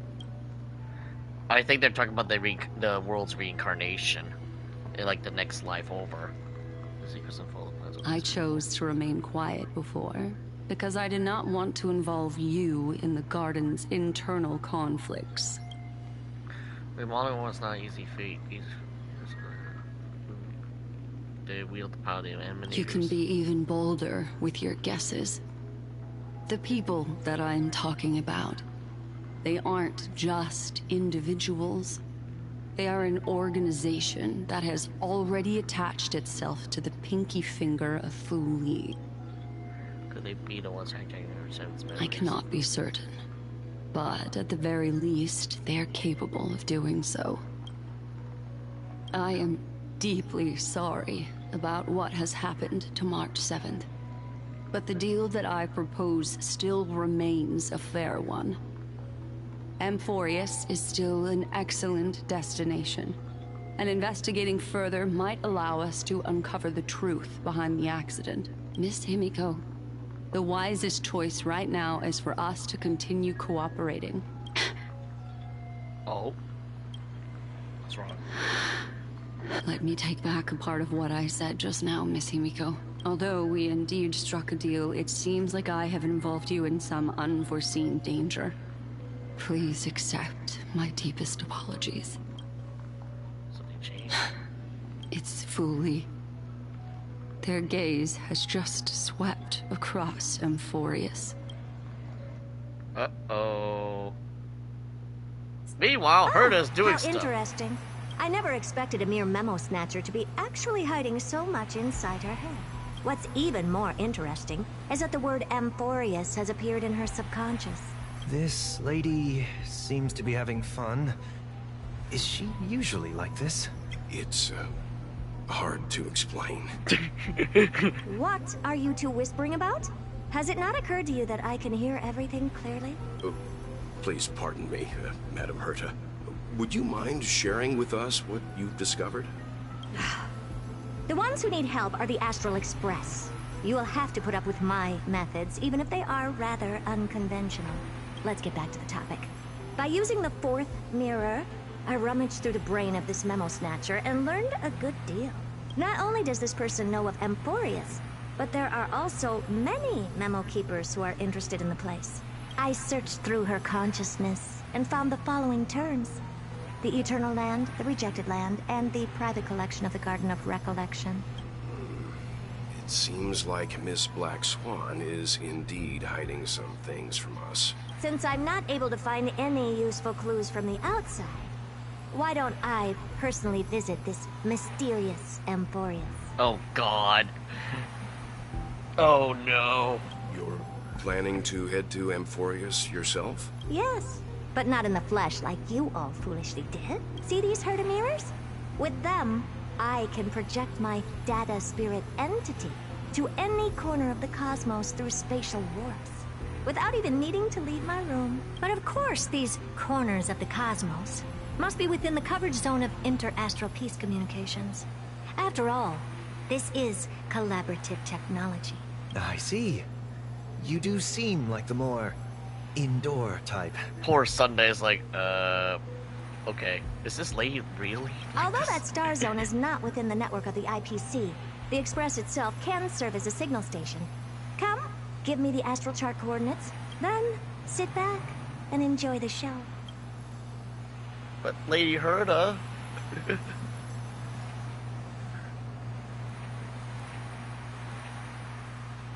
Alright, now that everything is ready... Mirrors, get to work. First mirror, input the coordinates. You'll be in charge of the spatial warp. As you command, Madam Herta. The preparations are complete. I wish you a pleasant journey ahead. Second mirror, prepare for the thought refraction.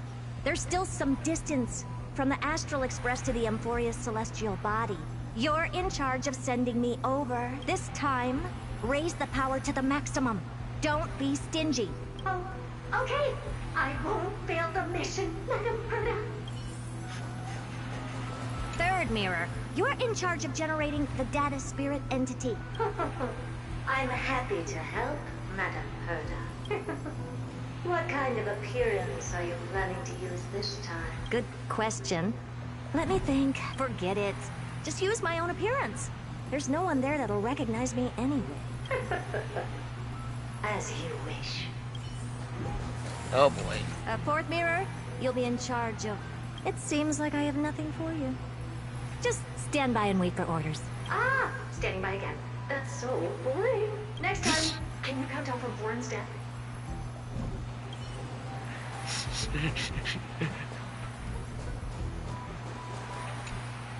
Preparation of the data spirit entity complete.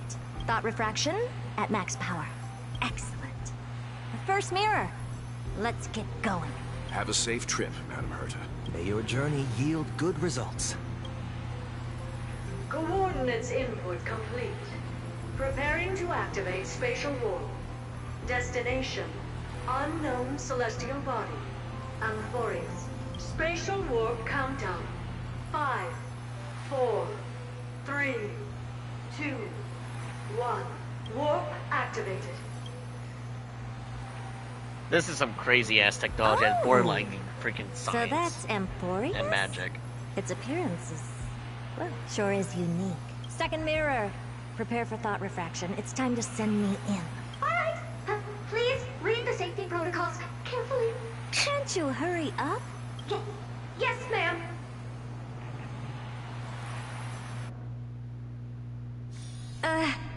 I didn't expect it to be so turbulent.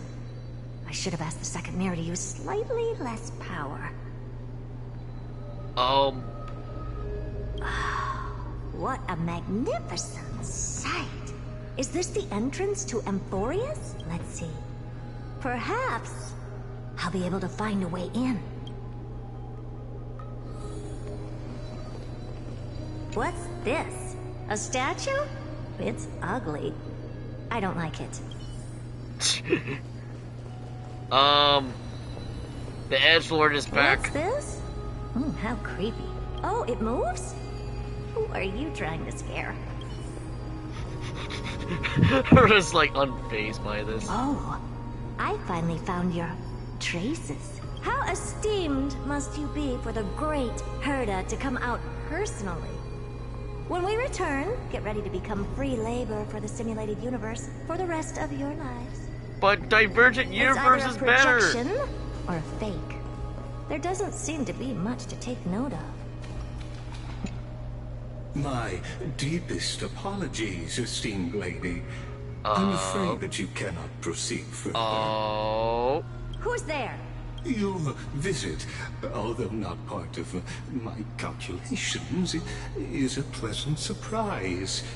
It's Brox, if you're there, you're right. Just by Molly is IPC. To receive you with the hospitality that someone of your status deserves. Are you not going to answer my question? Who are you? I have many identities, and I'm going to have even more in the future. But if you just need a form of address, you can use my common alias, Lycurgus. Lygus. All right, Lygus. But you can't possibly think that I'm just asking for a name, can you? Regrettably, I do not have the authority to share more information. However, standards are always flexible. While not violating the ultimate agreement, I'm able to disclose this piece of information. As you thought, this is the entrance to Amphorius. Now, please, kindly turn back. Amphorius is not a world that you should be involved with, regardless of what kind of magnificent achievements you have accomplished. This place will not open its doors so easily. You seem to understand me very well. Then you should know that I have no reason to listen to you. Your reaction is completely within my calculations.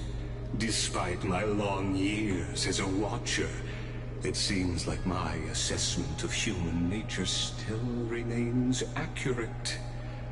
From you, I'm able to sense a beautiful desire for knowledge, but my answer remains unchanged.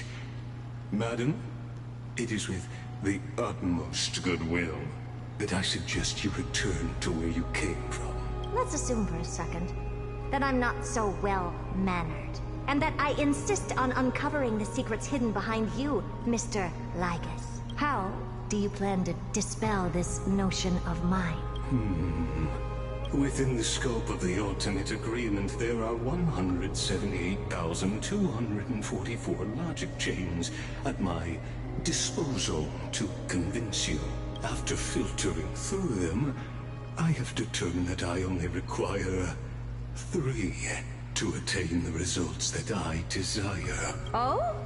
I'm all ears. First, for reasons that cannot be disclosed, Amphorius is a completely isolated celestial body. Apart from me, no one else will be able to help you enter.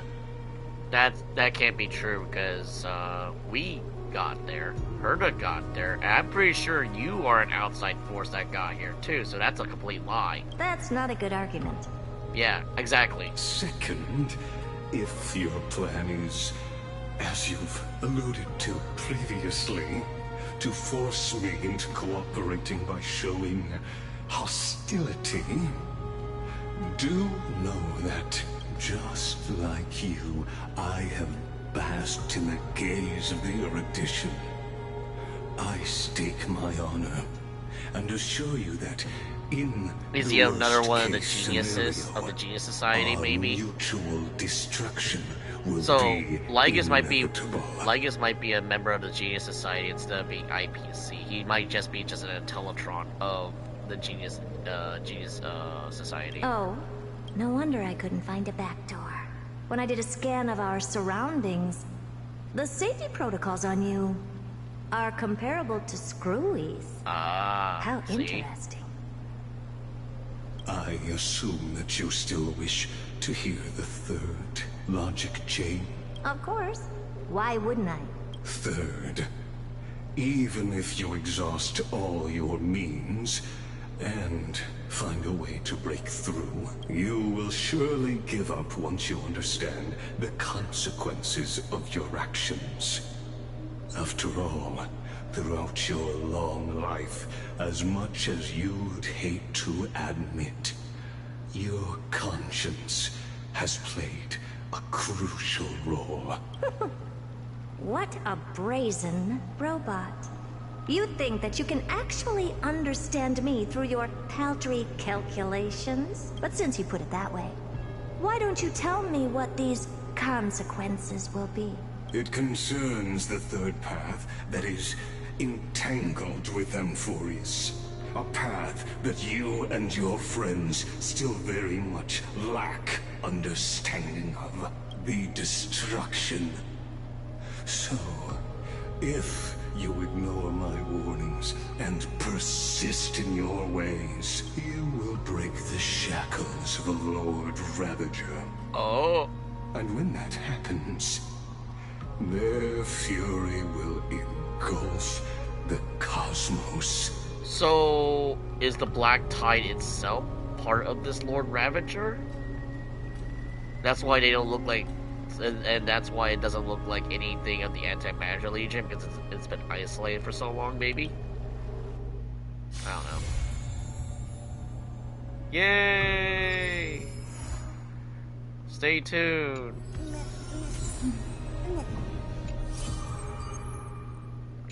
We got more stories, yay! Okay, something is very fishy going around. So we got 2 more to work on. Alright. Right now it's only 1:38, so we will close it off from here. We'll do the, we'll probably do the event stuff later. But, well, that's not what I want to do. I want to do this.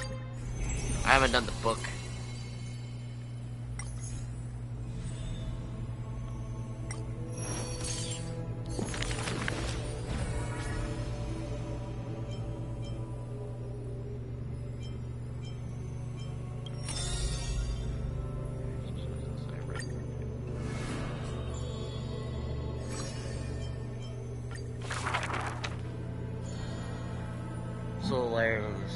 Why does mood change faster? My lover, why does your mood change faster than the clouds above? Oh, how I wish she has clear eyes that are quick to anger and laughter, and dimples that crease in smiles and frowns.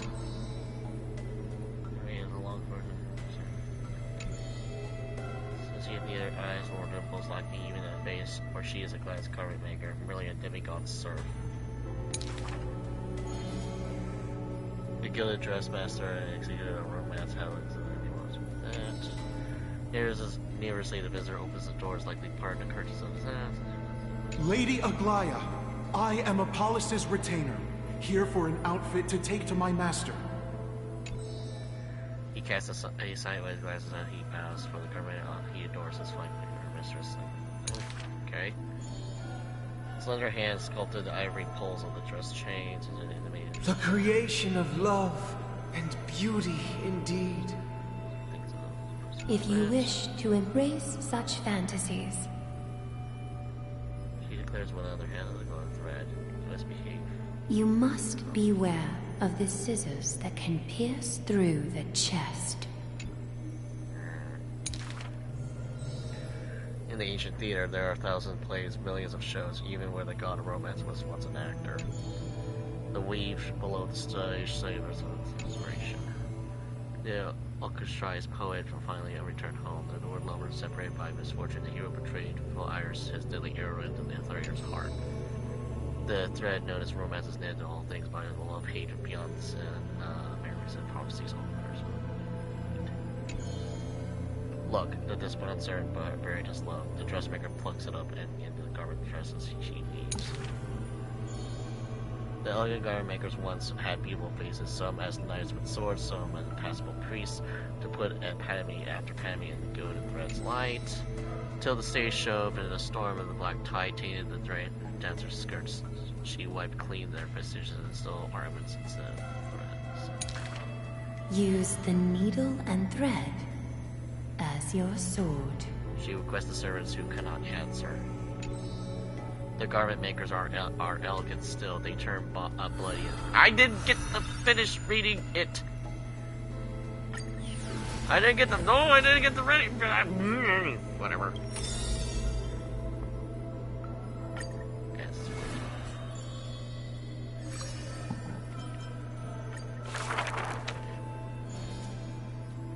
None may approach the battlefield alone. Army of Kremnos of officers on Flame Shen's journey. He ordered his troops to stand aside in the first meeting between hero and prince. The two men fought for 10 days unceasingly till the combat drew to an end. Neither were able to score a single point and concede not a single defeat. None know why this man's fate is always overshadowed by a single number decreed. Just like how none can sustain how the Flame Chase heroes convince this man. It is not mutual appreciation, nay, for his memories, 7 sentences were all his mother were ever respecting. Yet somehow the leader who weaves the golden threads recount one of the 7 with ease. there's no right or wrong in the man's heart. Lion has its own history. And the history of the hunter should not be held by the hunter alone. Others have guessed he regards the Holy City as his home. He seeks a land to belong. As the kingdom of his people is the last person he has. Yeah, this is stuff we already know. His journey is long, yet none can dare anger the man. Not because of his unrestrained manners, but because every meal of heroes partake in all cooking skills.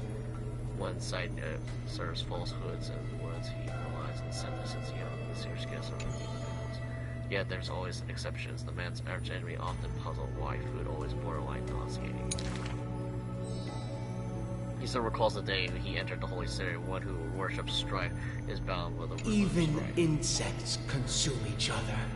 And he's no less than the Mad King's kin. In no he pays the road with the ones his fears would matter with anger. Yet until prophecy turned true, none in the holy city ever did ruin.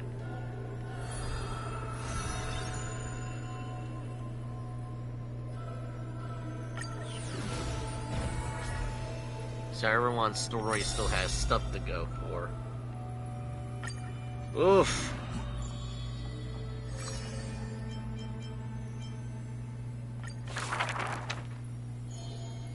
You shall part with your friends, with your enemies, with others, and with yourself. Wait, for now, you should flying towards tomorrow without a moment of repose. Chrysos' war clamors rise and falls, and the eternal children reunite. Only 3 of them remain. We have heard of a Chrysos heir. Like John says. There will always be warriors like me, who believe in and are willing to protect the tomorrow they prophesize. But the crusading Chrysos has never returned. The greedy ones that have left the crown of their sharp blades and the power and weakness they have. We remember a group of bards. Or compose songs that Child's prophecies alongside the pillars of stone. Though we lack the might of swords and shields, we can take you to walk every part of this world. Till many years later, when the bards all return to their subterranean eternal rest, the children sing the long, long songs and along will build the bare words of humanity. We miss us. When they left their home, the passages blew the girl apart into countless turbulent bubbles, carried all across the world in the winds of destiny. We will run towards the world's agony. The children cheer each other up.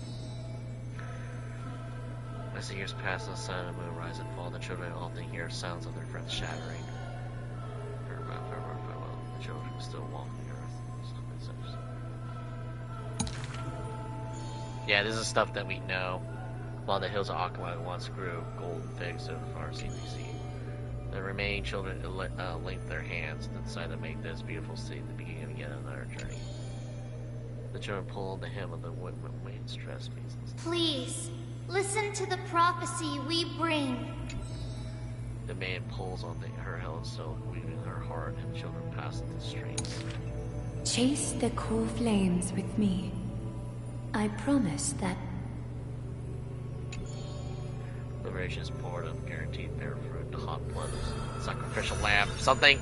I didn't get to finish it. It's too fast.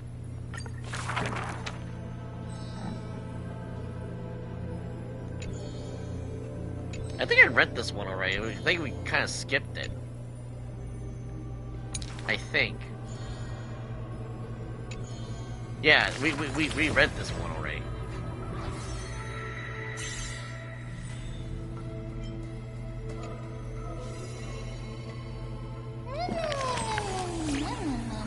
All these stories are really, really old, but I haven't had enough of them yet. Oh, that reminds me, I forgot to ask an important question. How old are you? I forgot. It doesn't matter. No way. How we know what gift to get you? Can you just make something up? Hey, I'm so happy the moment I stepped into this world I met you. This way, every moment in life is an infinite. If you ever write a book about me, it'll be a thick one. Oh, my past is crushing white shoe. That doesn't make sense. The more memories we make together, the more you can talk about.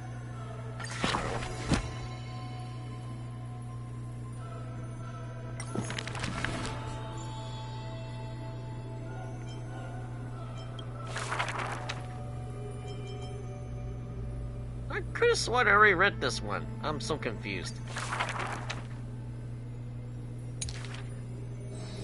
Oh.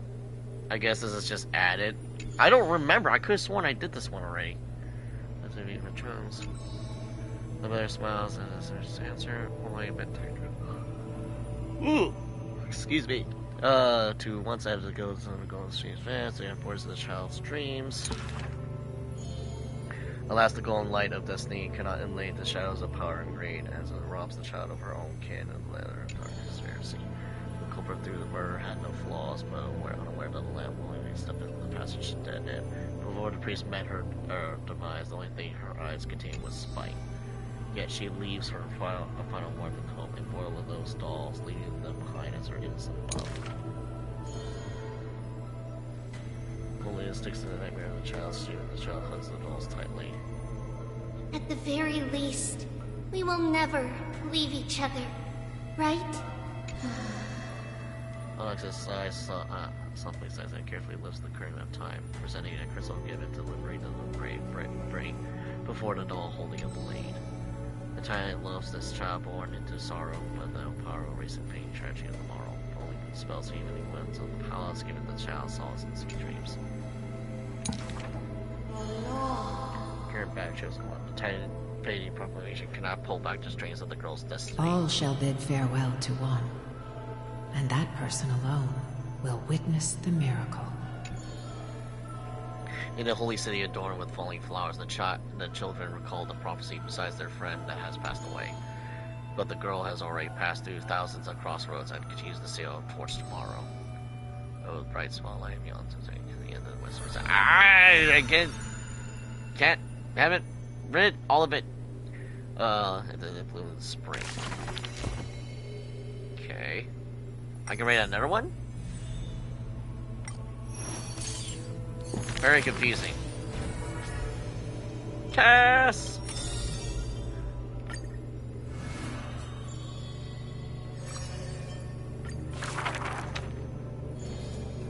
Born of an evil curse, her skills are skillful, transforming their appearance completely. Many skills were born out of her seclusion and the pain of the dwelling of a going vigilantly because of his will. The girl converses with all the items and the items with specimens, tea sets, and even pills of her profession. She is responsible for all many things. I have always lived in isolation. Out of courtesy, this is how I practice my words and actions.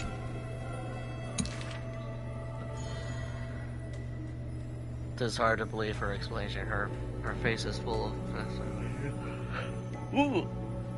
Sorry, excuse me. Now, unless she is telling fabrication, she must regard her partners as mere children. Okay.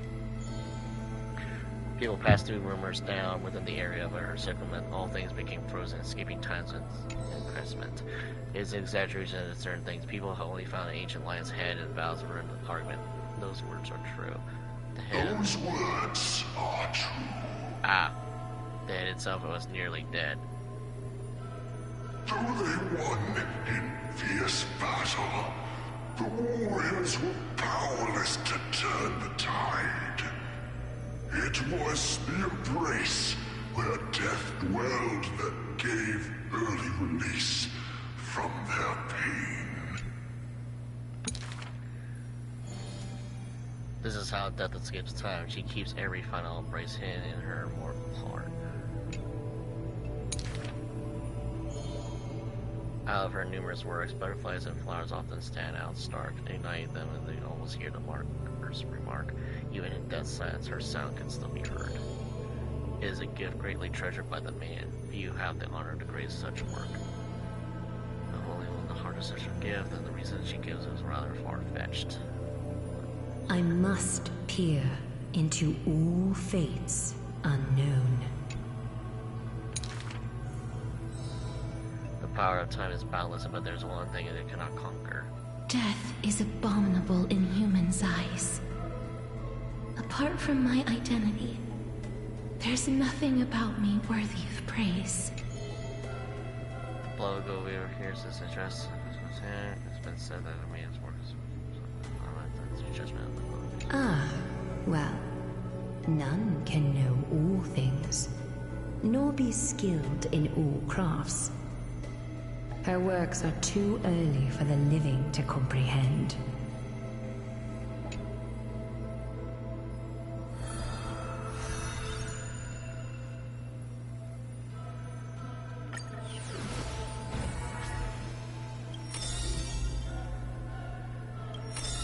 What? Oh, wrong button.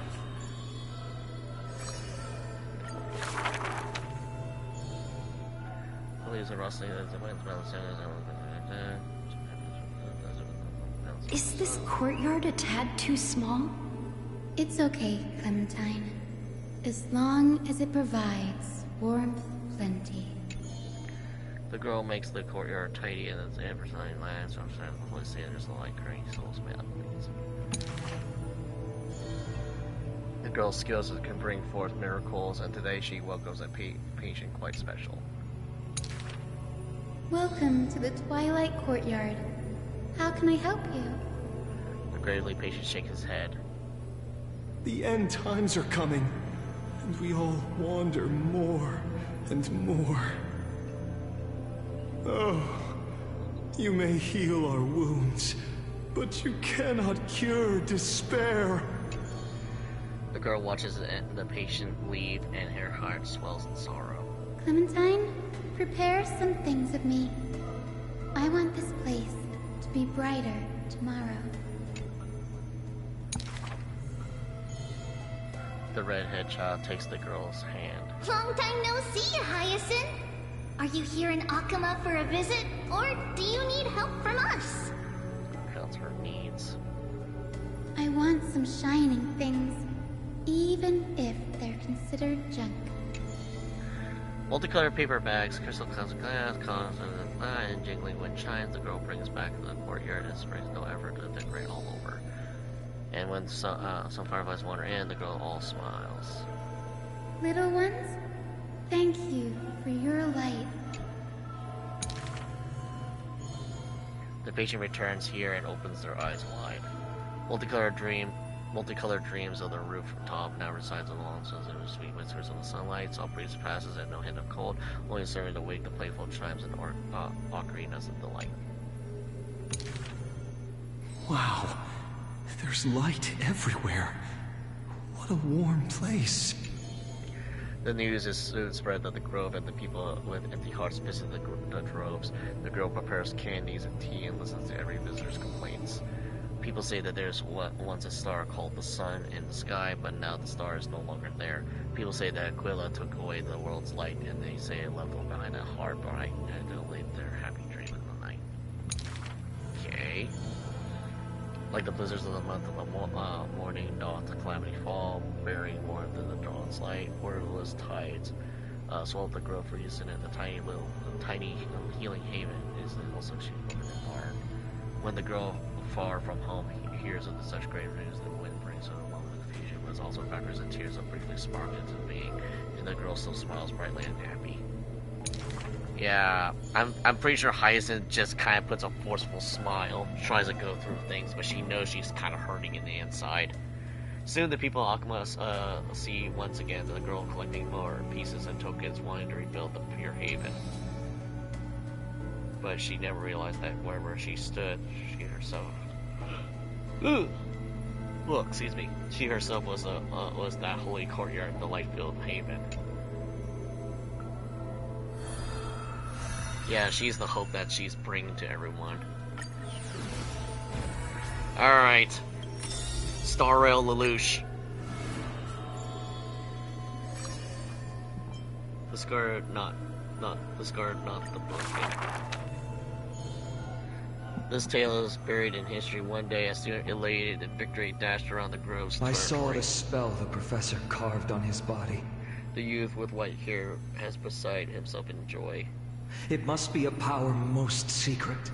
A means for one man to stand against 1,000. The spell was rare indeed, for it was a secret way to overturn a cart of hay. The scholar was still a mortal body, and yet to snatch life from death or reforge a new flesh through a god's serenity. Various tentacles of the parody, he studied them all, crafting schemes. For everyone knows, he wishes that not use divine power that his refusing rightfully custody. And with the unwitnessed moment of his death, final tragedy, he still held the Hay card spell steady, standing alone, facing the enemy, evil enemy. Now that Krath is regarded as magnificent sight, not because of what it was, but because of purpose known to everybody. In fact, he once crafted miracles, forging silent servants, using soil as vehicle. Though no sentience, they do their job without obstacles, rivaling Titankin in the spectacle. However, one day he suddenly changed his tune. Creation is the Titan's work, and slavery is the Titan's manacle. When imitating divine evil, there's no need to invest reason, most pinnacle. When the servants have all been recycled, he deigns not to explain, fearing that to waste his reason or muscles, so he jokingly concludes the questioning of a If it's just for odd jobs, students are a better gamble. The way he addressed himself comes through elsewhere, an annotation of a divine machine with some flair. He happily answers 5 questions for those unaware, knowledge seemingly given with stinging care. For a wise one, 5 answers reveal creation's secrets, the truth hidden and bold. But a fool learns but not, and is left in the cold. Now, inquire. That was the fact that a scholar's crafty snare. He hides the answer he seeks behind questions posed by those unaware, dulling breadcrumbs in the maiden pair, whether the inquiry or wisdom is share. These are all poems. I just realized that it's not just stories. The scholar never looked at laws or measurements, ignoring the flows and shift of time's passage, and uncomprehending students gossip and eager review. He is panicked by the flow of time, for his work is yet done. Yet to implement. This man is too arrogant, and he intends to desecrate Orynyx's accomplishments. Outside the courtyard, the gossip flows of the scholar's ear. He suddenly gives a grade of every question and argument, but none know the true answer according to his judgment.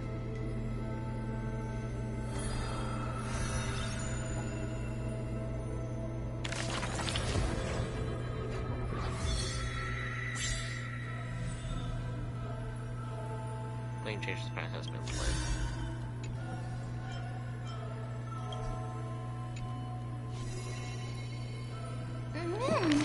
Man, everyone's story is so deep I can't keep up. Why you try to understand this? What is a god exactly?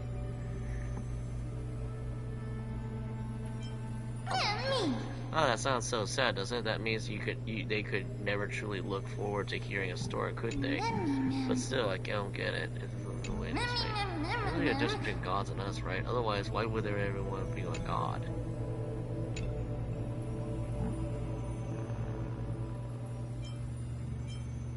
To avoid being controlled.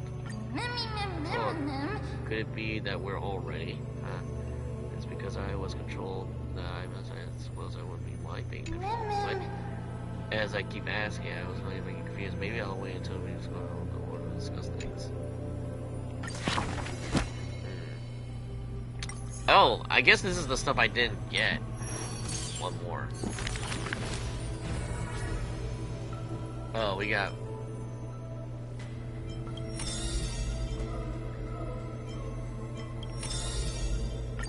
We got one more story to write up.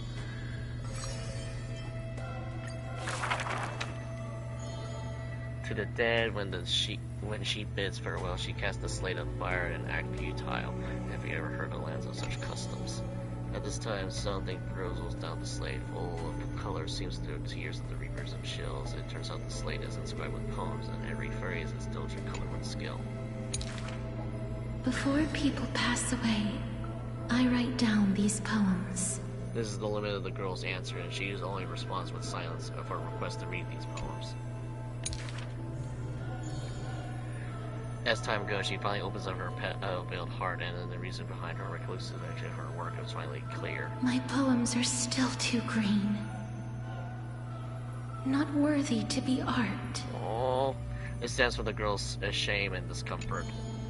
It seems the girl had once loved and imagined with effort, and many wild tales were written from her part. A misunderstanding has made her cease this art. Oh, whoops! No! I was in the middle of that! I want to read it more. I pressed the wrong button.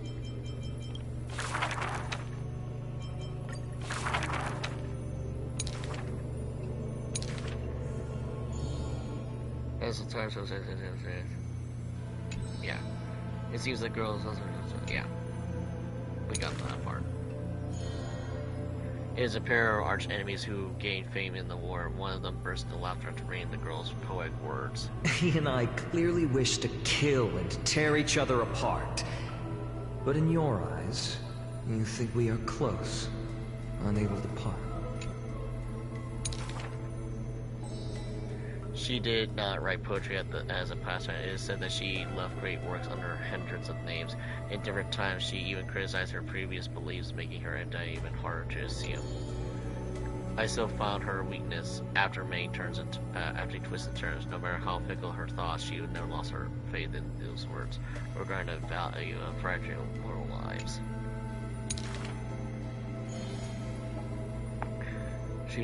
She is heartbreaking and enchanting. She is the fingertips of death and the ghost of love and poetry.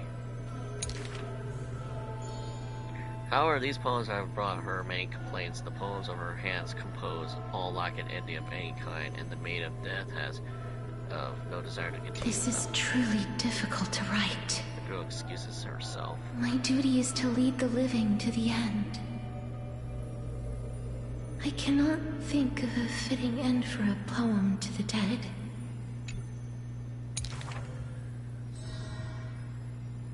Such is the autonomy of lies. One who's grown to use of death remains inexperienced with farewells. Therefore, I extend her an invitation in this story belonging to herself. She can leave an ending reserved only for her. What she brings is not only death. She does reply when we first met, and when we meet again and for the last time, she again deliberates over this closing statement. Apart from death, there is something else that is worth remembering. This is the journey she walked.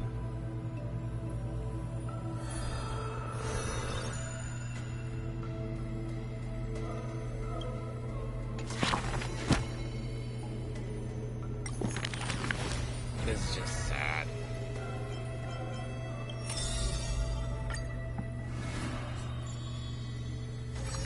Blind Cat's travel on. Really? Okay. A thief tells a few stories. The first story is titled The Golden Apple. It doesn't have to go to the fairest. The city name is Figus, where the golden light of business shines. The golden apple tree sits in the city's middle. Only the fairest can pluck its apple. Okay. The beauty pageant begins on time as the fair ones stretch their simple arms, trying to pluck the fruits above their heads. Yet every time the apple comes within reach, a breeze blows the apple away from without a trace.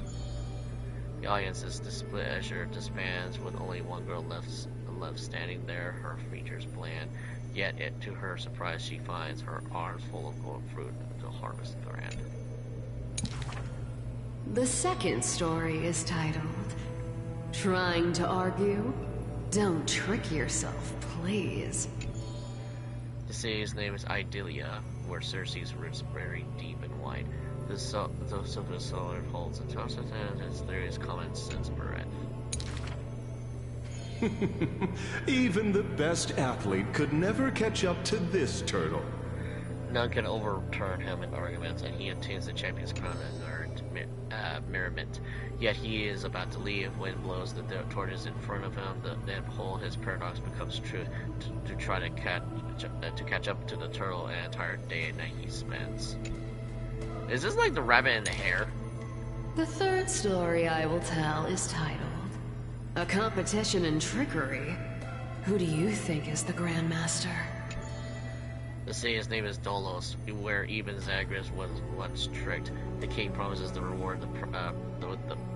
king promises the reward the perfect lie, wishing to recreate the deceit of the Titan his grand feat. I think the world is a gourd. In truth, we are all already dead. The liars take their turns in the challenge, but none pleases the king. With a gust of wind, the girl emerges before the king's face, and then she leaves. She's already has the king's promised gold pouch. The others are curious. Zagreus can only tell lies, and I am Zagreus. The fourth story is called You Like Money. Good. But you must pay the price. So it looks like Zagreus' thing is all about wind. The sea is no Menthius, where the sea breeze intoxicates the people with the light. The wealthy penny pitcher prays the Titan. Please give me the power to turn anything into gold. Oh, is this Midas's touch? This is all. I think this is all about like monkey's paw effects, like cause and effect. So Zagreus is not just trickery; it's all about cause and effect. This is Midas. This is like Midas, right? With a breeze, the rock in his hand turns to gold, but his joy is fleeting into the hole. For with one embrace, his white turns into coins, scattering into the soil. He howls at Pavos, reactions is drastic, but sees a girl in the hood passing. The girl laughs hilariously, holding his hand in hers. Go back and check your vault. Some gold may be missing. But your beloved is right there, waiting. Cyphera, you took another long journey. And we want to hear your fun stories! The girl with the hood dangles her feet in the bath as two coins dance and fly between her fingers. Basically, I visited 4 places, tricked them to my heart's content, and came back fully rewarded. The girl pauses her words and looks around in the window, and the light of the Titan's shoulder casts her right cheek The gold. dawn will never cease, and the thief star wanders in foreign lands. How would you know that I am not lying right now?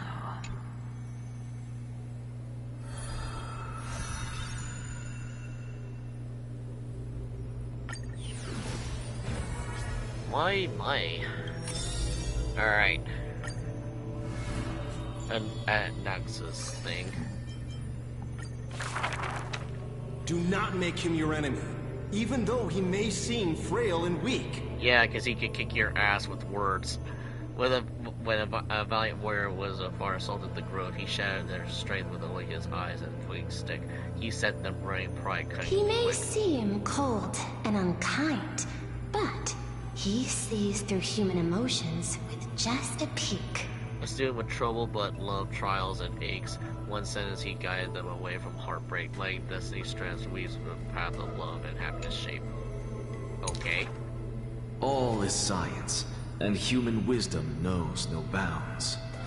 Both martial prowess and emotions are knowledge that can be found. He firmly believes that all things can be deciphered, barren were those who peaked, those who cannot be solved, and their mysteries infinite, but only questions waiting for the answers, not obstacles bleak. Okay. For those who only want to protect themselves, the world cannot see their intentions. In sorrowful parting hours, the scholars refuse trifling matters. Isolated in a corner of the library, he fills with instruments of craftsmanship. Colleagues suspect him of creating new blasphemies, while students believe him of making new miracles of mastery. The curious ones gaze through the windows, behold, seeing a small wooden bird on the table, wobbling in comfort, swaying in the sun's hands and entering the court.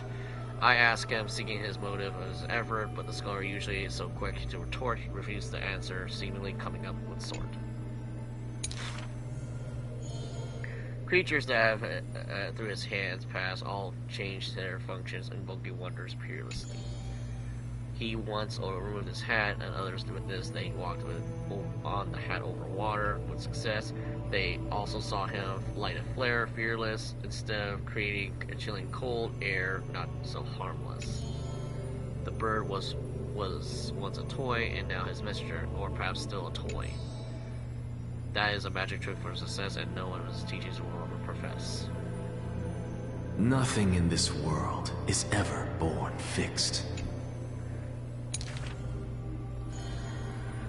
Oh, the far-seeing, it must be a thought. His teachings are like prophetic light. He opposes prophecies with all his might. It is time he refrains from looking back on, traveling on lands, chasing prophecies, trying to prove the priest's words were not an unchangeable foresight. Countless times he exhausted his crafty sleights, wanting to rescue the doomed and resurrected whites, wanting to shame the prophesied heroes of magic and might, wanting to sway promised villains to course more upright. Perhaps fate could not guess his goals, but could trample his plans overnight. At the end of his challenges flickered out, he persists still in endless plight. Yeah, in the end of the day, he had the last laugh. His ambitions were too lofty, and still failure followed him ever so softly. The moments of defeat felt increasingly common to all learned one thing he had never forgotten. Responds to defeat with a smile haughty. Not opposed, not the defeat of I thank this misfortune's severity. The laughter oozes with self-mockery, with his full despair. Oof. If this road is easy to walk, then future generations will not praise my name in piety. Say his ambition.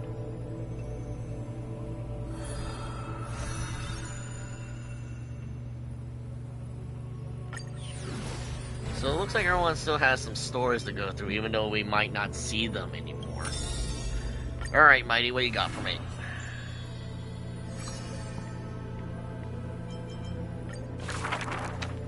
To die for glory is not eternal sleep. This is a lie all Astrum Chronos keeps. The world after death is superior to reality and basks in light. But such fake poems of the Crown Prince would not easily be cowards who dare not to look death in the eye. He declares thus on the day he returned from the stream of souls. Longing for a martyr's heaven and reciting self-deceiving stories. His words are sacrilege incarnate, more arrogant than his blood and family. True warriors should treat that paradise with spite. A man of action. Many followers thus stop, no longer following his steps, for they feel that this young man's words compared to poems are even more absurd. Whoops.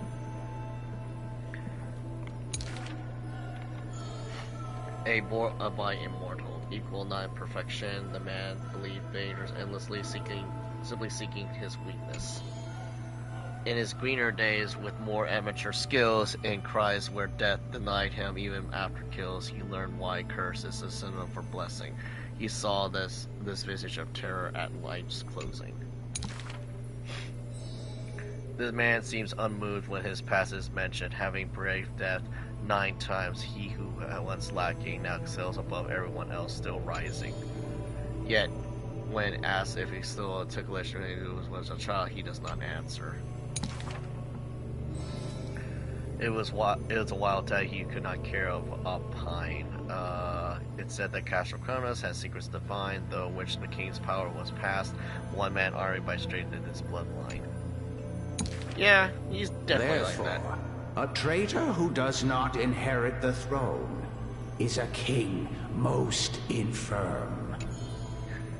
As the protagonist hears these words, he refuses not, but openly responds. These are not rumors unfound.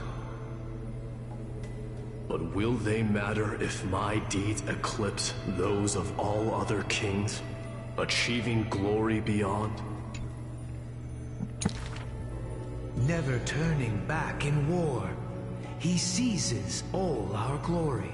The ruler in the warcraft of fury often casts a shadow on the man's heart, indestructible and fiery. When campaigns became mired in terror, he sends his army to places safe and secure, yet alone he goes to fight, knowing death can't touch him near. The Cronoan dispatcher who follow him in livery all die in bed, devoid of glory. They have their share of grudges upon death, but the man has no regret, none Your necessary. glory lies not in death, but in my hands. The dust settles and strife calms. A deathly quiet covers his father's throne, and the man alone returns home. A question seems to sound from shadows from the past around. Did you already walk that flame-chasing road, O King? Atop the throne, the man mutters alone. There's nothing else worthy of the hunt, for I am the blazing fire at the journey's end. As been foretold, he killed the king to become a king and killed the god to become a god. His eternal destiny is to be crowned in blood. Yeah, that sounds about right.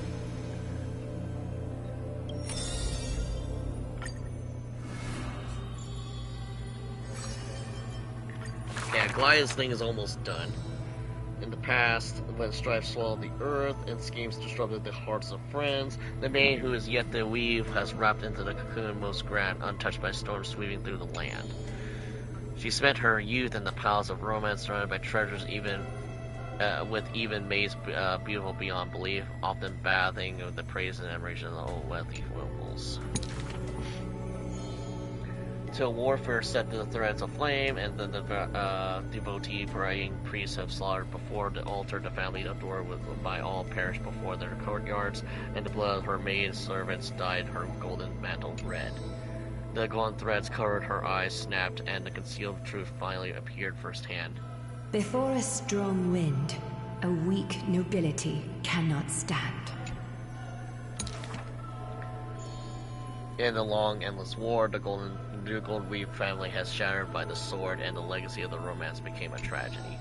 She had a broken mansion and an empty house. The nobles who once loved her, none were willing to help her. All the romance, talent, peerage, and beauty, what use are they in a disaster?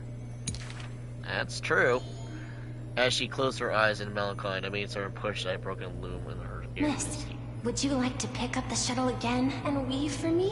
The young miss wanted to laugh, but could only respond with shock, for the maid's face was now covered in scars as she fought and protected her mistress' safety. Though I can no longer see, I still want to don the garments you weave.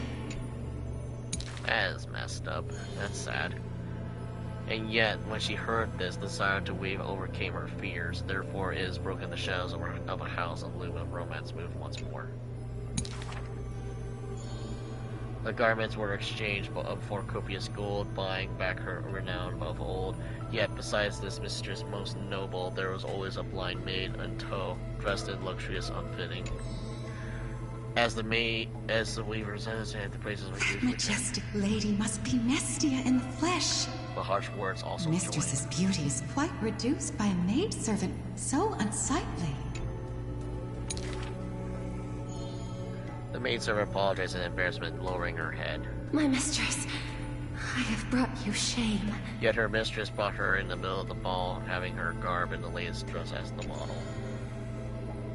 She now knew that the praises and ridicule were both untrue, and the romance cared not for beauty of the face, but the golden threads of gods exist only within. She is no longer that helpless girl. She already carries the god's authority and walked the hero's route, but still cannot hold back the calamity of strife. The unsightly maidservant blocked the dagger's aim for the mistress's soul, and blood once again dyed red something she wove. And that was the last time in her life the maid's face which she clearly beheld. When sewing the death shroud, she could not control her finger shooks, often pricking in the needles sharp and acute. Thus the pristine white cloth welled with tears of blood and bloom. And then the day of the funeral came, she saw the commoners' endless graves and the nobles dressed in silk frolicking in the groves. And sadness overwhelmed her in droves. So this is why all of her garment. So this is the reason why all of her garment servants have no face, because of what happened to her friend. This is the destiny unleashed from the act of the chasing gods. Core flames. She kneels before the divine statues and prays to Nessia the romance to look at these garments soaked in blood from the flames. Why are those that appear so fair in fact ugly in truth? Why do faces unsightly contain souls cut from noble cloth? Why can the blind see the light? And why do those with eyes only see night? So in turn, she in a sense lost faith in humanity because she lost her best friend, and she doesn't look inside beauty as in terms of the outside force anymore. She sees beauty as an inside, like inner beauty in a sense. So in a sense, she is slowly losing her humanity because of that, not just because of her age. The dying god remains silent. If you no longer have the power to see, then with my destiny... She grasps the burning core flame. I'll exchange for eyes that can see everything. Warm liquid flows from her eyes, and now see all. In that instant, she is sure that she saw the manifestation of beauty.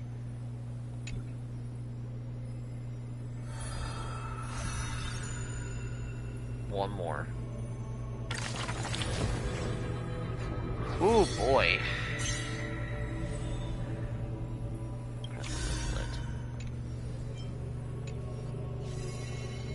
Ooh.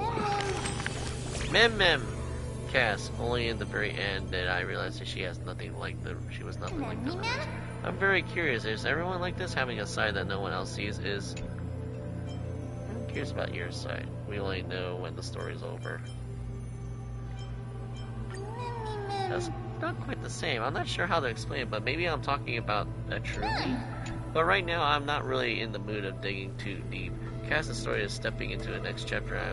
Can't quite explain how I feel. It's like sadness, but also some sort of strangeness and relief. If someone were here to ask me about us, how should we tell our story? Wait, if someone were asked about us, how should we tell her story?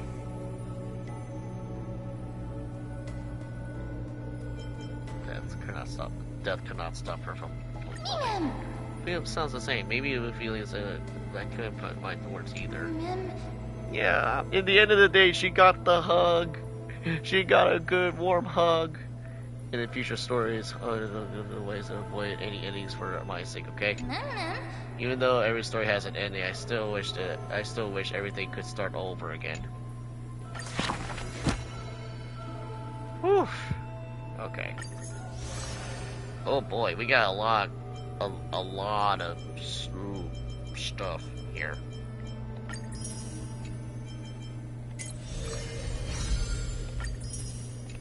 Okay.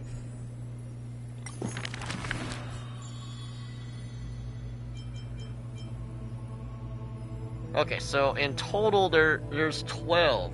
There's going to be 12 demigods. And we already have 3 of them just... Well, not 3, but 2 of them just... Well, 3 of them are gone. Well, I don't think their stories are done, because there's still more ticks left on their thing. Wait, what? New story can be read. What do you mean new story can be read? I'm most confused. Wait, I thought I finished Mighty's thing. Yeah. Yeah. Yeah. Yeah. Oh, it's probably because I never concluded it. Yeah, okay.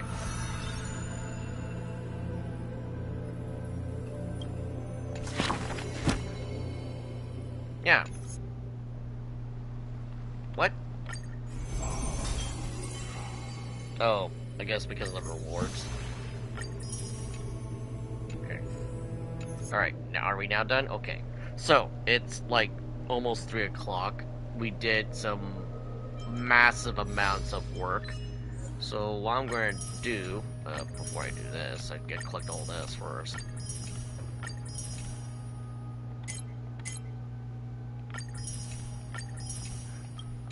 Oh, no, no, no, no, no, no.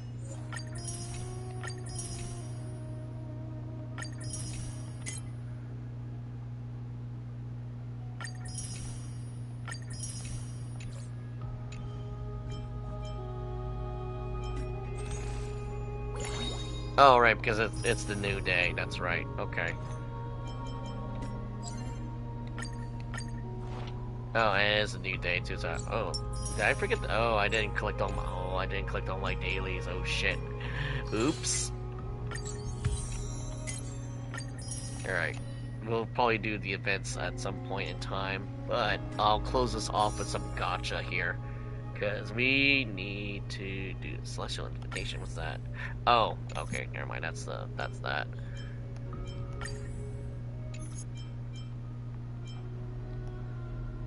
Let's get rid of some of this because we don't need the tickets. Okay. Do some exchanging here.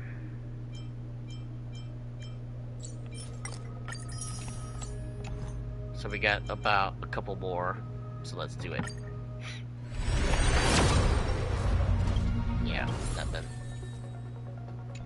We're getting a lot more of the rate of rate of 4 stars, but I'm like, oh, okay. Let me guess, is it gonna be Bronya again? Is it gonna be Claire? Is it gonna be Yang Qing? Something trolly? Is it gonna be Welt? Okay, he wants me to use Himiko more often, I guess.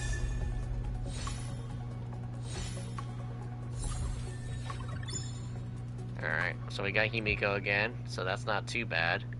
Not what I was going for. Yeah, nothing.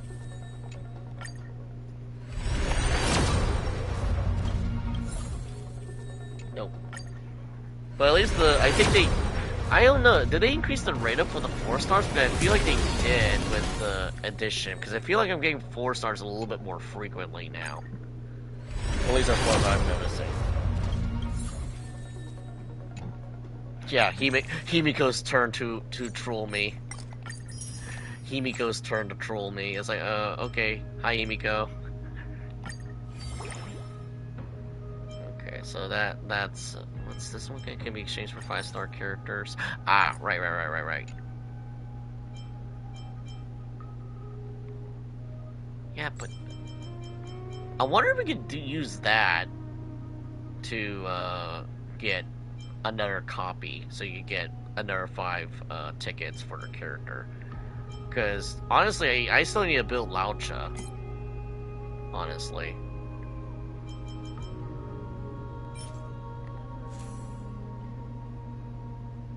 I wanted to get Sila's personal light cone too. I think I got blades a couple times. I think I might have this. Or oh no, never mind. No, I could have sworn I had blades light cone. That's weird.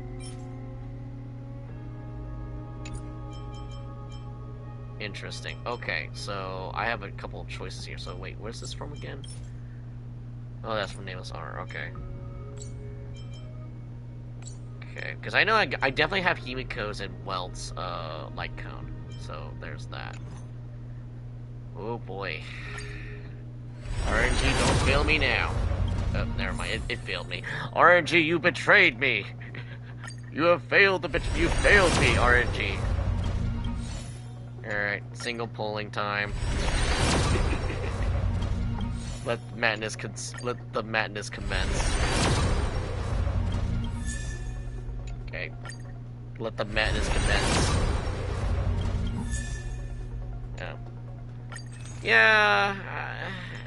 Honestly, Sampo's still a thing. I keep forgetting about him.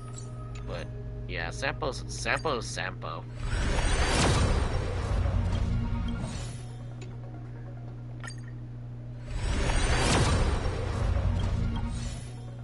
Well, I'm getting a lot of embers. At least I'm set for next month. But you know, nothing's happening. So the next time so according to that, the next time I get a 5-star, it has to be another Castories. It has to be another copy of Castories. So currently right now, where is Himiko at? Yeah, I have Himiko's thing at superimposition by 2, so that way we already got 2 versions for her. Deals 15% more damage to enemies whose HP are 15% or oh, so that's very The useful. Express's path bridges the stars, as if it were a string of shimmering pearls. Christ, it's been a while since we heard Himiko's voice. That's a joke, obviously. I don't mean it to be an insult, but it's like everything's all muted and all. It's like, it's been forever. And we still need to build Laucha. Still. But, yeah. Story's over. We still have, I think, Castorace's thing for another 2 weeks. More than 2 weeks, sorry. Correction, it's actually 3 weeks. And then we still have to deal with a Nexus thing later in the month. Or at least a little bit next month.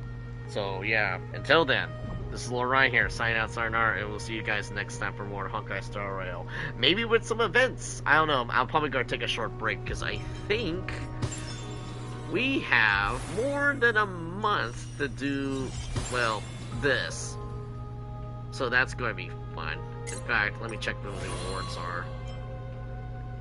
Run the exhibition and raise the level 2 claim light cones. Oh, so this is like upgrades from the light cone. So what's a light cone? No, not that. Erudition. Okay.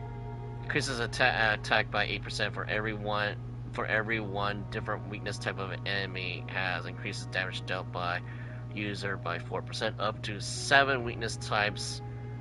Oh, isn't Anexa Erudition? Or is he Nihility? I feel like he's Erudition for some reason, because if he's Erudition, he would benefit this from his stupid broken ultimate where he just unleashes weaknesses on everything. I don't know. I don't know if I want to get Anexa or not still.